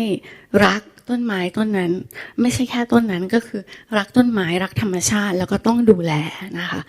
มันเป็นอย่างนี้มาตั้งแต่เกิดเพราะฉะนั้นเขาก็ต้องย่อมมีความรู้สึกว่าเขาผูกพัน นะคะนอกจากนั้นแล้วก็วิธีของการทำไร่หมุนเวียนอย่างที่บอกเนี่ยมันเป็นวิธีที่ค่อนข้างจะรักษาระบบนิเวศเอาไว้ให้ได้คือการที่เขาปลูกพืชแบบหมุนเวียนเนี่ยหมายความว่าเมื่อเขาตัดผลิตผลผลิตในแปลงหนึ่งไปแล้วเนี่ยเขาก็พักฟื้นทิ้งไว้นะคะ8 ถึง 10 ปีก็แล้วแต่ในขณะนั้นเนี่ยมีพืชพันธุ์ธัญญาหารอะไรขึ้นตามฤดูกาลเขาก็จะบริโภคอาหารที่มันมีตามฤดูกาลด้วยแล้วก็ในขณะเดียวกันระบบนิเวศที่เกิดขึ้นในแปลงที่พักอยู่มันจะมีพืชพันธุ์มากมายมากกว่า200ชนิดใน1ไร่นะคะอันนี้ตามข้อมูลวิจัยของนักมนุษยวิทยานะคะเพราะฉะนั้นถ้าเราทิ้งที่ดินไว้เฉยๆมันมีซีดแบงค์ที่อยู่ในดินนะคะมันสามารถที่จะเติบโตขึ้นมาเองได้แล้วนั่นน่ะคือความหลากหลายและคือความยั่งยืนทางอาหารที่จริงๆแล้วสารเคมีก็ใช้ไม่ได้ด้วยซ้ำนะคะเพราะไม่อย่างนั้นเนี่ยคือเขาต้องการให้นกมาขับถ่ายหรือว่าสัตว์เล็กน้อยเนี่ยมามีชีวิตอยู่ในแปลงผักเนี่ยถ้าเกิดว่าเขาใช้สารเคมีปุ๊บไม่มีตัวอะไรที่จะเข้ามาอยู่ได้นะคะธรรมชาติก็ไม่เป็นอุดมสมบูรณ์ไปตามที่ความต้องการนะคะเพราะฉะนั้นก็คือทำให้เราเห็นว่าเนี่ยแหละค่ะก็คือการพึ่งพาธรรมชาติให้ทั้งคนก็อยู่ได้แล้วก็ระบบนิเวศยังคงสมบูรณ์อยู่อย่างเงี้ยนะคะก็คือคิดว่าน่าจะเป็น mindset ที่ทำยังไงให้เราสามารถปลูกฝังให้คนในเมืองได้ใกล้ชิดกับธรรมชาติในรูปแบบนั้นได้บ้างหรือเปล่าซึ่งจริงๆเราก็มีข้อเสนอกับทางภาคธุรกิจอยู่ด้วยนะคะอาจจะเก็บไว้ก่อนค่ะคุยประเด็นนี้กันนะฮะแต่คุณผู้ฟังน่าจะได้เห็นจุดเชื่อมโยงนะฮะระหว่างประเด็นที่ขอพาดพิงคุณเปรมจิตนะครับพูดเมื่อก่อนหน้านี้ว่าการใช้ชีวิต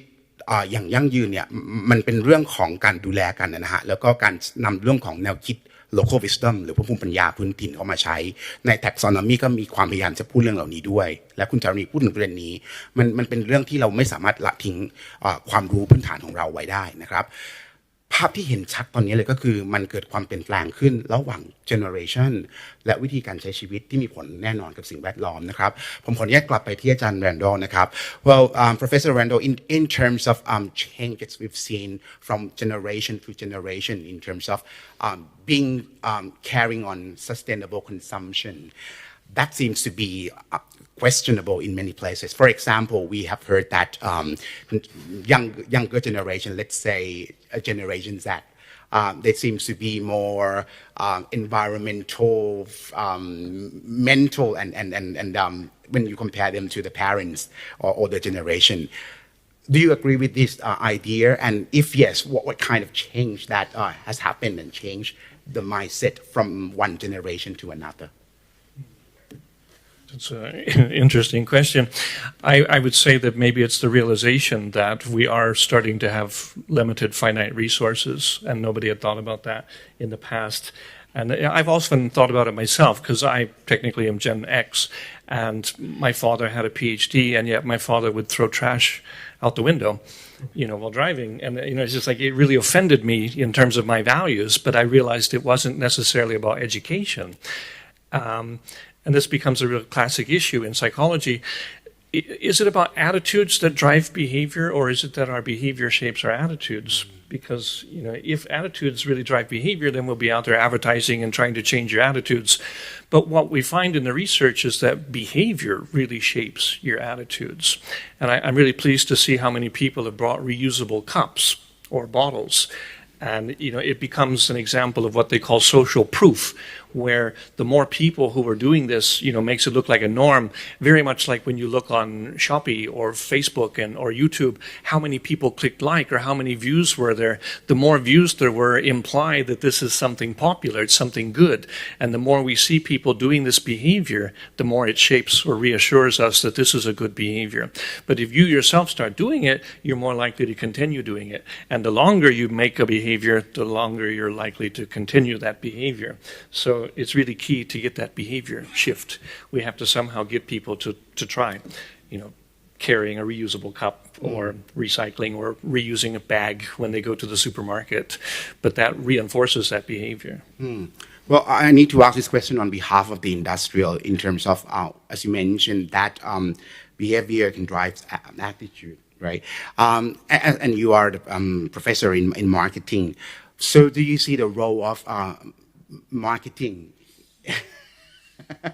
You love me for these questions. We are friends, okay? In terms of the role of marketing from the business sector on shape the sustainable consumption and production pattern. We would really have to find some entity that has that as their agenda, because the businesses typically are looking for profit, so they're not trying to shape your mindful consumption, but they should be. That's what we're trying to get people to understand. We have finite, limited resources, and even the companies need to start to practice mindful consumption, not overconsumption. Don't take on excessive debt. Sorry, bank. It's okay to take on debt, but don't take on more than you can repay. And it's okay to consume. We must consume to live, but we try to reduce, not overconsume. If you can get by with one, then there's no need to have two. And make sure that you turn out the lights and turn off the aircon and dispose of things properly. So, what we're trying to promote is mindful consumption, but who is promoting that? Not the marketing people. Not often. วันนี้เป็นประเด็นนะครับที่คิดว่ามีความรับผิดชอบนะฮะน่าจะเป็นคำที่อยากจะเล่าให้ฟังกันจากคุณแบรนโดแล้วก็คิดว่าคำถามคือในส่วนของภาคธุรกิจเราจะแสดงเรื่องของการมีความรับผิดชอบในความเป็นผู้ผลิตและผู้บริโภคอย่างไรนะครับซึ่งเมื่อย้อนกลับไปกับประเด็นคุณจารุณีเรามองว่าแพทเทิร์นดั้งเดิมของวัฒนธรรมไทยแน่นอนว่าเราพูดถึงการดูแลการแสดงความรับผิดชอบต่อธรรมชาติแต่เมื่อแพทเทิร์นของชีวิตมันเปลี่ยนแปลงไปเนี่ยนะฮะประเด็นเมื่อกี้ที่คุณทิ้งเอาไว้ผมสนใจมากเลยคืออะไรคือบทบาทของภาคธุรกิจนะฮะที่คิดว่าแน่นอนเราไม่สามารถหยุดการใช้ชีวิตในแบบเดิมๆวัฒนธรรมแบบเดิมๆมันเปลี่ยนไปตามเวลานะฮะธุรกิจคุณทำอย่างไรที่แสดงถึงประเด็นเหล่านี้ว่าเป็นองค์กรที่มีความรับผิดชอบต่อเรื่องของ climate change เป็นต้นครับอาจจะขอมีเป็น2 ข้อกันแล้วกันนะคะอันที่1ก็คือจะต่อเนื่องจากเรื่องที่พูดเอาไว้เมื่อสักครู่ว่าทำยังไงจะ create bond ระหว่างคนกับธรรมชาติในเมืองหรือว่าใน man-made environment แบบนี้นะคะจริงๆแล้วตอนนี้ในกรุงเทพก็มีสวนสาธารณะเพิ่มขึ้นจำนวนมากเลยนะคะแต่ว่าสิ่งหนึ่งที่อาจจะยังน้อยอยู่ก็คือสวนสาธารณะเป็นที่ที่เราเข้าไปในเป็น enjoy กับ nature ที่เขาสร้างเอาไว้ให้แล้วแต่เป็นไปได้ไหมว่าทำยังไงให้ประชาชนหรือว่าชุมชนเนี่ยสามารถเข้าไปมีปฏิสัมพันธ์กับแปลงเกษตรหรือว่าสวนเกษตรในเมืองที่เขาสามารถเข้าไปเพาะปลูกเข้าไปมีส่วนร่วมในการดูแลหรือว่าเก็บเกี่ยวมันมาใช้ด้วยนั่นมันก็ทำให้มันcreate relationship ระหว่างคนกับธรรมชาติได้มากขึ้นอย่างนี้หรือเปล่านะคะเราจะเห็นว่ามันมีพรบภาษีที่ดินและสิ่งปลูกสร้างนะคะที่ปัจจุบันเนี้ยมันเป็นตัวเร่งให้ภาคธุรกิจและภาคเอกชนเนี่ยต้องพัฒนาที่ดินที่เรียกว่ารกร้างหรือถูกทิ้งเอาไว้นะคะปรากฏการณ์ที่เกิดขึ้นก็คือเกิดสวนกล้วยสวนมะนาวเต็มไปหมดเลยซึ่งมันก็เป็น single plantation ทุกคนอยากได้ลดหย่อนภาษีนะคะแต่ว่าทำยังไงให้พื้นที่เหล่านั้นมันถูกนำมาใช้ในอีกแบบหนึ่งภาคธุรกิจสามารถที่จะโคกับเมืองได้ไหมในการที่จะเอาพื้นที่เหล่านี้มาทำเป็นสวนเกษตรสาธารณะเพื่อให้คนสามารถเข้าไปเกิดปฏิสัมพันธ์กับธรรมชาติที่ตัวเองมีส่วนร่วมในการดูแลแล้วก็สร้างขึ้นแล้วก็ให้ผลประโยชน์ทางด้านภาษีในอีกรูปแบบหนึ่งที่ไม่ต้องมีการสร้างเกษตรกรตัวปลอมขึ้นอะไรแบบนี้นะคะอันนี้เป็นข้อที่1นะคะส่วนอีกข้อหนึ่งที่เราคิดถึงแต่ว่ายังไม่ได้พูดถึงในตอนนั้นในตอนแรกก็คือว่าเรื่องของการใช้ภูมิปัญญาความรู้ในการปรับใช้ความรู้ในการสร้างสถาปัตยกรรมแบบพื้นถิ่นเข้ามาใช้ใน modern architecture มากขึ้นหรือการเข้าไปซ่อมแซมอาคารประวัติศาสตร์ที่ทรงคุณค่านะคะโดยที่มันเหมือนเป็นการ reuse อาคารนะคะเรา reuse อะไรก็ได้เรา reuse ขวดแก้วพลาสติกถุงชุดอะไรก็ได้นะคะแต่ว่าอาคาร1อาคารนะคะที่ถูกสร้างมาอย่างดีถูกออกแบบมาอย่างดีในสมัยก่อนเนี่ยมันก็มีจำนวนมากที่ถูกทิ้งร้างอยู่แล้วก็เจ้าของอาคารก็อาจจะยังไม่มีทุนทรัพย์ที่จะเข้าไปปรับปรุงหรือว่าเข้าไปรีโนเวทมันเพื่อการนำกลับมาใช้ใหม่นะคะ สิ่งที่ภาคธุรกิจอาจจะทำได้นะคะอาจจะลองพิจารณาดูว่าทำยังไงเราจะสนับสนุนให้มีการ reuse อาคารเหล่านี้โดยที่อาจจะมีข้อแม้หรือเงื่อนไขก็ได้นะคะว่าจะต้องเป็นการซ่อมแซมหรือบูรณะอย่างถูกต้องตามหลักวิธีการในการอนุรักษ์ด้วยเพื่อให้มันเอื้อประโยชน์ทั้งในด้านการสืบทอดความรู้ในเชิงของการอนุรักษ์อาคารและอันที่สองก็คือการคงเสน่ห์ของย่านของเมืองเอาไว้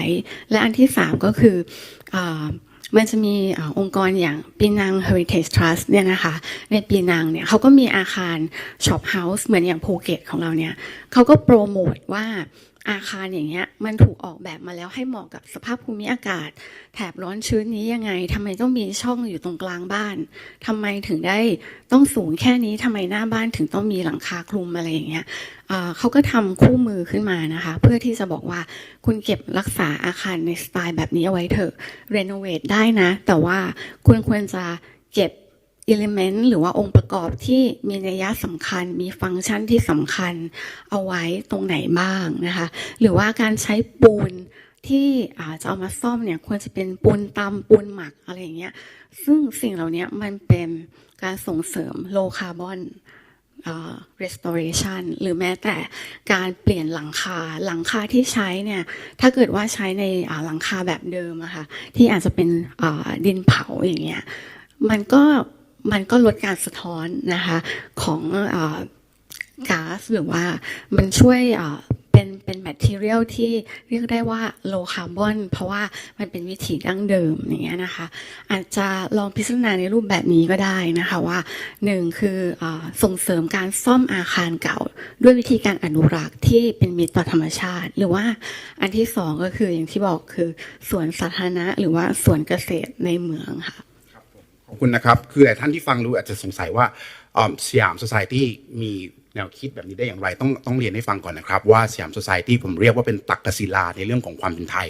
ในแง่ของชีวิตความเป็นอยู่วัฒนธรรมทั้งหลายแหล่นะฮะถ้าลองไปดูงานหรือว่าวารสารหรือแม้แต่ในห้องสมุดของสยามสมาคมเนี่ยจะมีองค์ความรู้ที่เกี่ยวข้องกับเรื่องของภูมิสถาปัตย์เรื่องของแลนด์สเคปเรื่องของเกษตรกรรมเรื่องของชีวิตเรื่องของ108,900ที่เป็นประเทศไทยนะฮะดังนั้นเนี่ยหลายๆครั้งผมเองได้ไปฟังงานที่สยามสมาคมจัดที่เกี่ยวข้องกับเรื่องของ architecture กับเรื่องของ climate change เรื่องของ botanic เรื่องของสัตว์ไทยนะครับหรือบางครั้งเองก็จะมีการทำเป็น study visit แล้วไปเที่ยวไปดูแต่พูดถึงประเด็นของชีวิตและวัฒนธรรมด้วยนะฮะซึ่งทำให้องค์ความรู้ชุดนี้มันเกิดขึ้นแต่ตอนนี้ยังไม่สามารถ connect ระหว่างองค์ความรู้ชุดนี้กับภาคธุรกิจหรือภาคที่สนใจได้นี่คิดว่าวันนี้คุณจารีก็เลยอยากจะลองนำเสนอประเด็นเหล่านี้ลองฟังดูกันนะครับอาจารย์แมนดอลครับ well we just talk about the fact that the business sectors can really contribute in many ways when it comes to sustainability. Right. I asked you before in terms of how marketing can promote this concept. What about the business in general? Here at the conference, at the summit, we talk about green banking, green finance. What do you see as the future of this issue from the perspective of someone who lives in Thailand for such a long time, 30 years, right? Yeah. I would say that's kind of similar to what we just discussed in terms of if you're growing up with these things, it's going to become the new normal. But if you're, not exposed to these things, then you have to learn about it. What is blockchain or what is sustainability or why is this relevant to me? In general, people tend to resist change. So if we start to hear about green, why do I care? And I'd say, basically, this would lead back to market research and consumer behavior to understand motivations. So what would motivate people? Maybe older people were very motivated by King Rama IX and Paul Piang and, do it for the king, do it for the country. If you don't do it for yourself, then maybe we say, do it for your family, do it for your grandchildren, do it for the future generations, right? But we have to find the right buttons to push to motivate people psychologically. And I think that's the challenge for the older people. Okay, yeah. You've made a very important point in the sense that you have to select the right button when it comes to the change of sustainable behavior. And the set of questions here, we like to ask you in terms of when you look at the Thai culture, what do you see as the strength in the Thai culture that would possibly promote the success of SDGs 17? Because it's eclectic, it's a lot of ideas, but do you see what particular aspect of the Thai culture that would promote sustainable behavior among the Thais? I would say, anybody who's ever heard of the research by Hofstede found that Thailand was very heavily, highly collectivist, very, very group-oriented. And, we've seen so many examples through time where, on Monday wear a yellow shirt, or on such and such day wear a pink shirt, or, everybody will basically get on board. And some people said that was part of our success in COVID because so many people agreed to wear the mask. And, we go along with this. So to me, it's sort of like the strength of people willing to work together and be part of the group. When I think back in history, they've researched what made children grow up to be better people instead of joining a gang or being a delinquent. And they basically found that they had good role models. So maybe in the old days, a good role model might be like a policeman or a fireman or a banker, in your neighborhood, somebody who's respectable with a good job. And so the kids grow up with a role model. And today, I don't think we have that so easily, but we have influencers and we have celebrities. And so I think maybe we have to turn to this angle if we want to influence consumer behavior today among the young. So maybe through the power of collectivism, right, we magnify that by using positive influencers and positive role models, maybe celebrities. ขอบคุณครับอาจารย์แรนโดคือประเด็นของการอยู่กันเป็นหมวดหมู่พลังกลุ่มของคนไทยเราเนี่ยค่อนข้างชัดเจนนะฮะถ้าเรามีความเชื่อแล้วเราทำไปด้วยกันเราก็จะสามารถ achieve ประเด็นของความยั่งยืนได้แต่เป็นพลังกลุ่มของคนไทยเราอันนี้เห็นได้ชัดเจนมากเป็นจุดแข็งของวัฒนธรรมไทยนะฮะขอใช้คำถามเดียวกันกับคุณจารณีนะครับด้วยความที่สยาม Society ก็มองในเรื่องของวัฒนธรรมแพทเทิร์นของคนไทยคุณคิดว่าข้อไหนหรือประเด็นไหนของวัฒนธรรมไทยที่จะช่วยส่งเสริมความสำเร็จของ SDG ในประเทศของเราได้ฮะ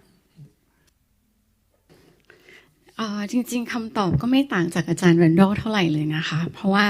จริงๆแล้วรากฐานหรือว่าความเข้มแข็งทางสังคมของคนไทยเนี่ยมันคือพลังอยู่แล้วนะคะยิ่งโดยเฉพาะในชุมชนที่เขามีพื้นฐานของสังคมที่มันใกล้ชิดแล้วก็แน่นแฟ้นเวลาที่เกิดภัยพิบัติหรือว่าเกิดมีปัญหาขึ้นแล้วก็ต้องใช้ความร่วมแรงร่วมใจกันเนี่ยสังคมไทยไม่เคยแพ้ใครมาก่อนนะคะในแง่ของเรื่องของ climate change เนี่ยจริงๆแล้วถ้าเกิดว่าจะพูดโยงไปถึงวัฒนธรรมด้วยนะคะความเชื่อหรือว่าในทุกสังคมทุกศาสนาที่อยู่ในประเทศไทยเนี่ยมีสิ่งที่บ่งบอกว่าเราจะอยู่กับธรรมชาติได้ยังไงอันนี้ก็เป็นส่วนหนึ่งที่เราอยากให้ทุกคนมีกลุ่มก้อนของตัวเองอยู่แล้วไม่ว่าจะเป็นสังคมแบบไหนสังคมพุทธคริสต์อิสลามซึ่งหลายๆสังคมเนี่ยมีความเข้มแข็งมากๆในการระดมกำลังกันเพื่อทำในสิ่งที่ช่วยโลกได้นะคะยกตัวอย่างเช่นนะคะอย่างถ้าจะพูดถึงสังคมที่เข้มแข็งก็คืออาจจะมีวัดบางวัดนะคะที่เขาออกมาให้ขับเคลื่อนในเรื่องของสิ่งแวดล้อมอย่างชัดเจนนะคะเพราะว่าอะไรเพราะเขาเห็นว่าเนี่ยมันคือวัฏจักรของสิ่งที่เกิดขึ้นและดับไปแล้วก็กลับเกิดขึ้นมาใหม่มันก็เหมือนกับการใช้ของทุกอย่างในโลกนี้ค่ะมันก็คือการหมุนเวียนใช่ไหมคะเพราะฉะนั้นเขาก็โปรโมทในเรื่องของการรีไซเคิลได้เช่นเดียวกันนะคะในการที่เราสามารถเชื่อมโยงกับความเชื่อแล้วก็เข้าไปซัพพอร์ตเรื่องของธรรมชาติวัดก็ทำได้โรงเรียนก็ทำได้ศาสนาพุทธก็ทำได้ศาสนาคริสต์ก็ทำได้ก็คือทุกคนสามารถมีบทบาทแล้วก็ทุกคน has a role to play อยู่แล้วไม่ว่าจะเป็นหน่วยงานวัฒนธรรมหน่วยงานภาคธุรกิจหน่วยงานภาคไหนก็แล้วแต่นะคะเพียงแต่ว่าเราจะต้องพยายามที่จะสื่อสารแล้วก็โปรโมทแล้วก็เชิญให้ทุกคนเนี่ยเขาเข้ามาอยู่ในแพลตฟอร์มเดียวกันเราต้องพยายามที่จะ include ทุกคนนะคะ just transition มันคือน่าจะต้องเริ่มต้นด้วยการทำให้ทุกคนเข้าใจก่อนว่าเรากำลังสื่อสารกันเรื่องอะไรอยู่ให้ทุกคนมีความรู้เท่าเทียมกันนะคะอย่างเช่นในวันนี้เนี่ยคนที่อยู่ในภาคเกษตรกรรมหรือว่าคนที่อยู่กับธรรมชาติใกล้ชิดที่สุดในกลุ่มชาติพันธุ์เนี่ยเขาเข้าใจเรื่องคำว่าคาร์บอนฟุตปรินท์หรือยัง เขาเข้าใจไหมเรื่อง climate change นะคะแต่ถ้าเขาเข้าใจเนี่ยภูมิปัญญาที่เขามีและadvantage ที่เขาเนี่ยอยู่กับธรรมชาติอย่างใกล้ชิดเขาสามารถที่จะสังเกตเห็นการเปลี่ยนแปลงที่เกิดขึ้นกับธรรมชาติได้มากกว่าเราถ้าเกิดว่าเราสื่อสารกันดีๆหรือว่าเรา collaborate กับพวกเขาอะค่ะมันทำให้เราสามารถที่จะเก็บข้อมูลหรือว่าภาคที่ทำงานด้านปฏิบัติการด้านภูมิอากาศเนี่ยเชื่อมโยงกับกลุ่มที่ทำงานใกล้ชิดกับสิ่งแวดล้อมเนี่ยค่ะสามารถที่จะให้เครื่องมือกับเขาอะค่ะในการเก็บข้อมูลพวกนี้มาได้ในขณะเดียวกันไม่ได้ไปเก็บข้อมูลจากเขาอย่างเดียวแต่ว่าเรียนรู้ด้วยว่าในเรื่องเหล่านี้เขาเคยมีวิธีการหรือว่ามีภูมิปัญญาที่จะรับมือกับมันยังไงนอกจากนั้นคือให้เขามีส่วนในการกำหนดวิธีการรับมือในระดับชุมชนด้วยอันนี้มันน่าจะเป็น just transition ในระดับสังคมกว้างๆทั่วไปด้วยนะคะคุณมา transition มันมาอีกแล้วนะครับในมุมมองของสังคมชุมชนและวัฒนธรรมนะฮะผมชอบมากเลยประเด็นที่คุณบอกว่าสิ่งที่เกิดขึ้นมันควรจะเป็นสิ่งที่เป็น reciprocal นะคือตอบแทนซึ่งกันและกันไม่ใช่เราได้เพียงอย่างเดียวเราจะเป็นต้องให้และได้เพื่อที่ให้เกิดความยั่งยืนนะครับ I'm aware of time so I have to go to the final questions คือคำถามนี้นะขออนุญาตถามจารณีก่อนเลยว่าคุณพูดถึง transition ที่เกิดขึ้นกลุ่มหนึ่งที่ทางสยาม Society ให้ความสำคัญคือกลุ่มเด็กและเยาวชนใช่ไหมฮะแล้วผมได้ยินมาว่าทางสยาม Society เนี่ยมีแผนที่จะเข้าร่วมงาน COP28 ใช่ไหมครับอยากให้ทางคุณจารณีเล่าเลยฟังได้ไหมครับว่าแผนเป็นอย่างไรแล้วจะทำอะไรกันอะไรคือความคาดหวังจาก COP28 ครับค่ะก็เรื่องการเข้าร่วมงาน COP28 ที่ดูไบนะคะก็จริงๆแล้วมันสืบเนื่องมาจากการจัดคอนเฟอเรนซ์ที่สยามสมาคมจัดขึ้นเมื่อเดือนมกราคมที่ผ่านมาแล้วก็มีคนจากหน่วยงาน Climate Heritage Network ที่เขาเป็นโฮสต์ภายใต้ UNFCCC นะคะที่จะจัดกิจกรรมต่างๆในCOPนะคะทีนี้เขาเองก็เป็นองค์กรหนึ่งที่พยายามที่จะดึงเอาเรื่องของ culture หรือว่า cultural wisdom เนี่ยเข้าไปเป็นหนึ่งใน agenda ที่อยู่ในเรื่อง COP28 ซึ่งปกติที่ผ่านมาแหละเพิ่งจะมีครั้งที่แล้ว COP27 นะคะที่เริ่มที่จะมีการพูดถึงเรื่อง cultureในฐานะเครื่องมือที่จะรับมือกับ climate change นะคะแต่ที่ผ่านมาเนี่ยมันอาจจะไม่ได้มีเรื่องนี้เข้าไปมากนักนะคะในสยามสมาคมเองเราก็มองว่ามันก็เป็นช่องทางหนึ่งนะคะที่เราสามารถที่จะสื่อสารออกไปกว้างๆมากขึ้นว่าเรื่องของมรดกวัฒนธรรมหรือว่าภูมิปัญญาเนี่ยมันสามารถช่วยในการรับมือกับ climate change ได้ทีนี้เราก็เลยแพลนเอาไว้ว่าจะมีกิจกรรมหลายๆกิจกรรมด้วยกันรวมทั้งกิจกรรมของเยาวชนหรือว่ากลุ่มชาติพันธุ์ด้วยนะคะที่ไปแลกเปลี่ยนในเวทีที่COP28 นะคะซึ่งเราอาจจะใหม่ในเวทีนี้เราก็ไม่ได้คาดหวังผลสำเร็จสุดยอดในครั้งแรกแต่เรามองว่าในระยะยาวเนี่ยก็อยากจะเห็นนโยบายของภาครัฐนะคะที่จะ include เรื่องของ culture เข้าไปมากกว่านี้ซึ่งในปัจจุบันเราก็จะเห็นว่ามีกระทรวงทรัพยากรธรรมชาติและสิ่งแวดล้อมที่เป็นเจ้าภาพหลักนะคะแต่เรากำลังพยายามที่จะโปรโมทให้ทุกๆประเทศนะคะทั่วโลกหรือว่าเอาให้เป็นแคบๆหน่อยก็ใน Southeast Asia ก่อนก็ได้นะคะที่ให้มันมี collaboration กันระหว่างเรื่องของ culture กับ nature ในระดับของภาครัฐนะคะก็ในระยะยาวนะคะระหว่างว่าจะเป็นอย่างนั้นส่วนในระยะสั้นเราก็พยายามที่จะพาร์ทเนอร์กับองค์กรอื่นๆที่เขาอาจจะมีบทบาทแล้วก็มีความสนใจนอกเหนือไปจากหน่วยงานที่เคยรับผิดชอบเรื่องนี้อยู่แล้วโดยเฉพาะในฝ่ายของภาคประชาชนภาคประชาสังคมทางด้านวัฒนธรรมค่ะคือประเด็นนี้สำคัญมากนะครับว่าการมองเรื่องของความยั่งยืนเนี่ยเราไม่สามารถละทิ้งการมองในเลนส์ของวัฒนธรรมไปได้เลยนะฮะแม้มันอาจจะขาดแคลนไปในตอนนี้นะครับอาจจะเป็นคำถามสำหรับท่านที่อยู่ในสายการเงินนะว่าเราได้อินคลูดเรื่องของเลนส์ทางวัฒนธรรมในการมองเรื่องความยั่งยืนแบบใดบ้างนะฮะอาจารย์แมนดอลครับ my last question to you is wellคุณจารณี talk about you can't take the cultural ends for granted when you look at sustainability from the business perspective what's your advice for business sectors if they or when they need to work on sustainability, what should be done to improve this condition in Thailand? Yeah, I would like to kind of highlight what She just said, because the vast majority of the research in the academic world about sustainability comes from Northern Europe and North America, and they have very similar cultures. Whereas everybody can see the growth of population and the economic growth are not coming from these countries anymore. So I think we have to always be a little bit careful about copy and paste of concepts, and maybe consider that sometimes we need adaptation, just like in management. So I think anytime a company is in a new culture, in a new situation, they better take the time to get a little cross-cultural learning before they make any massive change or plans. Otherwise, they're going to face resistance. But yeah, I think again the theme today here is culture, and people really have not explored much within Buddhism or Buddhist economics or Islam or other cultures besides mainstream North America and Northern Europe. And I think that's something that's missing, but maybe in the academic world more than the business world. ในช่วงบ่ายวันนี้นะครับผมคิดว่าในกลุ่มของ culture education เราได้แนวคิดที่น่าสนใจมากเลยนะครับคือเนื่องจากเวลาหมดแล้วนะครับมีคำถามแต่ว่าคิดว่าอย่างน้อยที่สุดเราเห็นแล้วว่าวิถีชีวิตของคนไทยหรือคนในอุตสาหคเนย์ของเราเนี่ยนะฮะก็จะมีแบบแผนที่เป็นตัวตนของเราเองและมันมีผลกระทบกับเรื่องของความยั่งยืนนะฮะดังนั้นเราไม่สามารถทิ้ง local wisdom ได้แต่ในเวลาเดียวกันเราก็อยู่ใน global marketplace ด้วยนะครับในวันนี้ผมต้องกราบขอบพระคุณ panelist ทั้งสองท่านมากเลยนะครับคือ professor Brandon Chan จาก College of Management Mahidol University นะครับและคุณจารุณีคงสวัสดิ์จากสยาม Society under Royal Patronage นะครับหากท่านสนใจนะครับเดี๋ยวตรงบูธของสยาม Society เนี่ยสามารถไปดาวน์โหลดนะใช้ QR code ดาวน์โหลดวารสารเล่มล่าสุดนะของ Journal of สยาม Society ที่มีประเด็นของ climate change ด้วยนะครับฟรีครับผมโอเคครับคุณครับยังอยู่ต่อนะครับผมยังไม่ไปไหนนะครับอันนี้ก็จะเป็นช่วงสุดท้ายนะครับของ panelist ของเรานะครับซึ่ง2 กลุ่มที่ผ่านมาเนี่ยเราได้เห็นภาพของนโยบายนะครับในกลุ่มมหาภาคเรามองเห็นถึงวิถีชีวิตความเป็นอยู่ของคนนะครับเบรกเหรอครับ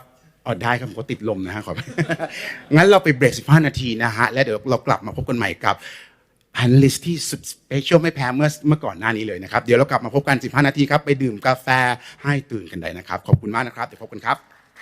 ขอบคุณดร.ณัฐวุฒิด้วยนะคะค่ะก็จะมีเบรกหน้าห้องนะคะทุกท่านสามารถรับประทานหน้าห้องได้เลยค่ะแล้วกลับเข้ามาพบกันนะคะเป็นเวลาตอนบ่าย 3นะคะประมาณ15 นาทีค่ะ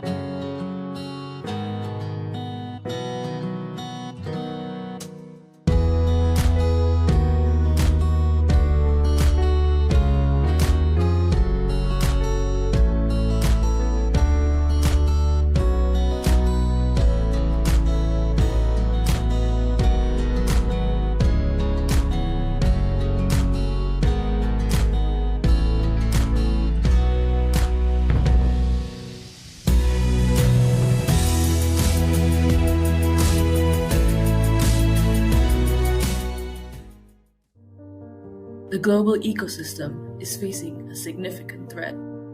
Humanity is the cause, and the youth will bear the brunt of it. My biggest concern lies in how we use non-sustainable materials like plastic bags that harm our planet. I'm concerned about unchecked greenhouse gases, food security issues, resource depletion, and pollution. The ramifications of inactions towards climate change extend beyond national boundaries. ข้อกังวลอย่างหนึ่งของผมเลยคือการฟอกเขียวหรือความยั่งยืนเชิงประชาสัมพันธ์ที่หันเหหน่วยงานหลายๆหน่วยงานออกไปจากการแก้ปัญหาที่ต้นตอครับ We, the younger generation, carry much of the weight of decades of unsustainable practices and the consequences of neglect. Yet, we often lack meaningful representation in decision-making. Given a multitude of challenges, can we remain optimistic? Can we remain hopeful? I hope to see new renewable energy like all companies to take lead to start R&D to look for a better energy like hydrogen which is more efficient, safer, cheaper and no carbon emission. Let's treat this crisis as an emergency, spreading awareness far and wide. saya mahu generasi seterusnya masih dapat melihat apa yang telah saya lihat dan alami dari kecil sehingga kini. So today I would like everyone to focus about food waste more seriously. You should separate food waste from the source. Maybe you can transform it to the compost as well. My hope for future generations is that they will still be able to call this place home. We owe it to them. It is now our moment to steer towards the path of positive change and move forward in fostering sustainability for everyone. To achieve this, we require robust policies encouraging eco-friendly practices at a household level to macro-level issues like architecture-induced deforestation and landfills. I urge the government to provide grants, subsidies and tax cuts as catalysts to turn my hopes into reality together. Support sustainable business and practices. Also educate their employees and customers about sustainability. A clear roadmap with actionable milestones tailored to each business's unique circumstances, stressing transparency in data reporting and cultivations of sustainable business models. It is really important. You will be amazed that profit and sustainability go hand in hand. Our age should not determine the power of our voices. Rather, it's the lasting impact of today's actions and choices on the world that will inherit. For we cannot talk about the future of the world without the future, aka the youth, in the conversation. We are committed to protecting our precious planet and all of its inhabitants. So, what are you waiting for? Act now for a better tomorrow. Together, we have the power to shape a brighter future. Together, we can create a better tomorrow.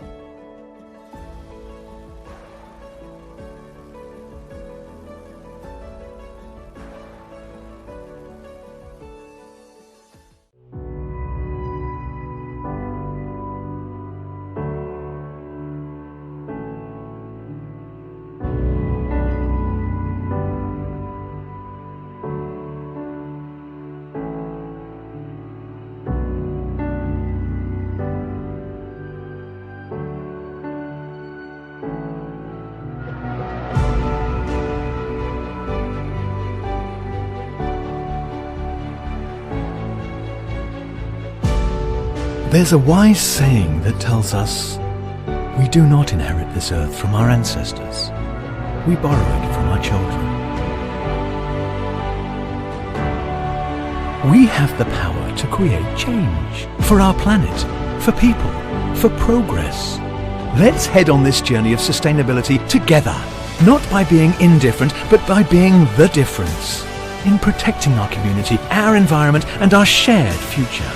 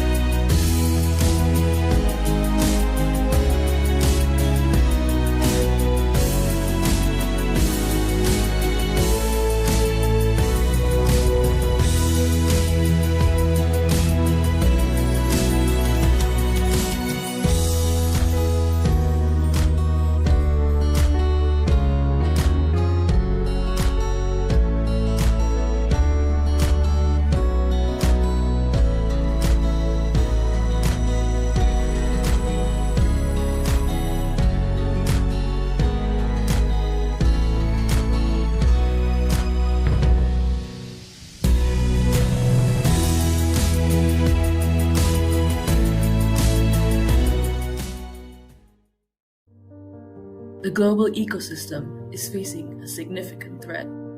Humanity is the cause, and the youth will bear the brunt of it. My biggest concern lies in how we use non-sustainable materials like plastic bags that harm our planet. I'm concerned about unchecked greenhouse gases, food security issues, resource depletion, and pollution. The ramifications of inactions towards climate change extend beyond national boundaries. ข้อกังวลอย่างหนึ่งของผมเลยคือการฟอกเขียวหรือความยั่งยืนเชิงประชาสัมพันธ์ที่หันเหหน่วยงานหลายๆหน่วยงานออกไปจากการแก้ปัญหาที่ต้นตอครับ We, the younger generation, carry much of the weight of decades of unsustainable practices and the consequences of neglect. Yet, we often lack meaningful representation in decision making. Given a multitude of challenges, can we remain optimistic? Can we remain hopeful? I hope to see new renewable energy like all companies to take lead to start R&D to look for a better energy like hydrogen which is more efficient, safer, cheaper and no carbon emission. Let's treat this crisis as an emergency, spreading awareness far and wide. Saya mahu generasi seterusnya masih dapat melihat apa yang telah saya lihat dan alami dari kecil sehingga kini. So today I would like everyone to focus about food waste more seriously. You should separate food waste from the source. Maybe you can transform it to the compost as well. My hope for future generations is that they will still be able to call this place home. We owe it to them. It is now our moment to steer towards the path of positive change and move forward in fostering sustainability for everyone. To achieve this, we require robust policies encouraging eco-friendly practices at a household level to macro-level issues like architecture-induced deforestation and landfills. I urge the government to provide grants, subsidies and tax cuts as catalysts to turn my hopes into reality together. Support sustainable business and practices. Also educate their employees and customers about sustainability. A clear roadmap with actionable milestones tailored to each business's unique circumstances, stressing transparency in data reporting and cultivations of sustainable business models. It is really important. You will be amazed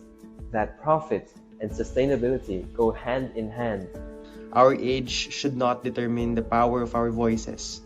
Rather, it's the lasting impact of today's actions and choices on the world that will inherit. For we cannot talk about the future of the world without the future, aka the youth, in the conversation.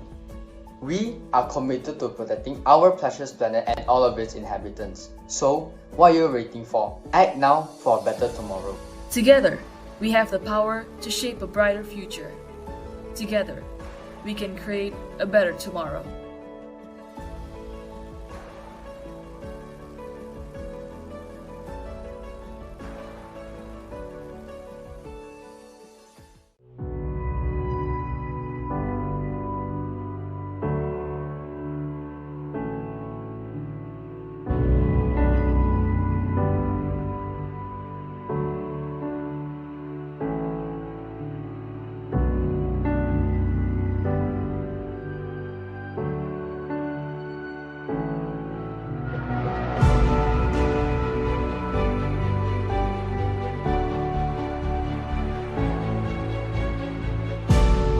There's a wise saying that tells us we do not inherit this earth from our ancestors. We borrow it from our children. We have the power to create change for our planet, for people, for progress. Let's head on this journey of sustainability together, not by being indifferent, but by being the difference in protecting our community, our environment, and our shared future.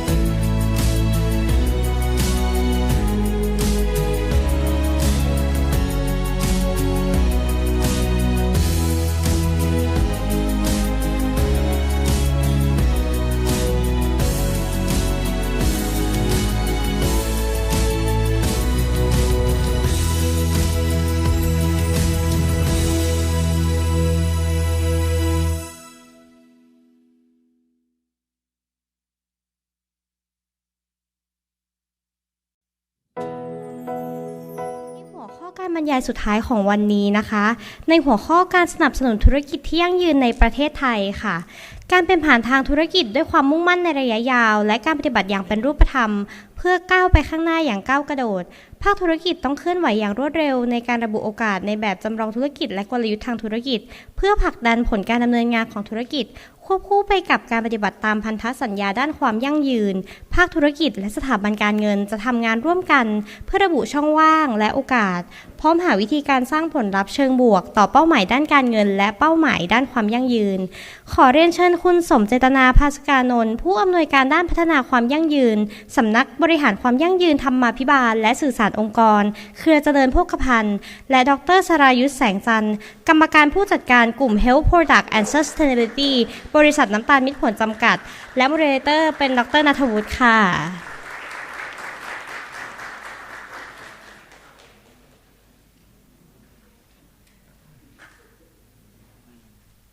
สวัสดีครับท่านแขกผู้มีเกียรติทุกท่านนะกลับมาพบกับช่วงสุดท้ายของบ่ายวันนี้นะครับกับ The Cooler Earth Sustainability Summit Thailand 2023 นะฮะซึ่งเมื่อช่วงครึ่งแรกเนี่ยน่าจะได้รับมุมมองที่แปลกใหม่นะแต่มีประโยชน์ทั้งในแง่ของนโยบายในแง่ของการปฏิบัติที่สำคัญในแง่ของความสัมพันธ์กับชีวิตและวัฒนธรรมนะฮะเราคงจะไม่สามารถจบบทสนทนาของพวกเราในวันนี้ได้โดยไม่มีตัวแทนจากภาคธุรกิจมาคุยนะครับและผมในฐานะที่เป็น moderator ต้องบอกว่าเป็นเกียรติมากที่วันนี้ได้ตัวแทนจาก2องค์กรที่เรียกได้ว่าเป็นเบอร์ใหญ่ในเรื่องของความยั่งยืนนะฮะทำงานด้านความยั่งยืนเยอะมากแล้วก็มีผลกระทบมากมายมหาศาลจริงๆนะฮะวันนี้น่าจะเป็น lesson learn โดยเฉพาะอย่างยิ่งหากท่านเนี่ยเป็นลูกค้าของ CIMB หรือว่าเป็นคนที่ทำเรื่องของ sustainability อยู่แล้วอยากจะฟังนะครับว่าทำอย่างไรผลกระทบเป็นแบบไหนทำแล้วมันดีจริงเหรอมี question mark ใช่ไหมฮะเราจะมาคุยกันในบ่ายวันนี้กันนะครับในช่วงสุดท้ายอย่างที่ท่านพิธีกรแนะนำไปนะครับวันนี้เรามีคุณสมเจตนาและดร.สรายุทธ2ท่านมานะครับคำถามของเราในวันนี้นะครับผมขออนุญาตถามตรงๆเล่ากันตรงๆเลยนะครับอาจจะขออนุญาตเริ่มต้นจากคุณสมเจตนาก่อนนะครับคือคำถามที่ต้องเปิดเลยก็คือในฐานะที่องค์กรของท่านเนี่ยนะครับเป็นองค์กรที่เรียกได้ว่าเป็นผู้นำในเรื่องของการผลิตและความยั่งยืนนะครับอยากให้คุณสมเจตนาให้ฟังได้ไหมครับว่าทำอย่างไรครับในช่วงที่มันมีการเปลี่ยนผ่านจากการเป็นองค์กรปกติไปสู่องค์กรแห่งความยั่งยืนได้ครับผมขอบคุณครับอาจารย์ครับก็ก่อนอื่นผมต้องขอบคุณทาง CIMB ไทยนะครับที่ได้ให้เกียรติทางเครือเจริญพันธ์มาร่วมงานนะครับในวันนี้นะครับผมว่าก็เป็นสิ่งที่ดีมากๆนะครับที่เราจะได้พูดคุยแลกเปลี่ยนกันนะครับสำหรับจริงๆคำถามแรกของอาจารย์เมื่อสักครู่นี้ผมคงต้องเรียนว่าอาจจะขออนุญาตตอบในพลิกมุมนิดหนึ่งนะครับคือผมอาจจะไม่กล้าที่จะบอกว่าเราเป็นผู้นำแล้วในเรื่องของความยั่งยืนนะครับแต่ว่าอาจจะขอมาแลกเปลี่ยนกับทุกท่านในวันนี้นะครับว่าเราพยายามจะทำอะไรบ้างนะครับแล้วก็ทำไมเราถึงต้องทำในเรื่องนี้อย่างจริงจังเป็นระบบนะครับเมื่อสักประมาณสัก7-8 ปีที่ผ่านมานะครับก็ผมอยากจะแชร์นะครับเดี๋ยวไม่ทราบว่ามีสไลด์ประกอบด้วยไหมนะครับขอเชิญสไลด์ครับสไลด์มาด้วยนิดนึงนะครับก็จริงๆในเรื่องของความยั่งยืนนะครับของเครือ CP เนี่ยเราเริ่มที่จะมีเป็นเรียกว่าเป็นยุทธศาสตร์ความยั่งยืนของทุกกลุ่มธุรกิจในเครือเนี่ยนะครับซึ่งปัจจุบันมีประมาณ14กลุ่มธุรกิจใน21ประเทศนะครับที่เราคอมมิตกับเป้าหมายแล้วก็ยุทธศาสตร์ความยั่งยืนนี้ด้วยกันนะครับแล้วก็เรามีการทำยุทธศาสตร์ครั้งนี้นะครับนำโดยท่าน CEO ในปัจจุบันนะครับคุณสุประชัยจิโรจน์นนท์เนี่ยเมื่อประมาณสักปี2015ต่อ2016นะครับแต่สิ่งที่อยากจะเรียนทุกท่านว่าถึงที่มานะครับถึงว่าทำไมเราถึงต้องทำตรงนี้นะครับจริงๆก็ต้องเรียนว่ามันเป็น lesson learn นะครับอาจจะบอกว่าเป็น lesson learn the hard way นะครับก็คือเป็นบทเรียนที่เราทำให้เราต้องปรับตัวเองอย่างจริงจังแล้วแก้ปัญหานะครับอาศัยนวัตกรรมต่างๆมานะครับคือจริงๆช่วงปีประมาณสักปี2014-15เนี่ยทางเครือเราเจอกับ crisis นะครับในธุรกิจเราเลยนะครับไม่ว่าจะเป็นเรื่องที่เกี่ยวกับsupply chain ของเรานะครับที่มีผลกระทบกับในเรื่องของประเด็นทั้งเรื่องตอนนั้นจะมีเรื่องของ human right supply chain ของเรือประมงนะครับจริงๆเป็นอิชชูระดับประเทศเลยนะครับที่โดนทั้งประเทศไทยก็โดนเรื่อง IUU ด้วยนะครับเรื่องที่เกี่ยวกับซึ่งก็โยงกับประเด็นเรื่องของปัญหาปลาปนนะครับเรื่องเกี่ยวกับข้าวโพดนะครับซึ่งสิ่งเหล่านี้เองนะครับบวกกับอีกเรื่องหนึ่งคือตอนนั้นเองเนี่ยเราเครือเจริญพันธุ์เนี่ยนะครับมีองค์กรนานาชาติเนี่ยนะครับจริงๆต้องเรียกว่าเขาให้เกียรตินะครับคือตอนนี้เขามีจัดลำดับนะครับองค์บริษัทขนาดใหญ่ที่สุดของ emerging market ทั่วโลกเนี่ยนะครับเขาก็เลือกมา100 บริษัทนะครับปรากฏว่าCP เนี่ยโดนจัดอันดับเป็นอันดับที่ประมาณ90 กว่าในแง่ของการเปิดเผยข้อมูลนะครับคือเขาพยายามจะบอกว่าคุณเป็นบริษัทใหญ่แต่ว่าไม่ค่อยมีการเปิดเผยข้อมูลนะครับไม่มีรายงานความยั่งยืนนะครับซึ่งจริงๆตอนนี้เองเราก็แปลกใจนะครับเพราะว่าบริษัทเครือเจริญพันธุ์เนี่ยเป็น non listed company นะครับบริษัททั้งหลายที่อยู่ใน listed เนี่ยเราก็มีรีพอร์ตมีการเปิดเผยข้อมูลตามกฎระเบียบแล้วนะครับแต่ตรงนั้นเองก็เป็นสิ่งที่เราต้องกลับมาคิดเหมือนกันนะครับว่านี่เป็นข้อconcern นะครับเป็นความคาดหวังของ stakeholder เรานะครับว่าเราเป็นองค์กรขนาดใหญ่การดำเนินงานต่างๆเนี่ยต้องมีความโปร่งใสนะครับก็เนี่ยครับหลายๆเรื่องนะครับก็ทำให้นำมาสู่ที่ทางท่าน CEO เนี่ยนะครับท่านก็มาเป็นแชมเปี้ยนในการที่จะทำมาเป็นยุทธศาสตร์ความยั่งยืนของเรานะครับถือว่าเป็นยุทธศาสตร์ที่ทุกกลุ่มธุรกิจร่วมคอมมิตพร้อมกันเป็นเรื่องแรกนะครับในแง่ของการทำธุรกิจของเครือนะครับแล้วก็ตามภาพนี้นะครับผมอยากจะไฮไลท์ประเด็นหลักๆสัก3 เรื่องนะครับที่เป็นเรื่องสำคัญที่เราโฟกัสนะครับแบ่งเป็น Hard กับ Health Home นะครับจริงๆ3 คำนี้นี่มาจาก CEO โดยตรงเลยนะครับตอนนั้นต้องเรียนว่าเราก็มีที่ปรึกษานะครับมาช่วยทำนะครับที่ปรึกษาเสนอคำมา3 คำเนี่ยให้เราโฟกัสเนี่ยคือ living right living well living together นะครับ living right นี่คือทำในสิ่งที่ถูกกระบวนการภายในนะครับ living well ก็คือเกี่ยวกับสังคมนะครับที่ต้องเติบโตไปด้วยกัน living together นี่ก็คือเกี่ยวกับการอยู่ร่วมกับสิ่งแวดล้อมนะครับไปกับการทำธุรกิจนะครับแล้วก็ตลอดห่วงโซ่ประทานด้วยนะครับแต่ว่าเนี่ยท่าน CEO ของเรานะครับท่านก็เรียกว่ามีเป็น personal issue เป็น passion ของท่านนะครับท่านก็ให้คำนี้มาเป็นคำที่ให้พวกเราดำเนินการทั้งกลุ่มเนี่ยเป็น hard นะครับ health แล้วก็ home นะครับก็จริงๆแล้วก็เลยเป็นยุทธศาสตร์ที่เรารู้สึกว่ามันมีความเป็น personal ในการทำงานมากๆนะครับใน3 เรื่องนี้นะครับแล้วก็ใน3 เรื่องนี้นะครับตอนแรกเรามีอยู่12 ประเด็นความยั่งยืนนะครับซึ่งมันเกิดจากการที่เราได้ไปเซอร์เวย์นะครับทำโฟกัสกลุ่มอินเทอร์วิวนะครับกับผู้มีส่วนได้เสียประมาณ10 กลุ่มนะครับที่เรา identify ขึ้นมานะครับก็ออกมาตอนปีแรกเนี่ย2015เนี่ยออกมาสัก12 เรื่องนะครับแล้วก็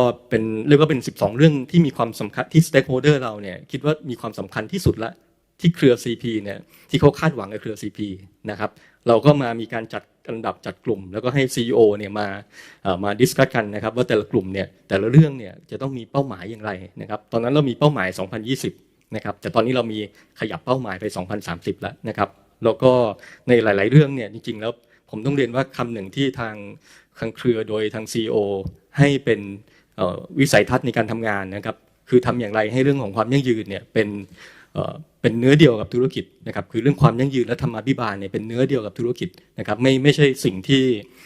ทำเฉพาะหน้าเฉพาะกิจนะครับหรือเป็นโครงการที่ทำแล้วก็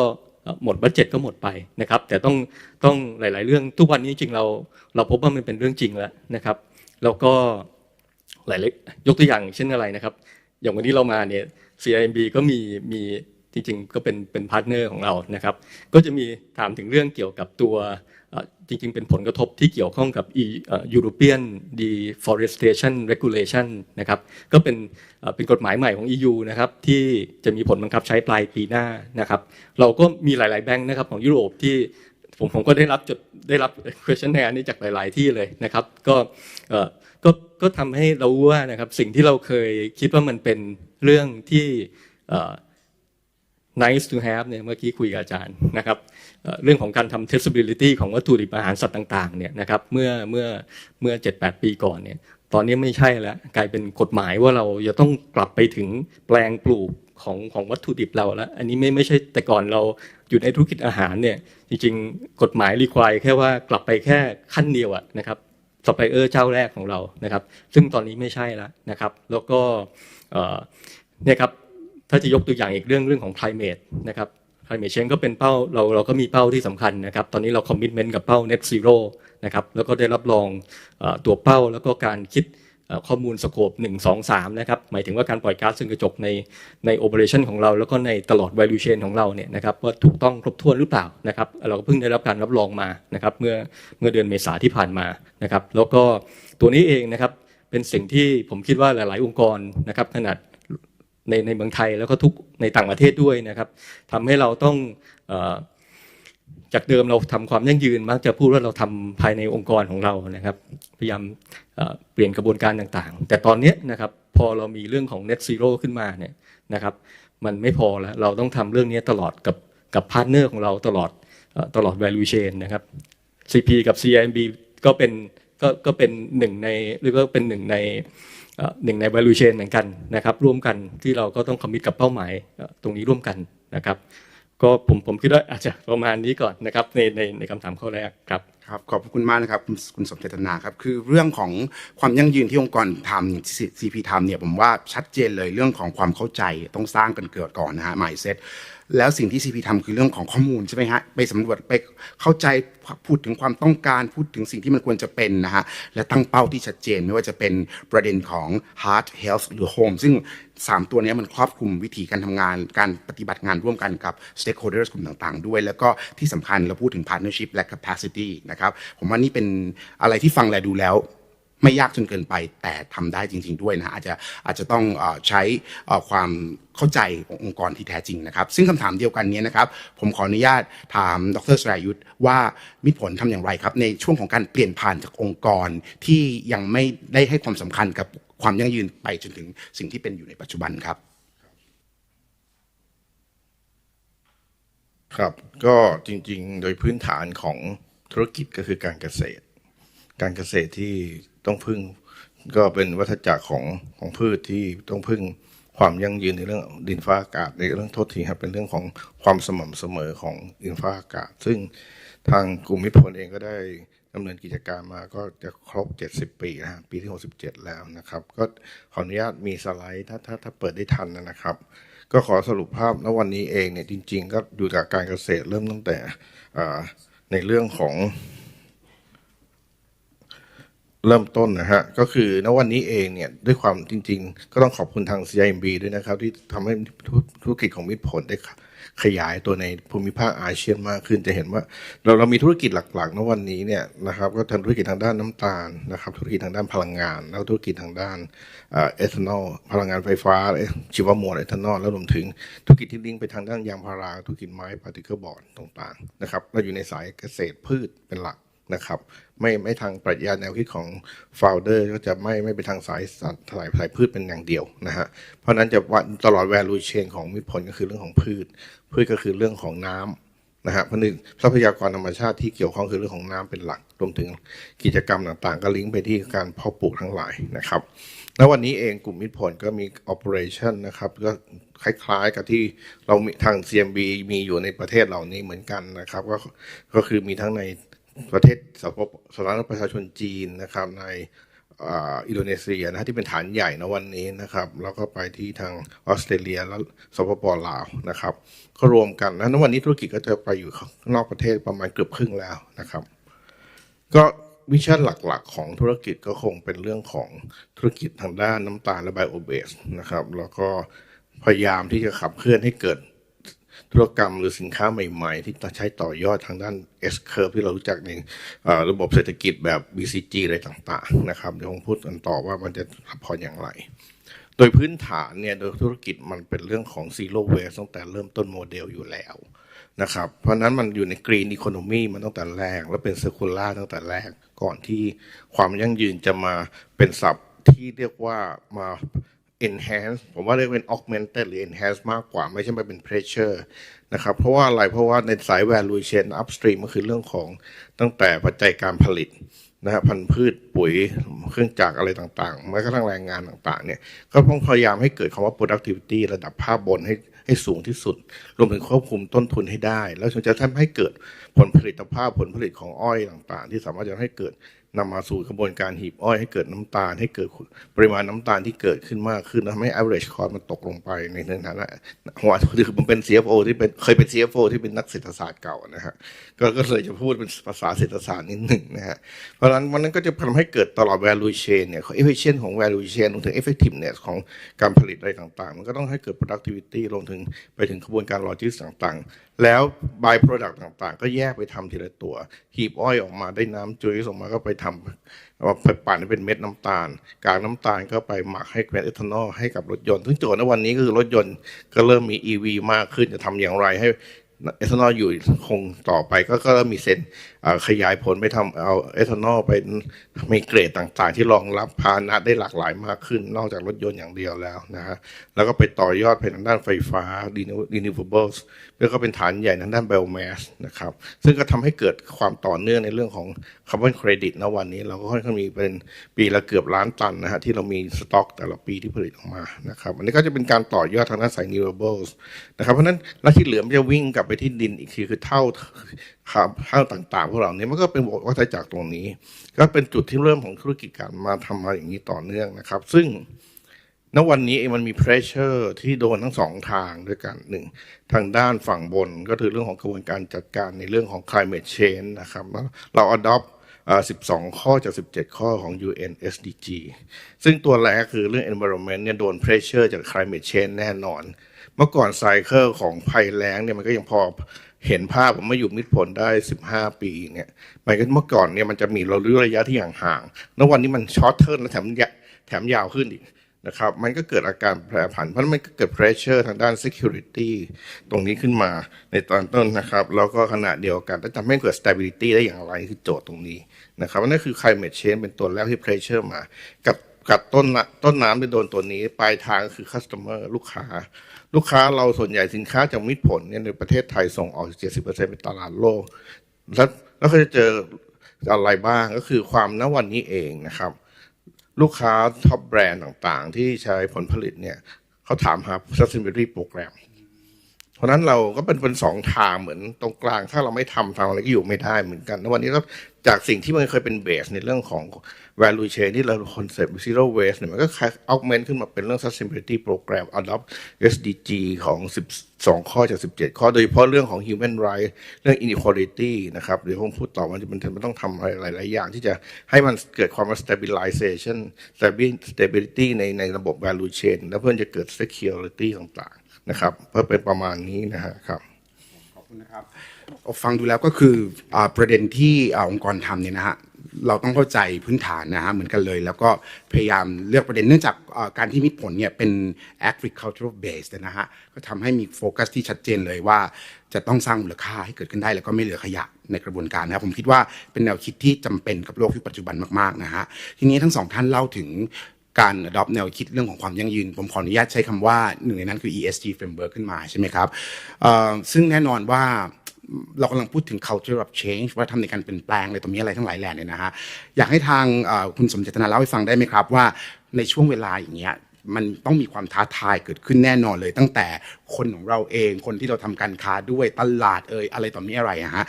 อยากให้เล่าให้ฟังว่าอะไรคือรูปแบบของความท้าทายที่ทางองค์กรได้เจอมาในการ adopt แนวคิดความยั่งยืนหรือ ESG framework ขึ้นมายกตัวอย่างนะครับแล้วทำอะไรในช่วงเวลาแบบนี้ครับครับเดี๋ยวผมขออนุญาตครับเดี๋ยวขออนุญาตกลับไปที่สไลด์นิดหนึ่ง ขอสไลด์นะครับจริงพูดถึงความท้าทายครับผมเลยอยากจะขออนุญาตหยิบยกประเด็นความท้าทายนะครับจากจริงๆจากสิ่งที่เรา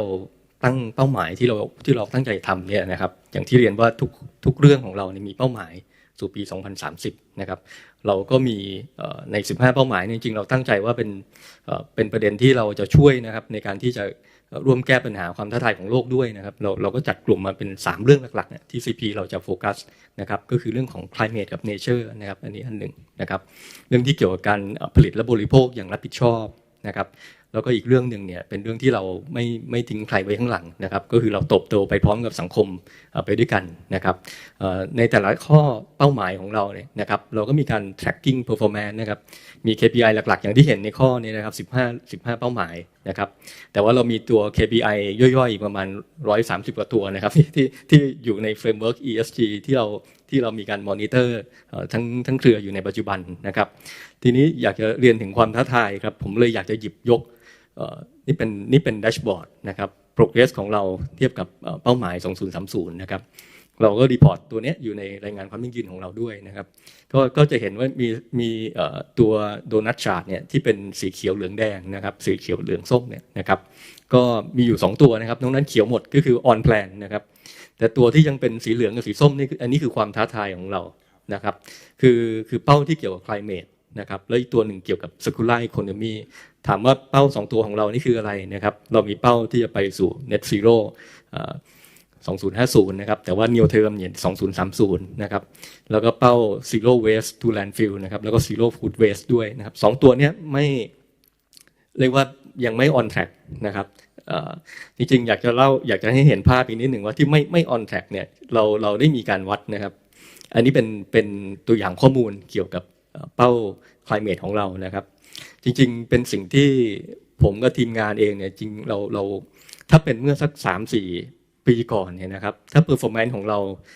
ออกมาเป็นเทรนด์อย่างนี้นะครับจริงๆเราต้องบอกว่าทีมเราดีใจนะครับเพราะว่าอะไรในรูปเนี้ยโชว์ถึงการปล่อยก๊าซเรือนกระจกสโคป 1-2 ของเครือ CP ทั่วโลกนะครับคือ2ปีที่ผ่านมานี่เราไม่เพิ่มขึ้นนะครับในขณะที่หมายถึงว่า absolute นะครับคือค่า net การปล่อยก๊าซเรือนกระจก 1-2 ของเราเนี่ยไม่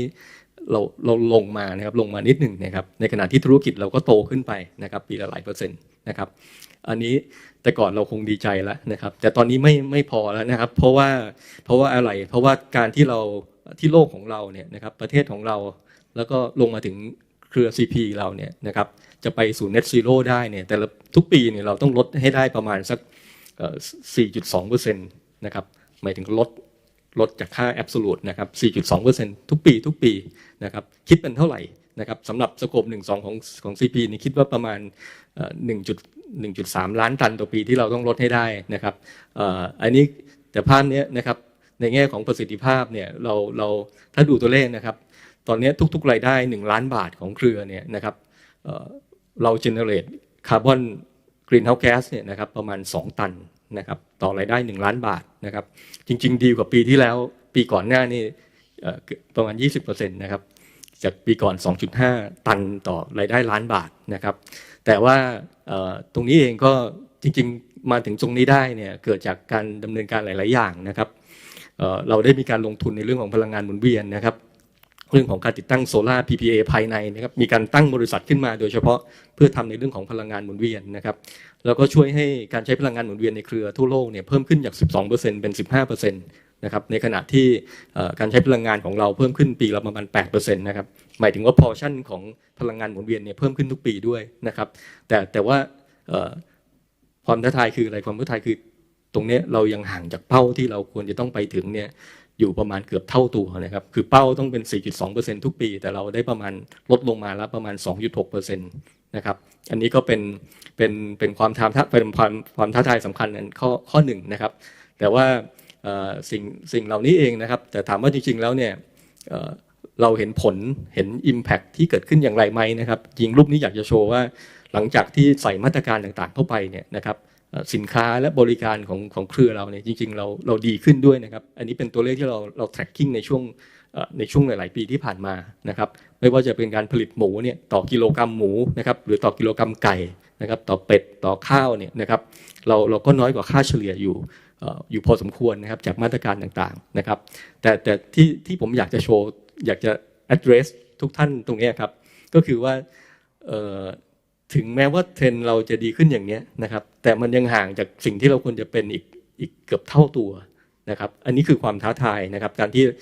ทุกองค์กรนะครับแล้วก็ทุกประเทศเราจะคอมมิตไปกับเป้า net zero ได้นะครับแล้วก็ความท้าทายอีกตัวหนึ่งเนี่ยครับเพื่อพูดถึงเรื่อง climate change เนี่ยผมอยากจะเรียนให้เห็นว่านะครับ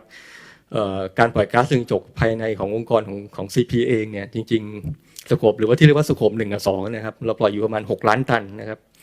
แต่อีก67ล้านตันเนี่ยคืออยู่ใน value chain ของเรานะครับอันนี้นี่แหละนะครับที่เป็นที่เรายังลดลงไม่ได้ด้วยนะครับแล้วปีที่แล้วเนี่ยปี2022เนี่ยยังสูงกว่าปี2021ด้วยนะครับตรงนี้แหละเป็นสิ่งที่ผมคิดว่าองค์กรธุรกิจทุกองค์กรนะครับเราต่อไปเนี่ยนะครับเราต้องทำงานร่วมกับพาร์ทเนอร์ของเรานะครับคู่ค้าของเรานะครับต่อไปเราเวลาที่เราคุยกับซัพพลายเออร์เราคงคุยแค่เรื่องของราคาปริมาณคุณภาพนี่ไม่พอแล้วนะครับเราต้องคุยกันว่าเราจะคอมมิตในการที่จะลดการปล่อยก๊าซเรือนกระจกร่วมกันนี่ได้เท่าไหร่ด้วยนะครับอันนี้ครับผมขอตอบประเด็นเรื่องของความท้าทายเบื้องต้นประมาณนี้ครับอาจารย์ซึ่งผมมองว่าเป็นความท้าทายที่ต้องเรียกว่า the great challenge ก็ว่าได้นะครับเพราะว่าเรื่องของการผลิตเรื่องของความต้องการในตลาดเนี่ยก็มีอยู่ในเวลาเดียวกันเนี่ยถ้าเกิดความท้าทายขององค์กรคือเรื่องของ climate และก็ circular economy ผมคิดว่าน่าจะเป็นสิ่งที่องค์กรมองร่วมกันกับพาร์ทเนอร์อย่างที่บอกไว้นะครับที่จะบรรลุเป้าตัวนี้ได้ซึ่งเดี๋ยวขออนุญาตกลับมาถามประเด็นนี้นะฮะว่าทิศทางและแนวโน้มในการบรรลุประเด็นนี้มันเป็นไปในรูปแบบไหนกันนะครับคำถามเดียวกันเลยนะครับกลับไปที่มิตรผลครับผมงั้นขอปรับสไลด์กลับมาทางมิตรผลครับก็ขออนุญาตไป S ที่3ไม่ผมพูดไป 2 S ใช่ไหมมี security stability S ที่3คือ scarcity มันเป็นเรื่อง resources ปัจจัยการผลิตนะครับก็พอดีต้องทำแผนหนึ่งเป็น net zero เหมือนกันคือคำว่า scarcity ผมขออธิบายภาพก่อนก็คือว่าโดยธุรกิจการเกษตรทางมิตรผลเองเนี่ยอันที่หนึ่งก็คือเราไม่ได้เป็นคนเจ้าของพืชนะครับเรามีเรื่องของการซัพพลายระหว่างกันกับเกษตรกรนะครับเรามีเครือข่ายในการส่งเสริมเกษตรกรในการไม่ว่าในประเทศไทยหรือประเทศจีนหรือในออสเตรเลียอะไรก็ตามหรืออินโดนีเซียเกษตรกรปลูกเราส่งเสริมเราดูแลแล้วก็ผลผลิตเข้ามาตามฤดูกาลอันที่หนึ่งก็คือแล้วเนี่ย scarcity คือบางปีมันมีมากมันก็พอโอเคบางปีมันเกิดภัยแล้งบางทีน้ำท่วมก็มีปัญหาทางออสเตรเลียอย่างเงี้ยความไม่สมดุลเหล่านี้ scarcity มันเกิดในตัวการผลิตเองอันที่หนึ่งคือในตัวปริมาณอ้อยอันที่สองที่สำคัญก็คือถ้าเกิดภัยแล้งมันก็คือเรื่องของน้ำนะครับบางปีน้ำสมัยผมมาใหม่ๆสมัยนู้นต้องใช้บางที่เดี๋ยวนี้ก็ยังเห็นภาพอยู่ก็คือต้องใช้น้ำใส่รถแทงน้ำไปราดกันในอีสานในสมัยก่อนเดี๋ยวนี้มันก็ดีขึ้นมีระบบการดูแลทางด้านปลายปิ้งหรือหัวน้ำจากแหล่งต่างๆซึ่งทางเราก็ลงทุนเรื่องของบ่อกลางบ่อน้ำกลางให้เกษตรกรขยายผลไปใช้ต่ออันนี้ก็เป็นเรื่องของ water system นะครับพยายามลดคำว่า scarcity ของ resources ต้นทางอีกอันนึงที่สำคัญก็คือ aging society ที่สังคมไทยเลยสังคมไทยก็ aging society ทุกพืชเพราะนั้นเราก็ต้องทำโครงการอย่างไรให้ลูกหลานกลับบ้านลูกหลานหลายคนก็จบ IT ถ้ากลับไปทำ modern farm ที่บ้านแล้วตอนนี้นะก็คือเรื่อง scarcity สำคัญคือ challenging ตรงนี้นะครับมาจากคำว่าความไม่แน่นอนในเชิง environment ต่างๆพวกเราเนี่ยนะครับประมาณนี้ครับน่าสนใจทั้งสององค์กรในแง่ของวงและสิ่งที่ทำนะครับมันจะกว้างขึ้นเรื่อยๆเลยนะฮะและผมคิดว่าคำถามต่อมาเนี่ยน่าจะเป็นคำถามที่หลายท่านเองก็อยากจะฟังด้วยนะฮะอันนี้เป็นคำถามที่ขออนุญาตวิทยากรสองท่านด้วยนะไม่ได้อยู่ในสคริปต์ด้วยนะฮะแต่เราคุยกันมาก่อนว่าความพยายามของทั้งสององค์กรในการทำเรื่องความยั่งยืนเนี่ยเราเห็นแล้วว่ามันต่อเนื่องแล้วก็มีมิติของความกว้างและความลึกนะฮะแต่อย่างไรก็ตามเนี่ยนะฮะไม่ว่าจะเป็นองค์กรขนาดไหนก็ตามเนี่ยพอเราสร้างความเปลี่ยนแปลงเนี่ยมันหนีไม่พ้นเป็นวัฏจักรจะต้องโดนcriticize หรือโดนวิพากษ์นะฮะซึ่งเรามองว่าอาจจะมองว่าเป็นเรื่องของ change อะไรทำนองนี้นะฮะไม่ทราบว่าในกรณีเช่นนี้นะฮะเพื่อเป็น lesson learn ให้กับน้องๆในองค์กรใหม่ๆที่เกิดขึ้นนะฮะทาง CP ใช้วิธีการจัดการอย่างไรกับสิ่งที่เกิดขึ้นและยืนยันว่าสิ่งที่เราทำในแง่ของความยั่งยืนเนี่ยมันเป็นสิ่งที่เราต้องการให้เห็นผลในเชิงบวกกับสังคมครับครับอาจารย์ครับก็สำหรับประเด็นที่เป็นอาจจะเป็นคำวิพากษ์วิจารณ์นะครับจากสังคมในเรื่องสิ่งที่เราทำไปเนี่ยมันพอหรือยังน้อยไปไหมนะครับอาจจะหรือว่ายังไม่ได้ทำนะครับครับก็จริงๆผมต้องเรียนว่าอย่างทุกวันนี้นะครับของเครือเราอย่างที่ผมเรียนตั้งแต่ต้นเลยนะครับความไครซิสที่เราเจอในซัพพลายเชนตั้งแต่ปี2014-2015เนี่ยนะครับเรื่องปลาป่นเรื่องข้าวโพดนะครับทุกวันนี้เรื่องข้าวโพดนี่ยังมีอยู่ นะครับเราทุกครั้งปัญหาหมอกควันเมื่อปลายปีต้นปีเนี่ยนะครับทางเครือเองเราก็ตกเป็นเรียกว่าเหมือนกับตกเป็นจำเลยของสังคมด้วยเช่นกันนะครับแต่ว่าตรงนี้เองจริงๆผมต้องเรียนว่าผมในฐานะที่ทำงานเรื่องความยั่งยืนในเครือเนี่ยนะครับแล้วก็เห็นการเปลี่ยนแปลง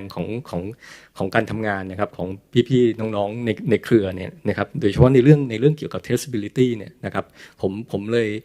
จริงๆรู้สึกว่าสามารถรู้สึกภูมิใจแล้วก็สามารถที่จะพูดตอบคำถามทุกท่านได้นะครับเพราะว่าในกระบวนการที่จะตรวจสอบย้อนกลับเข้าไปเนี่ยนะครับทุกวันนี้เรามีการพัฒนานะครับของวัตถุดิบหลักๆนะครับที่จะย้อนกลับไปที่ตัวฟาร์มเนี่ยนะครับสามารถที่จะทำได้เป็นเรียกว่าเป็นในระบบดิจิตอลด้วยนะครับจากเดิมแต่ก่อนเนี่ยมันอาจจะทำไม่ได้อย่างนี้นะครับแล้วก็นอกจากนั้นเองเนี่ยนะครับสิ่งที่ยกตัวอย่างเช่นอะไรเรื่องที่ผมเพิ่งคุยกับทีมงานไปเร็วๆนี้นะครับพอเรามีปัญหาเรื่องเผาไร่อะไรต่างๆเนี่ยนะครับเราทำให้เกิดควันทั้งในประเทศและต่างประเทศเนี่ยนะครับตรงนี้เองเนี่ยทางทีมงานที่ผ่านมา 2-3 ปีที่ผ่านมานี่นะครับจริงๆก็ได้มีการเอาพวกเทคโนโลยีต่างๆในการที่แมปปิ้งภาพถ่ายดาวเทียมเป็นรายวันเลยนะครับอาจารย์เพื่อที่จะเนื่องจากตอนนี้เราอาจจะพูดได้เต็มปากเลยละว่าเรารู้แล้วว่าเราซื้อต้นทางของข้าวโพดเนี่ยอยู่ตรงไหนนะครับพล็อตลงไปคือรู้พิกัด GPS แล้วนะครับเราสามารถที่จะมาแมปปิ้งกับภาพถ่ายของ NASA ซึ่งออกมาทุกวันเนี่ยนะครับแล้วดูว่าจุดที่มันมีการเผามีความร้อนขึ้นมาเป็นฮอตสปอตเนี่ยกับจุดที่เราซื้อนี้เป็นยังไงนะครับอันนี้ก็ทำให้ผมคิดว่าเราในภายในของเราเองเนี่ยนะครับเรารู้สึกว่าเราได้ทำในสิ่งที่น่าจะถูกต้องแล้วนะครับแต่เราคงยังทำไม่พอนะครับเพราะว่าในกระแสต่างๆของสังคมนะครับผมคิดว่าเมื่อยังมีคำวิพากษ์วิจารณ์เนี่ยก็เป็นอะไรที่เราต้องทบทวนแล้วคงต้องปรับปรุงเพิ่มเติมนะครับซึ่งแน่นอนในสิ่งที่กำลังทำอยู่ตอนนี้ก็คือในเรื่องของการมี third party มาร่วม verify กระบวนการทั้งหมดนะครับในการที่จะดูว่ากระบวนการ traceability เนี่ยเป็นยังไงนะครับแล้วก็นอกจากนั้นเองเนี่ยนะครับในขยายสโคปการทำงานตรงนี้นะครับไปยังต่างประเทศด้วยนะครับรอบๆโดยเฉพาะในรอบๆประเทศในอาเซียนของเรานะครับเราก็มีเป้าหมายที่ทุกประเทศตรงนี้นะครับที่อยู่ในขอบเขต7ประเทศเนี่ยนะครับจะสามารถที่จะมีระบบตรวจสอบย้อนกลับเป็นดิจิตอลได้เนี่ยดูเหมือนที่เมืองไทยเนี่ยนะครับภายในปี 2025 เนี่ยก็จะครบทั้งหมดนะครับแล้วก็แต่ว่าประเทศหลักๆที่เป็นอย่างไทยกับพม่าเนี่ยนะครับอันนี้คือตรวจสอบสามารถที่จะทำตรวจสอบย้อนกลับได้นะครับผมคิดว่าประเด็นที่จะพูดเนี่ยก็คือว่ามันสำคัญคือว่าเรามีกระบวนการและความตั้งใจที่จะแก้ปัญหาตรงนี้จริงๆนะครับแล้วก็แต่แน่นอนนะครับว่าเราก็ยังต้องน้อมรับในความเห็นของstakeholder ทุกภาคส่วนนะครับว่าถ้าตราบใดที่ยังมีข้อคิดเห็นนะครับข้อวิพากษ์วิจารณ์ในเสียงเราก็ยังทำได้ไม่ดีพอนะครับอาจารย์ครับขอบพระคุณมากผมชอบเจตนาในการตอบและแก้ปัญหามากเลยนะคุณสมเด็จนะเพราะว่าข้อแรกสุดนะฮะอะไรก็ตามที่ออกมาว่าเป็น crisis หรืออะไรก็ตามเนี่ยเรามีข้อมูลนะฮะเรามี fact เรามีความเป็นจริงมันย้อนกลับไปเลยครับที่เซสชั่นเมื่อเช้าเราพูดเราบอกว่าขออภัยไม่ใช่เมื่อเช้าเมื่อตอนบ่ายตอนแรกบอกว่าการรายงานการรีพอร์ตต้องมีข้อมูลนะฮะต้องมีข้อมูลที่ตรวจสอบได้ทำได้จริงอะไรก็จะทำร้ายเราไม่ได้แล้วมันเป็นระบบที่จำเป็นต้องทำให้ถูกต้องอันนี้คือตัวอย่างที่ดีมากต้องขอบพระคุณสมเด็จนามากที่พูดถึงประเด็นนี้ขึ้นมานะฮะเพราะว่าคงหนีไม่พ้นหรอกที่คนจะพูดว่าอะไรต่อไม่อะไรอันนั้นเป็นเรื่องปกติอยู่แล้วแต่แฟกต์ช่วยได้จริงๆและข้อ2นะครับก็คือเรื่องของการมี verifier มาช่วยเราว่างานจะทำให้ความยั่งยืนเป็นรูปธรรมและก็ต่อเนื่องจริงๆนะครับทางมิตรผลทำอย่างไรบ้างครับในกรณีเช่นนี้ครับก็โดนเหมือนกันครับเรื่องอ้อยไฟไหม้โดนแน่นอนอยู่แล้วครับก็คือสิ่งที่ก็เกิดมา 2-3 ปีท่านประธานได้มองเห็นภาพกันแล้วก็คณะผู้บริหารนะครับคือจริงๆเนี่ยธุรกิจของกลุ่มมิตรผลเป็นธุรกิจที่มีโรงไฟฟ้าชีวมวลโรงไฟฟ้าชีวมวลก็เกิดการใช้จากชานอ้อยหรือกากอ้อยคือเวลามันเราหีบน้ำอ้อยออกมาเลยกากเนี่ยแล้วก็ตากแห้งแล้วก็เข้าโรงไฟฟ้านะครับก็เป็นที่มาว่าทำไมไปเผาทิ้งล่ะชาวไร่ก็เลยเป็นที่มาก็ออกแคมเปญตันละ1,000 บาทส่งถึงหน้าโรงงานก็ชาวไร่เก็บมาละกันเรารับซื้อหมดเพื่อทำเป็นเชื้อเพลิงในโรงไฟฟ้า ชีวมวลที่เป็น renewable energy เข้ามาได้อีกก็คือการลดตรงนี้ลงไประดับหนึ่งขณะที่ก็พยายามนี่คือมาตรการที่เกิดขึ้นแล้วเกิด wisdom ที่ต้องปรับปรุงเปลี่ยนแปลงแล้วนี่ก็เกิดอันนี้ก็เป็นที่มาแล้ววันนี้ก็หลายแสนตันมากที่เราเก็บใบอ้อยที่ไม่ต้องเผาแล้ววันนี้เข้ามาเป็นเชื้อเพลิงในโรงไฟฟ้านะครับถ้าเดิมเราต้องใช้ไปถ้าปีไหนอ้อยน้อยเราต้องไปซื้อไม้สับ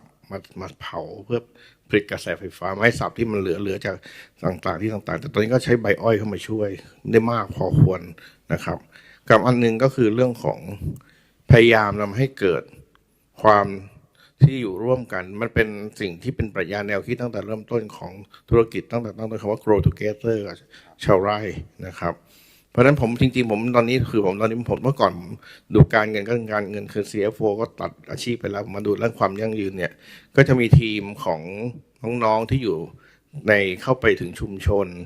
ก็เป็น target KPI ตัวหนึ่งของทีมของทีมผมทั้งหมดด้วยกันเนี่ยคือต้องยกระดับความเป็นอยู่ของเกษตรกรที่เราเกี่ยวข้องนะครับในหมู่บ้านในต่างๆก็จะมีเรื่องของการเพิ่มระดับในเรื่องของอินคัมของเขารายได้เช่นบางหมู่บ้านก็จะเก่งเรื่องของทำผักสดที่ผักอย่างดีนะฮะเข้าถูกซูเปอร์มาร์เก็ตหรืออะไรต่างๆพวกเหล่านี้หรือแม้กระทั่งแฮนดี้คราฟที่เป็นพอที่จะเป็นคอมเมอร์เชียลเป็นแมสได้เนี่ยเข้าไปต่างๆที่มันมี recurring income เสริมจากคอมเมอร์เชียลพืชอ้อยอย่างเป็นหลักเนี่ยนี่คือสิ่งพยายามให้เกิดความสัมพันธ์ชุมชนที่เกิดขึ้นมาตรงนี้นะครับนี่คือสิ่งที่เราพยายามที่จะอยู่กับชุมชนแล้วให้ไปด้วยกันให้โตด้วยกันไม่มีอ้อยก็ไม่มีน้ำตาลเหมือนกันนะครับขอบคุณมากนะครับเป็นคำตอบที่ผมคิดว่าเป็นมุมหนึ่งที่น่าสนใจมากว่าองค์กรเนี่ยสร้างมูลค่านะครับแล้วก็พยายามที่จะ empower คนนะครับในอดีตเราอาจจะได้ยินคำว่า license to operate กันใช่ไหมครับว่าต้องไปขอสัมปทานต้องให้เงินอัดฉีดอะไรจริงๆแล้วเนี่ยอาจารย์สรยุทธ์ดรสรยุทธ์บอกเราเนอะว่าจริงๆเราต้อง grow together เราไม่สามารถโตคนเดียวได้นะไม่อย่างนั้นแล้วเนี่ยความยั่งยืนมันจะเป็นเพียงเรื่องลมๆแรงๆนะฮะทั้งสององค์กรเล่าถึงวิธีการแก้ปัญหาได้ดีมากเลยผมคิดว่ามีเป็น lesson learn ที่ simple แต่ effective มากๆเลยนะครับประเด็นต่อมาเหมือนเดิมนะครับเป็นนัทวุฒิจะนอกสคริปต์เสมอนะฮะคำถามข้อนี้นะฮะเราบอกว่า impact ครับเราทำเรื่องความยั่งยืนกันทุกท่านที่อยู่ในห้องนี้อาจจะทำงานกันอยู่ใช่ไหมฮะเสียทั้งเวลาพลังงานการเงินและคนนะครับเราต้องอยากรู้ครับว่าแล้ว impact มันคืออะไรใช่ไหมครับผมมั่นใจมากว่าทั้ง CP แล้วก็มีผลน่าจะเล่าให้เราฟังได้ว่า impact จากสิ่งที่เขาทำมานานนับปีเนี่ยมันออกมาในรูปแบบได้อย่างเมื่อกี้ยกตัวอย่าง income ชีวิตที่ดีขึ้นมันมีมิติไหนบ้างไหมครับที่องค์กรอยากจะเล่าให้เราฟังว่าทำเถิดและทำแล้วจะมีผลกระทบที่ดีกับ stakeholder ของเราครับเช่นครับคุณสมเด็จมาครับครับเดี๋ยวอาจจะขอดูมีสไลด์ดูประกอบนะครับเดี๋ยวขออนุญาตครับก็ Impact จริงๆถ้าจะพูดถึง Impact เนี่ยตัวแรกที่อยากจะชี้ให้เห็นก่อนยิงผมว่าคงต้องเริ่มจากภายในก่อนนะครับก็คือภายในที่เราทำกันภายในเนี่ยนะครับแล้วมันมีผลกระทบตัววัดง่ายที่สุดก็คงเป็นเรื่องของการเงินนะครับซึ่งอันนี้ภาพนี้อาจจะเป็นตัวอย่างอันหนึ่งนะครับจากการตั้งเป้าหมายนะครับเรื่องไปสู่เรื่องของการลดการปล่อยก๊าซเรือนกระจกนะครับอันนี้จริงๆก็โยงเกี่ยวกับสถาบันการเงินพาร์ทเนอร์ของเราด้วยนะครับเพราะว่าก็เป็นช่วยในการที่ร่วมลงทุนนะครับอันนี้ก็เป็นภาพที่เกี่ยวกับการลงทุนเกี่ยวกับโครงการนั้น climate ของเครือนะครับสะสมในแต่ละปีนะครับก็ในช่วง4ปีที่ผ่านมาถึงสิ้นปี2022เนี่ยนะครับเราก็ลงทุนประมาณ 4,000 กว่าล้านนะครับ4,000 กว่าล้านเนี่ยจริงๆแล้วเนี่ยอันนี้เป็นตัว capital investment นะครับบวกกับ operational cost เนี่ยก็อีกประมาณปีแล้วประมาณ 400-500 ล้านนะครับถามว่าที่ลงทุนไปเนี่ยมันมีผลตอบแทนกลับมายังไงนะครับจริงๆพวกนี้นะครับออกมาเป็น saving นะครับตัวหนึ่งก็คือว่าแต่ละปีเนี่ยประมาณ 1,000 กว่าล้านนะครับแล้วก็ถ้าคิดย้อนกลับไปเนี่ยมันเป็น payback period ประมาณ3ปีนะครับจริงๆก็หลายๆองค์กรนะครับเวลาเท่าที่ผมได้สอบถามเนี่ยโครงการที่เกี่ยวกับ climate change ช่วยลดการปล่อยก๊าซเรือนกระจกเนี่ยนะครับก็มักจะมี criteria เนี่ยครับประมาณสัก3ปีนะครับถ้าได้เนี่ยก็ทำเลยนะครับอันนี้ก็เป็นโครงการเป็นองค์กรที่มีความตั้งใจนะครับเพราะจริงๆแล้วส่วนใหญ่เนี่ยอาจจะอยู่ที่จะตัดสินใจทำอะไรอาจจะอยู่สัก 1.5 หรือ2ปีนะครับอาจารย์แต่ว่า3ปีก็ถือว่าดีแล้วนะครับแล้วก็อีกจุดหนึ่งเนี่ยพอเรามองในแง่เกี่ยวกับ บางทีเรามองเห็นเป็นคอสอย่างเดียวนะครับเรามองเห็นอย่างพูดถึงเรื่องกรีนเฮาส์แก๊สเรือนกระจก6 ล้านตันของเครือเนี่ยนะครับบางทีมันดูไกลตัวไม่รู้มันคืออะไรนะครับอาจารย์แต่ว่าถ้าบอกอีกมุมหนึ่งว่ามันเป็นเงินเท่าไหร่เนี่ยไอ้6 ล้านตันเนี่ยมันมาจากการใช้พลังงานต่างๆเป็นหลักนะครับอาจจะมีพวกสารความเย็นสารอะไรพวกนี้บ้างนิดหน่อยนะครับแต่ว่า6 ล้านตันเนี่ยคิดเป็นเงินของค่าพลังงานเนี่ยประมาณ 50,000 กว่าล้านบาททั่วโลกนะครับเพราะฉะนั้นมันหมายความว่าอะไรมันหมายความว่าถ้าเราสามารถที่จะลดเขาได้นะครับ 10% เนี่ยมันมีรีเทิร์นกลับมาละ 5,000 ล้านนะครับ 5,000 ล้านนี่ไปอยู่มันกลายเป็น net profit เพิ่มที่เพิ่มขึ้นมาทันทีนะครับอันนี้ก็เป็นผมคิดว่าเป็นอีก incentive หนึ่งนะครับภายในที่เราจะบอกว่าทำไมเราควรทำเรื่องนี้นะครับเราตั้งเป้าผมคิดว่าต่อไปองค์กร 15% จริงๆจะไป net zero ไม่ยังห่างอีกไกลนะครับเราดูว่าเราต้องไปเท่าไหร่นะครับพลังงานหมุนเวียนในเครือเราต้องไปเท่าไหร่เราถึงจะไปตามเส้นที่เป็นพาธเวย์ของ Green House Gas เราต้องไปถึง 50% นะครับของการใช้พลังงานทั้งหมดซึ่งเป็นพลังงานหมดที่โตขึ้นทุกปีด้วยนะครับอันนี้คืออันหนึ่งนี้พูดถึงเรื่องของผลตอบแทนเป็นตัวเงินกันแล้วกันนะครับแต่ว่าในแง่ที่เกี่ยวกับภายนอกออกไปนะครับผมคิดว่าสิ่งที่ทำไปในเป้าเรื่องของความยั่งยืนที่ผมเรียนเนี่ยนะครับเรื่องที่เกี่ยวกับการสร้างงานสร้างอาชีพสร้างรายได้ควบคู่กับการทำธุรกิจตัวนี้นะครับผมก็คิดว่าจะสามารถที่จะสร้างผลกระทบได้มากขึ้นนะครับแล้วก็ซัพพลายเออร์ของเครือเนี่ยนะครับถ้าพูดถึง Tier 1นะครับหมายถึงว่าคู่ค้าอันดับ1ของเราเนี่ยที่อยู่ในระบบที่เราเรียกว่าอยู่ในเรดาร์ของการทำงานเรื่องของความยั่งยืนด้วยกันเนี่ยนะครับตอนนี้มีอยู่ร่วม 30,000 รายทั่วโลกนะครับตรงนี้เองผมคิดว่าหนึ่งละคือเขาก็ได้รายได้จากเรานะครับที่ผ่านมาแต่เขาก็มีที่ผ่านมาอาจจะเป็นแค่รายได้อย่างเดียวนะครับแต่ตอนนี้เราต้องทำงานควบคู่กันโดยการเอา ESG เนี่ยเข้าไปอินทิเกรตในกระบวนการจัดซื้อนะครับทุกวันนี้เราต้องมีกระบวนการในการที่จะประเมินคู่ค้าถึงจะมาอยู่ใน vendor list เนี่ยต้องให้เขารับรู้เรามี supplier code of conduct นะครับที่อินทิเกรตเรื่องของ ESG ไปในการประเมินความเสี่ยงต่างๆด้วยนะครับอันนี้ผมก็คิดว่ามันเป็นการพัฒนาคู่ค้าให้โตไปกับเราด้วยนะครับไม่ใช่ว่าเขาทำไม่ดีแล้วเราตัดทิ้งทันทีอย่างนั้นนะครับแต่ว่าเราก็มีโน้ตฮาวนะครับมีไกด์ไลน์มีแนวปฏิบัติต่างๆที่เราใช้กันในเครือนี่แหละแต่เราสามารถให้คู่ค้าเรานำไปใช้ได้ด้วยนะครับผมก็คงยกตัวอย่างทั้ง2เรื่องครับอาจารย์ซึ่งเป็นตัวอย่างที่ชัดเจนแล้วก็เป็น impact ในวงกว้างมากเลยนะครับคุณสมเจตนาคือนอกจากเรื่องของการเติบโตและความยั่งยืนทางการเงินซึ่งเป็นเรื่องจำเป็นของธุรกิจอยู่แล้วนะฮะเรากำลังพูดถึงเมื่อเรานำแนวคิด sustainability เช่น ESG framework เข้าไปใช้ไป implement กับ supplier ของเราเนี่ยมันจะกลายเป็น domino effect นะฮะคือจะค่อยๆขยายกว้างขึ้นซึ่งผมคิดว่านี่คือสิ่งที่หลายคนไม่สามารถมองข้ามได้นะครับต้องขอบคุณมากว่า impact มันมีชัดเจนมากทางพี่พลครับอยากให้เล่าเรื่องของ impact ว่าเห็นอะไรที่เป็นรูปธรรมและอยากจะเล่าให้เราฟังได้บ้างครับครับก็ขออนุญาตเริ่มจากต้นน้ำเลยละกันเป็นสิ่งที่เราเริ่มต้นก่อนนะฮะก็เดี๋ยวจะขอสไลด์ด้วยเดี๋ยวจะอธิบายสอดคล้องกันหน้านี้เลยก็ได้นะครับก็คือสิ่งที่เราเริ่มต้นจริงๆก็มี third party verify แล้วเราก็ adopt methodology มาจากยุโรปนะฮะทางเป็นองค์กรเขาเรียกเป็นเกี่ยวกับเรื่องของอ้อยและน้ำตาลคือบองซูโก้ซึ่งเป็นมาตรฐานทำหลายอย่างต้องห้ามไปปลูกอ้อยในป่าสงวนหรือว่าเรื่องของแรงงาน human rights ต่างๆพวกนี้ต้องห้ามหมดทุกอย่างนั่นคือจุดเริ่มต้นของการพัฒนาภายในองค์กรอีกส่วนหนึ่งก็มาจากการที่เรามีธุรกิจจากออสเตรเลียหรือหลายๆที่นะเราก็มี adopt วิธีการเขา smart farming มาจาก precision farming ก่อนแล้วว่าเป็น smart farming ใช้ดิจิทัลต่างๆพวกนี้ก็เป็นจุดเริ่มต้นในการปรับตัวนะครับขณะเดียวกันในช่วงแล้วก็เราปรับตัวในเรื่องทุกอย่างให้มันเข้าสู่มันใช้ในเรื่องของเกษตรกรในบ้านเราชาวไร่ซึ่งบ้านเรามันจะไม่เหมือนเมืองนอกเขาฟาร์มจะใหญ่บ้านเราฟาร์มเล็กเราก็ปรับ adopt วิธีการ consolidation รวมกันทำเพื่อลดต้นทุนในการเพาะปลูกแล้วก็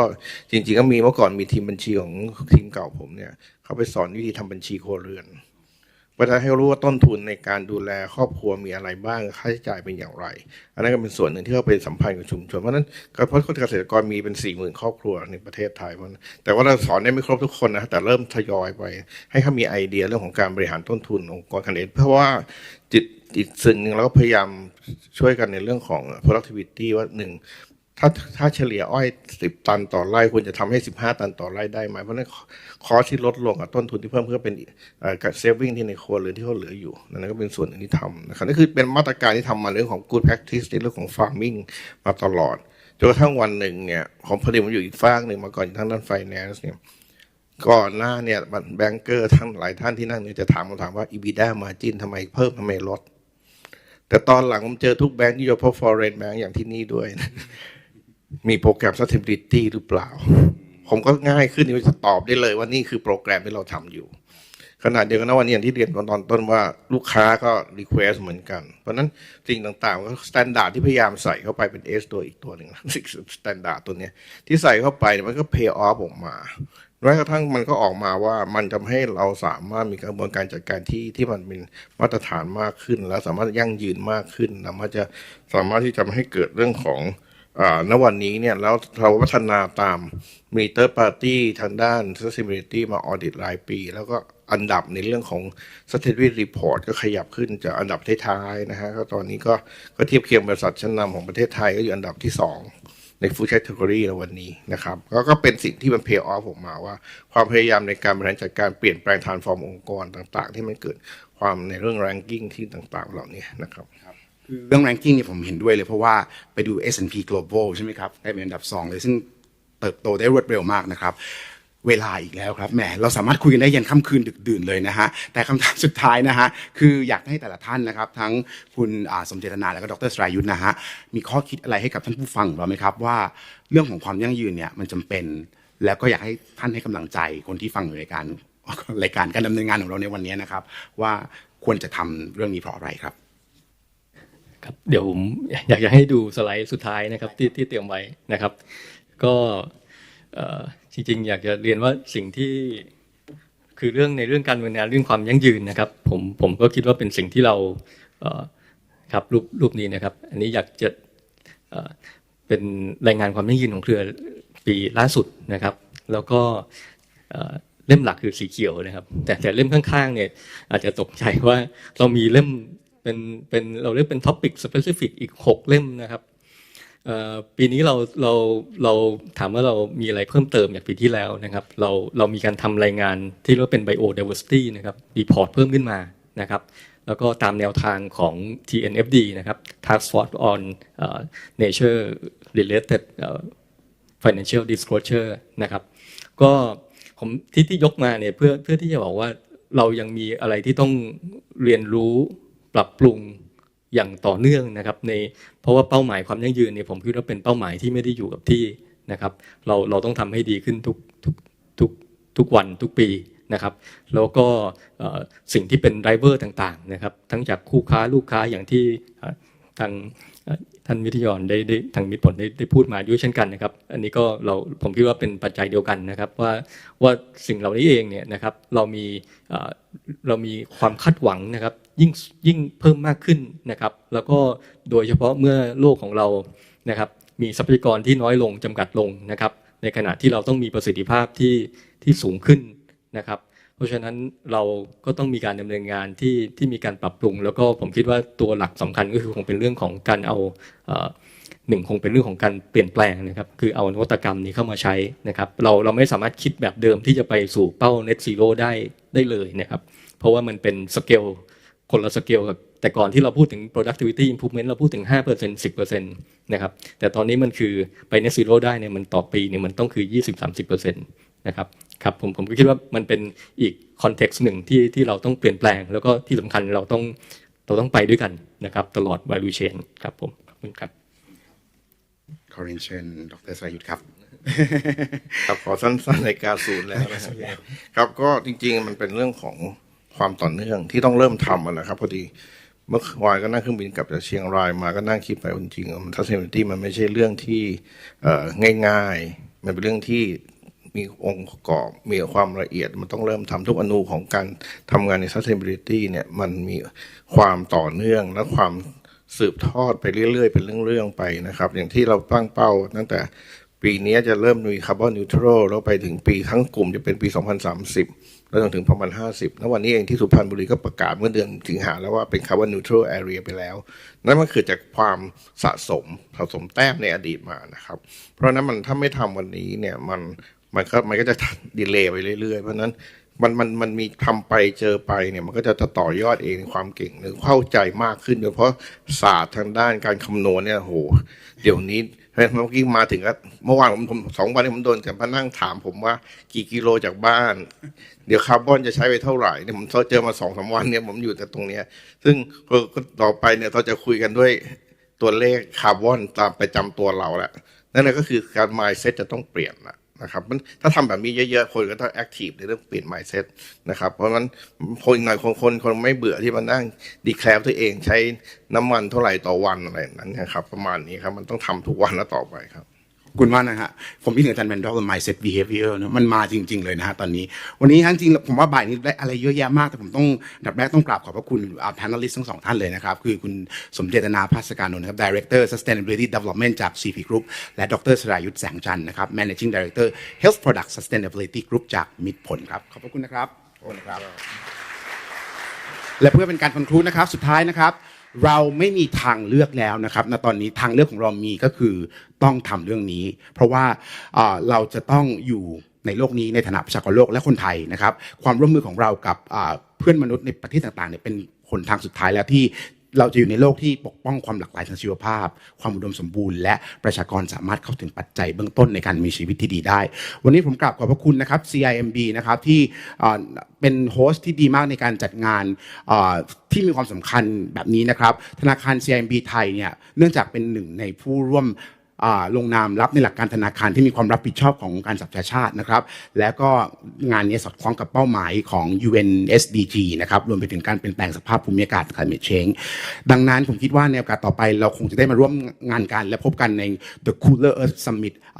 ปีหน้านะครับซึ่งน่าจะมีองค์ความรู้และก็เรื่องราวใหม่ๆให้เรามาอัปเดตกันนะครับสำหรับในวันนี้กราบขอบพระคุณทุกท่านมากนะครับขอให้ทุกคนเดินทางกลับบ้านโดยปลอดภัยครับสวัสดีครับขอขอบคุณทางpanelist ทั้ง2 ท่านแล้วก็ดร.ณัฐวุฒินะคะค่ะก่อนจะจบวันนี้ไปนะคะขอรบกวนประกาศนิดนึงค่ะมีใครทำต่างหูหล่นไหมคะจะเป็นสีน้ำตาลนะคะสามารถมารับได้ที่หน้าเวทีนะคะแล้วก็ขอเรียนเชิญนะคะคุณเจสันลีนะคะ Head of Sustainability ค่ะจากธนาคาร CIMB ไทยนะคะกล่าว closing address นะคะในเรื่องของ transitioning together joining force for greater impact ค่ะ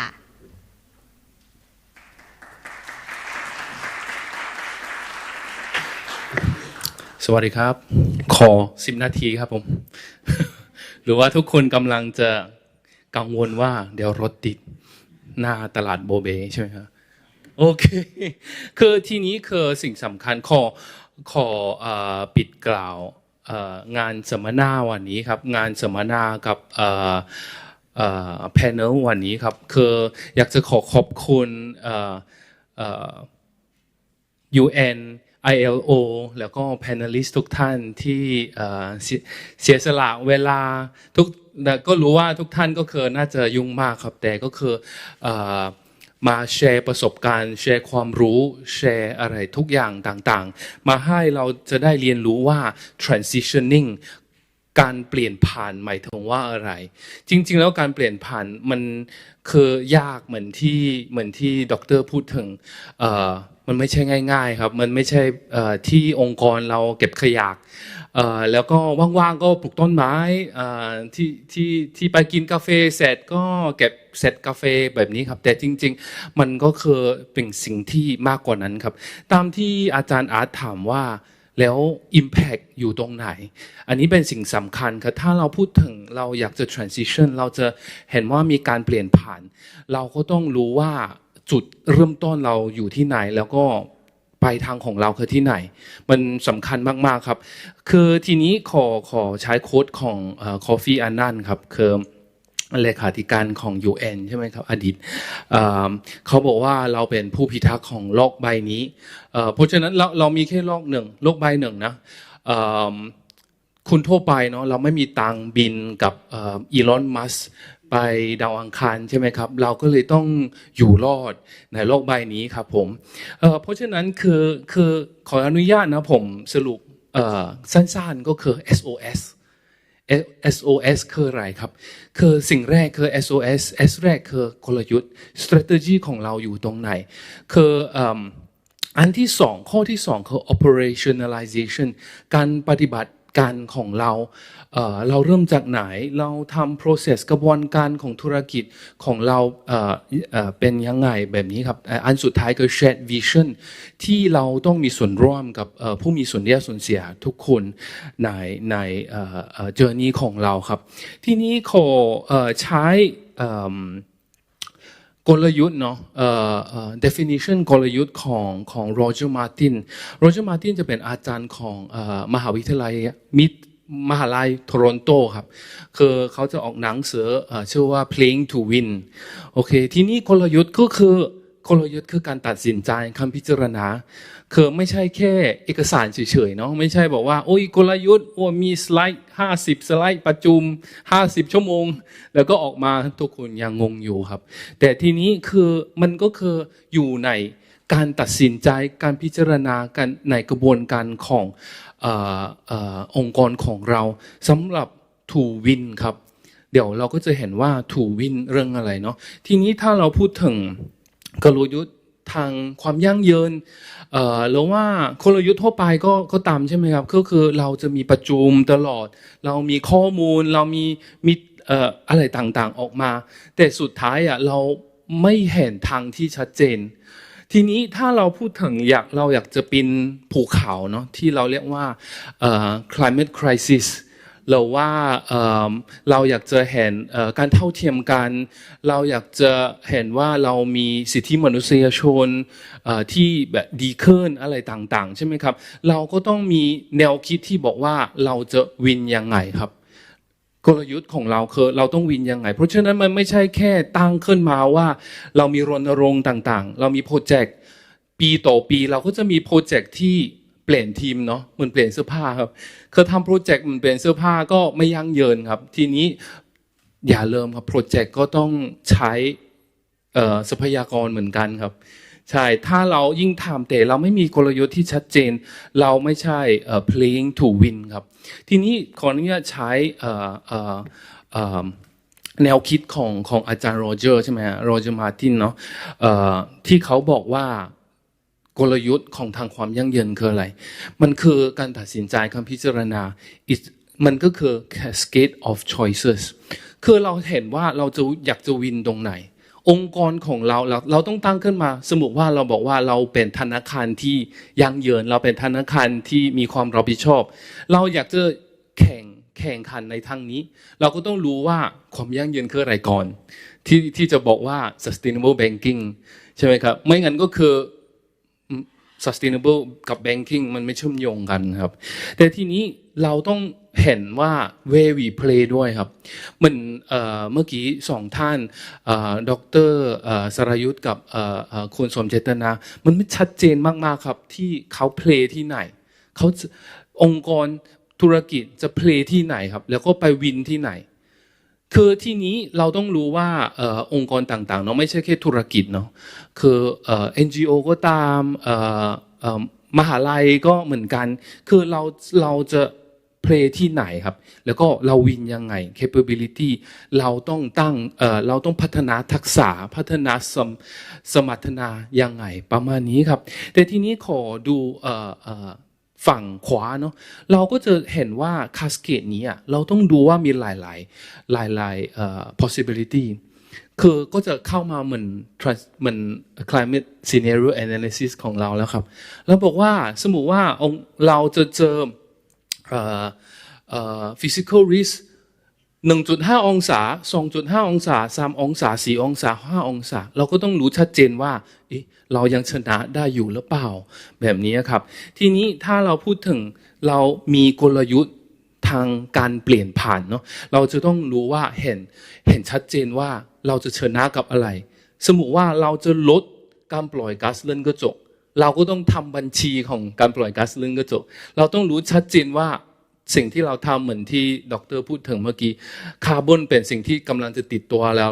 เราต้องทุกก้าวที่เราก้าวออกไปใช่ไหมครับก็คือมีคาร์บอนทีนี้เราต้องดูว่า ถ้าเราอยากจะไม่เกิน 1.5 องศาเราต้องชัดเจนว่าเราต้องลด23 กิกะตันภายในระยะเวลาไหน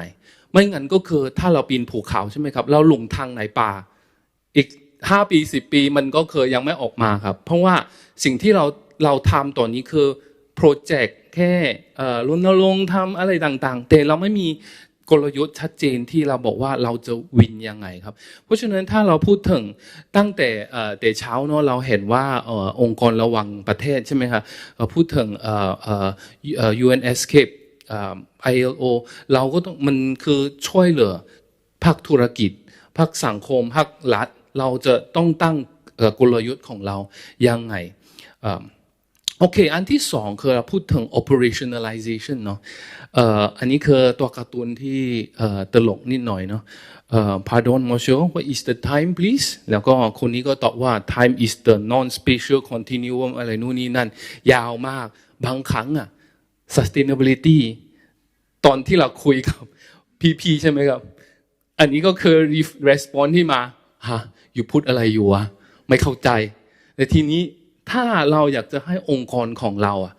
เข้าใจชัดเจนมันไปกับองค์กรเนาะคือไม่ใช่แค่หน่วยงานที่ transition ไม่ใช่แค่1หน่วยงานที่ transition ครับแต่คือถ้าทางองค์กรที่เรา transition มันก็คือต้อง operationalize การปฏิบัติการขององค์กรของเราต้องมีอะไรบ้างทีนี้ขอใช้ที่ Harvard Business Review เนาะเขาบอกว่าทางองค์กรทาง board level CSO CFO CEO ต่างๆใช่ไหมครับเห็นว่าตอนนี้เราเริ่มมี pressure เยอะแล้วภาครัฐทางลูกค้าก็มีทั้งหมดระบบนิเวศของธุรกิจนะภาคธุรกิจมันก็มี pressure เยอะมากๆแล้วเพราะฉะนั้นคือ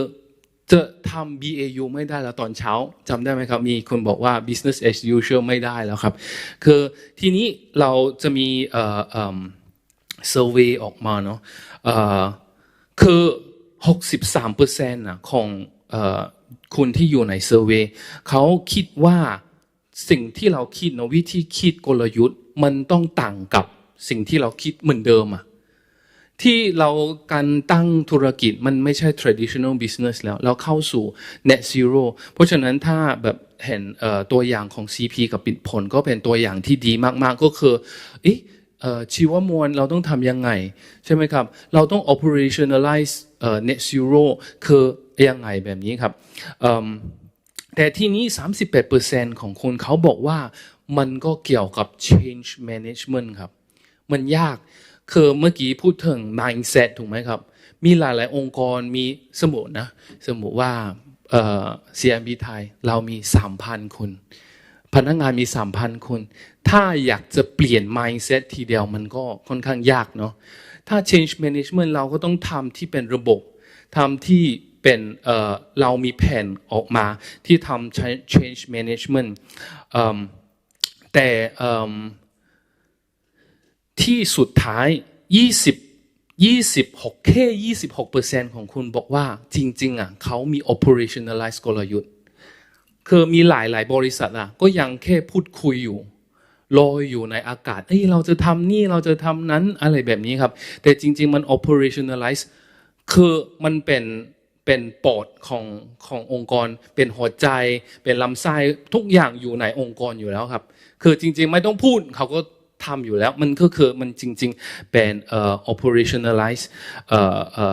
ทีนี้อีกฝั่งหนึ่งก็คือเราอยากจะบอกว่าทางองค์กรเนาะตั้งแต่บอร์ดลงไปถึง frontliner คือทุกอย่างต้องเริ่มจากทักษะกับสมรรถนะของความยั่งยืนสมมุติว่าเราอยู่ในฝ่ายของ digitalization data center ถ้าเรามีดัก data ทุกวันที่เราออกมา dark data single use data เท่ากับ 3,000 ไฟล์จากลอนดอนกับนิวยอร์กเราต้องพัฒนา green coding ยังไงแล้วเราต้องทำ green data center ยังไงอันนี้จะทาง digitalization ไม่ใช่ว่าเราไม่ใช้กระดาษก็จะ sustain แล้วครับคือทุกอย่างก็ต้องมี balance เพราะฉะนั้นตั้งแต่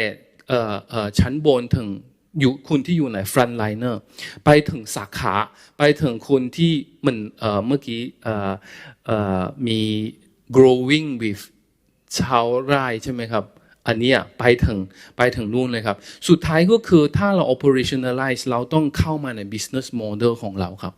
มันไม่ใช่แค่เป็น initiative เฉยๆแต่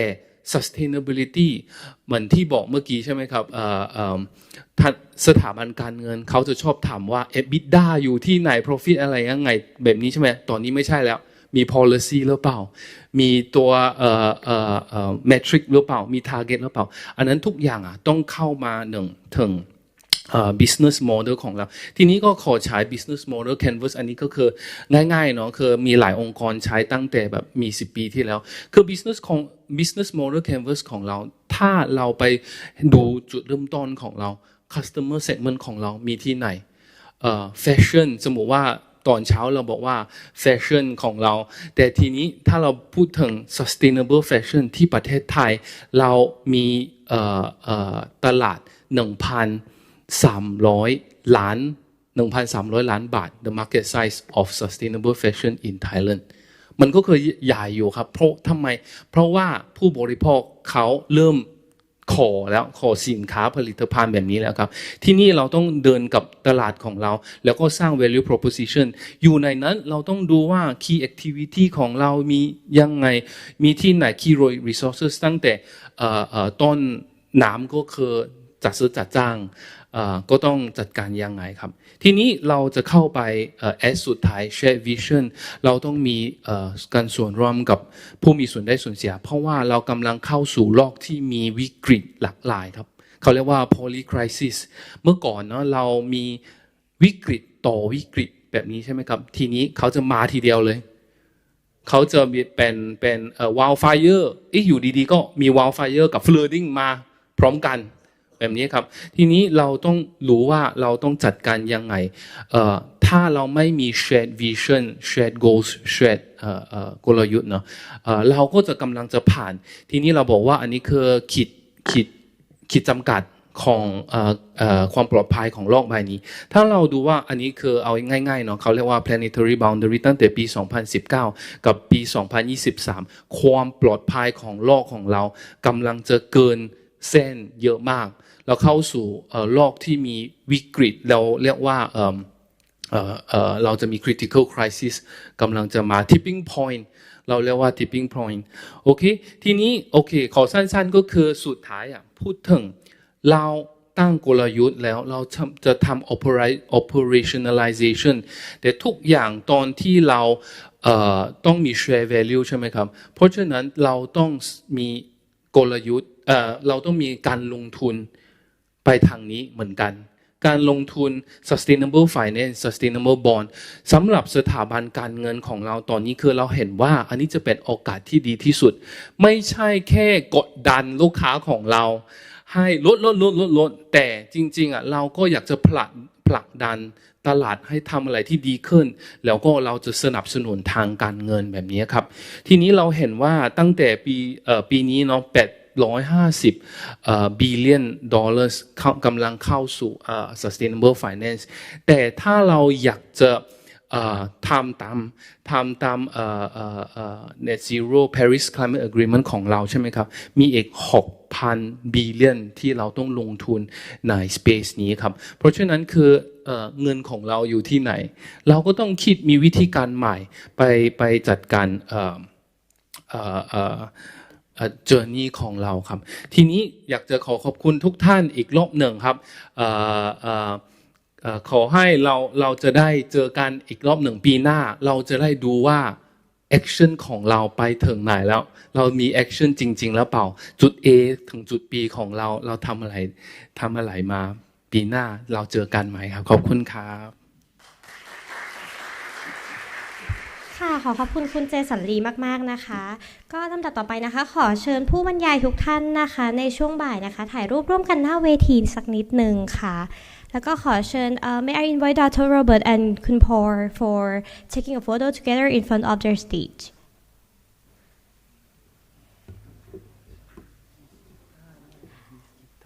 and also Miss Keter for taking a photo together.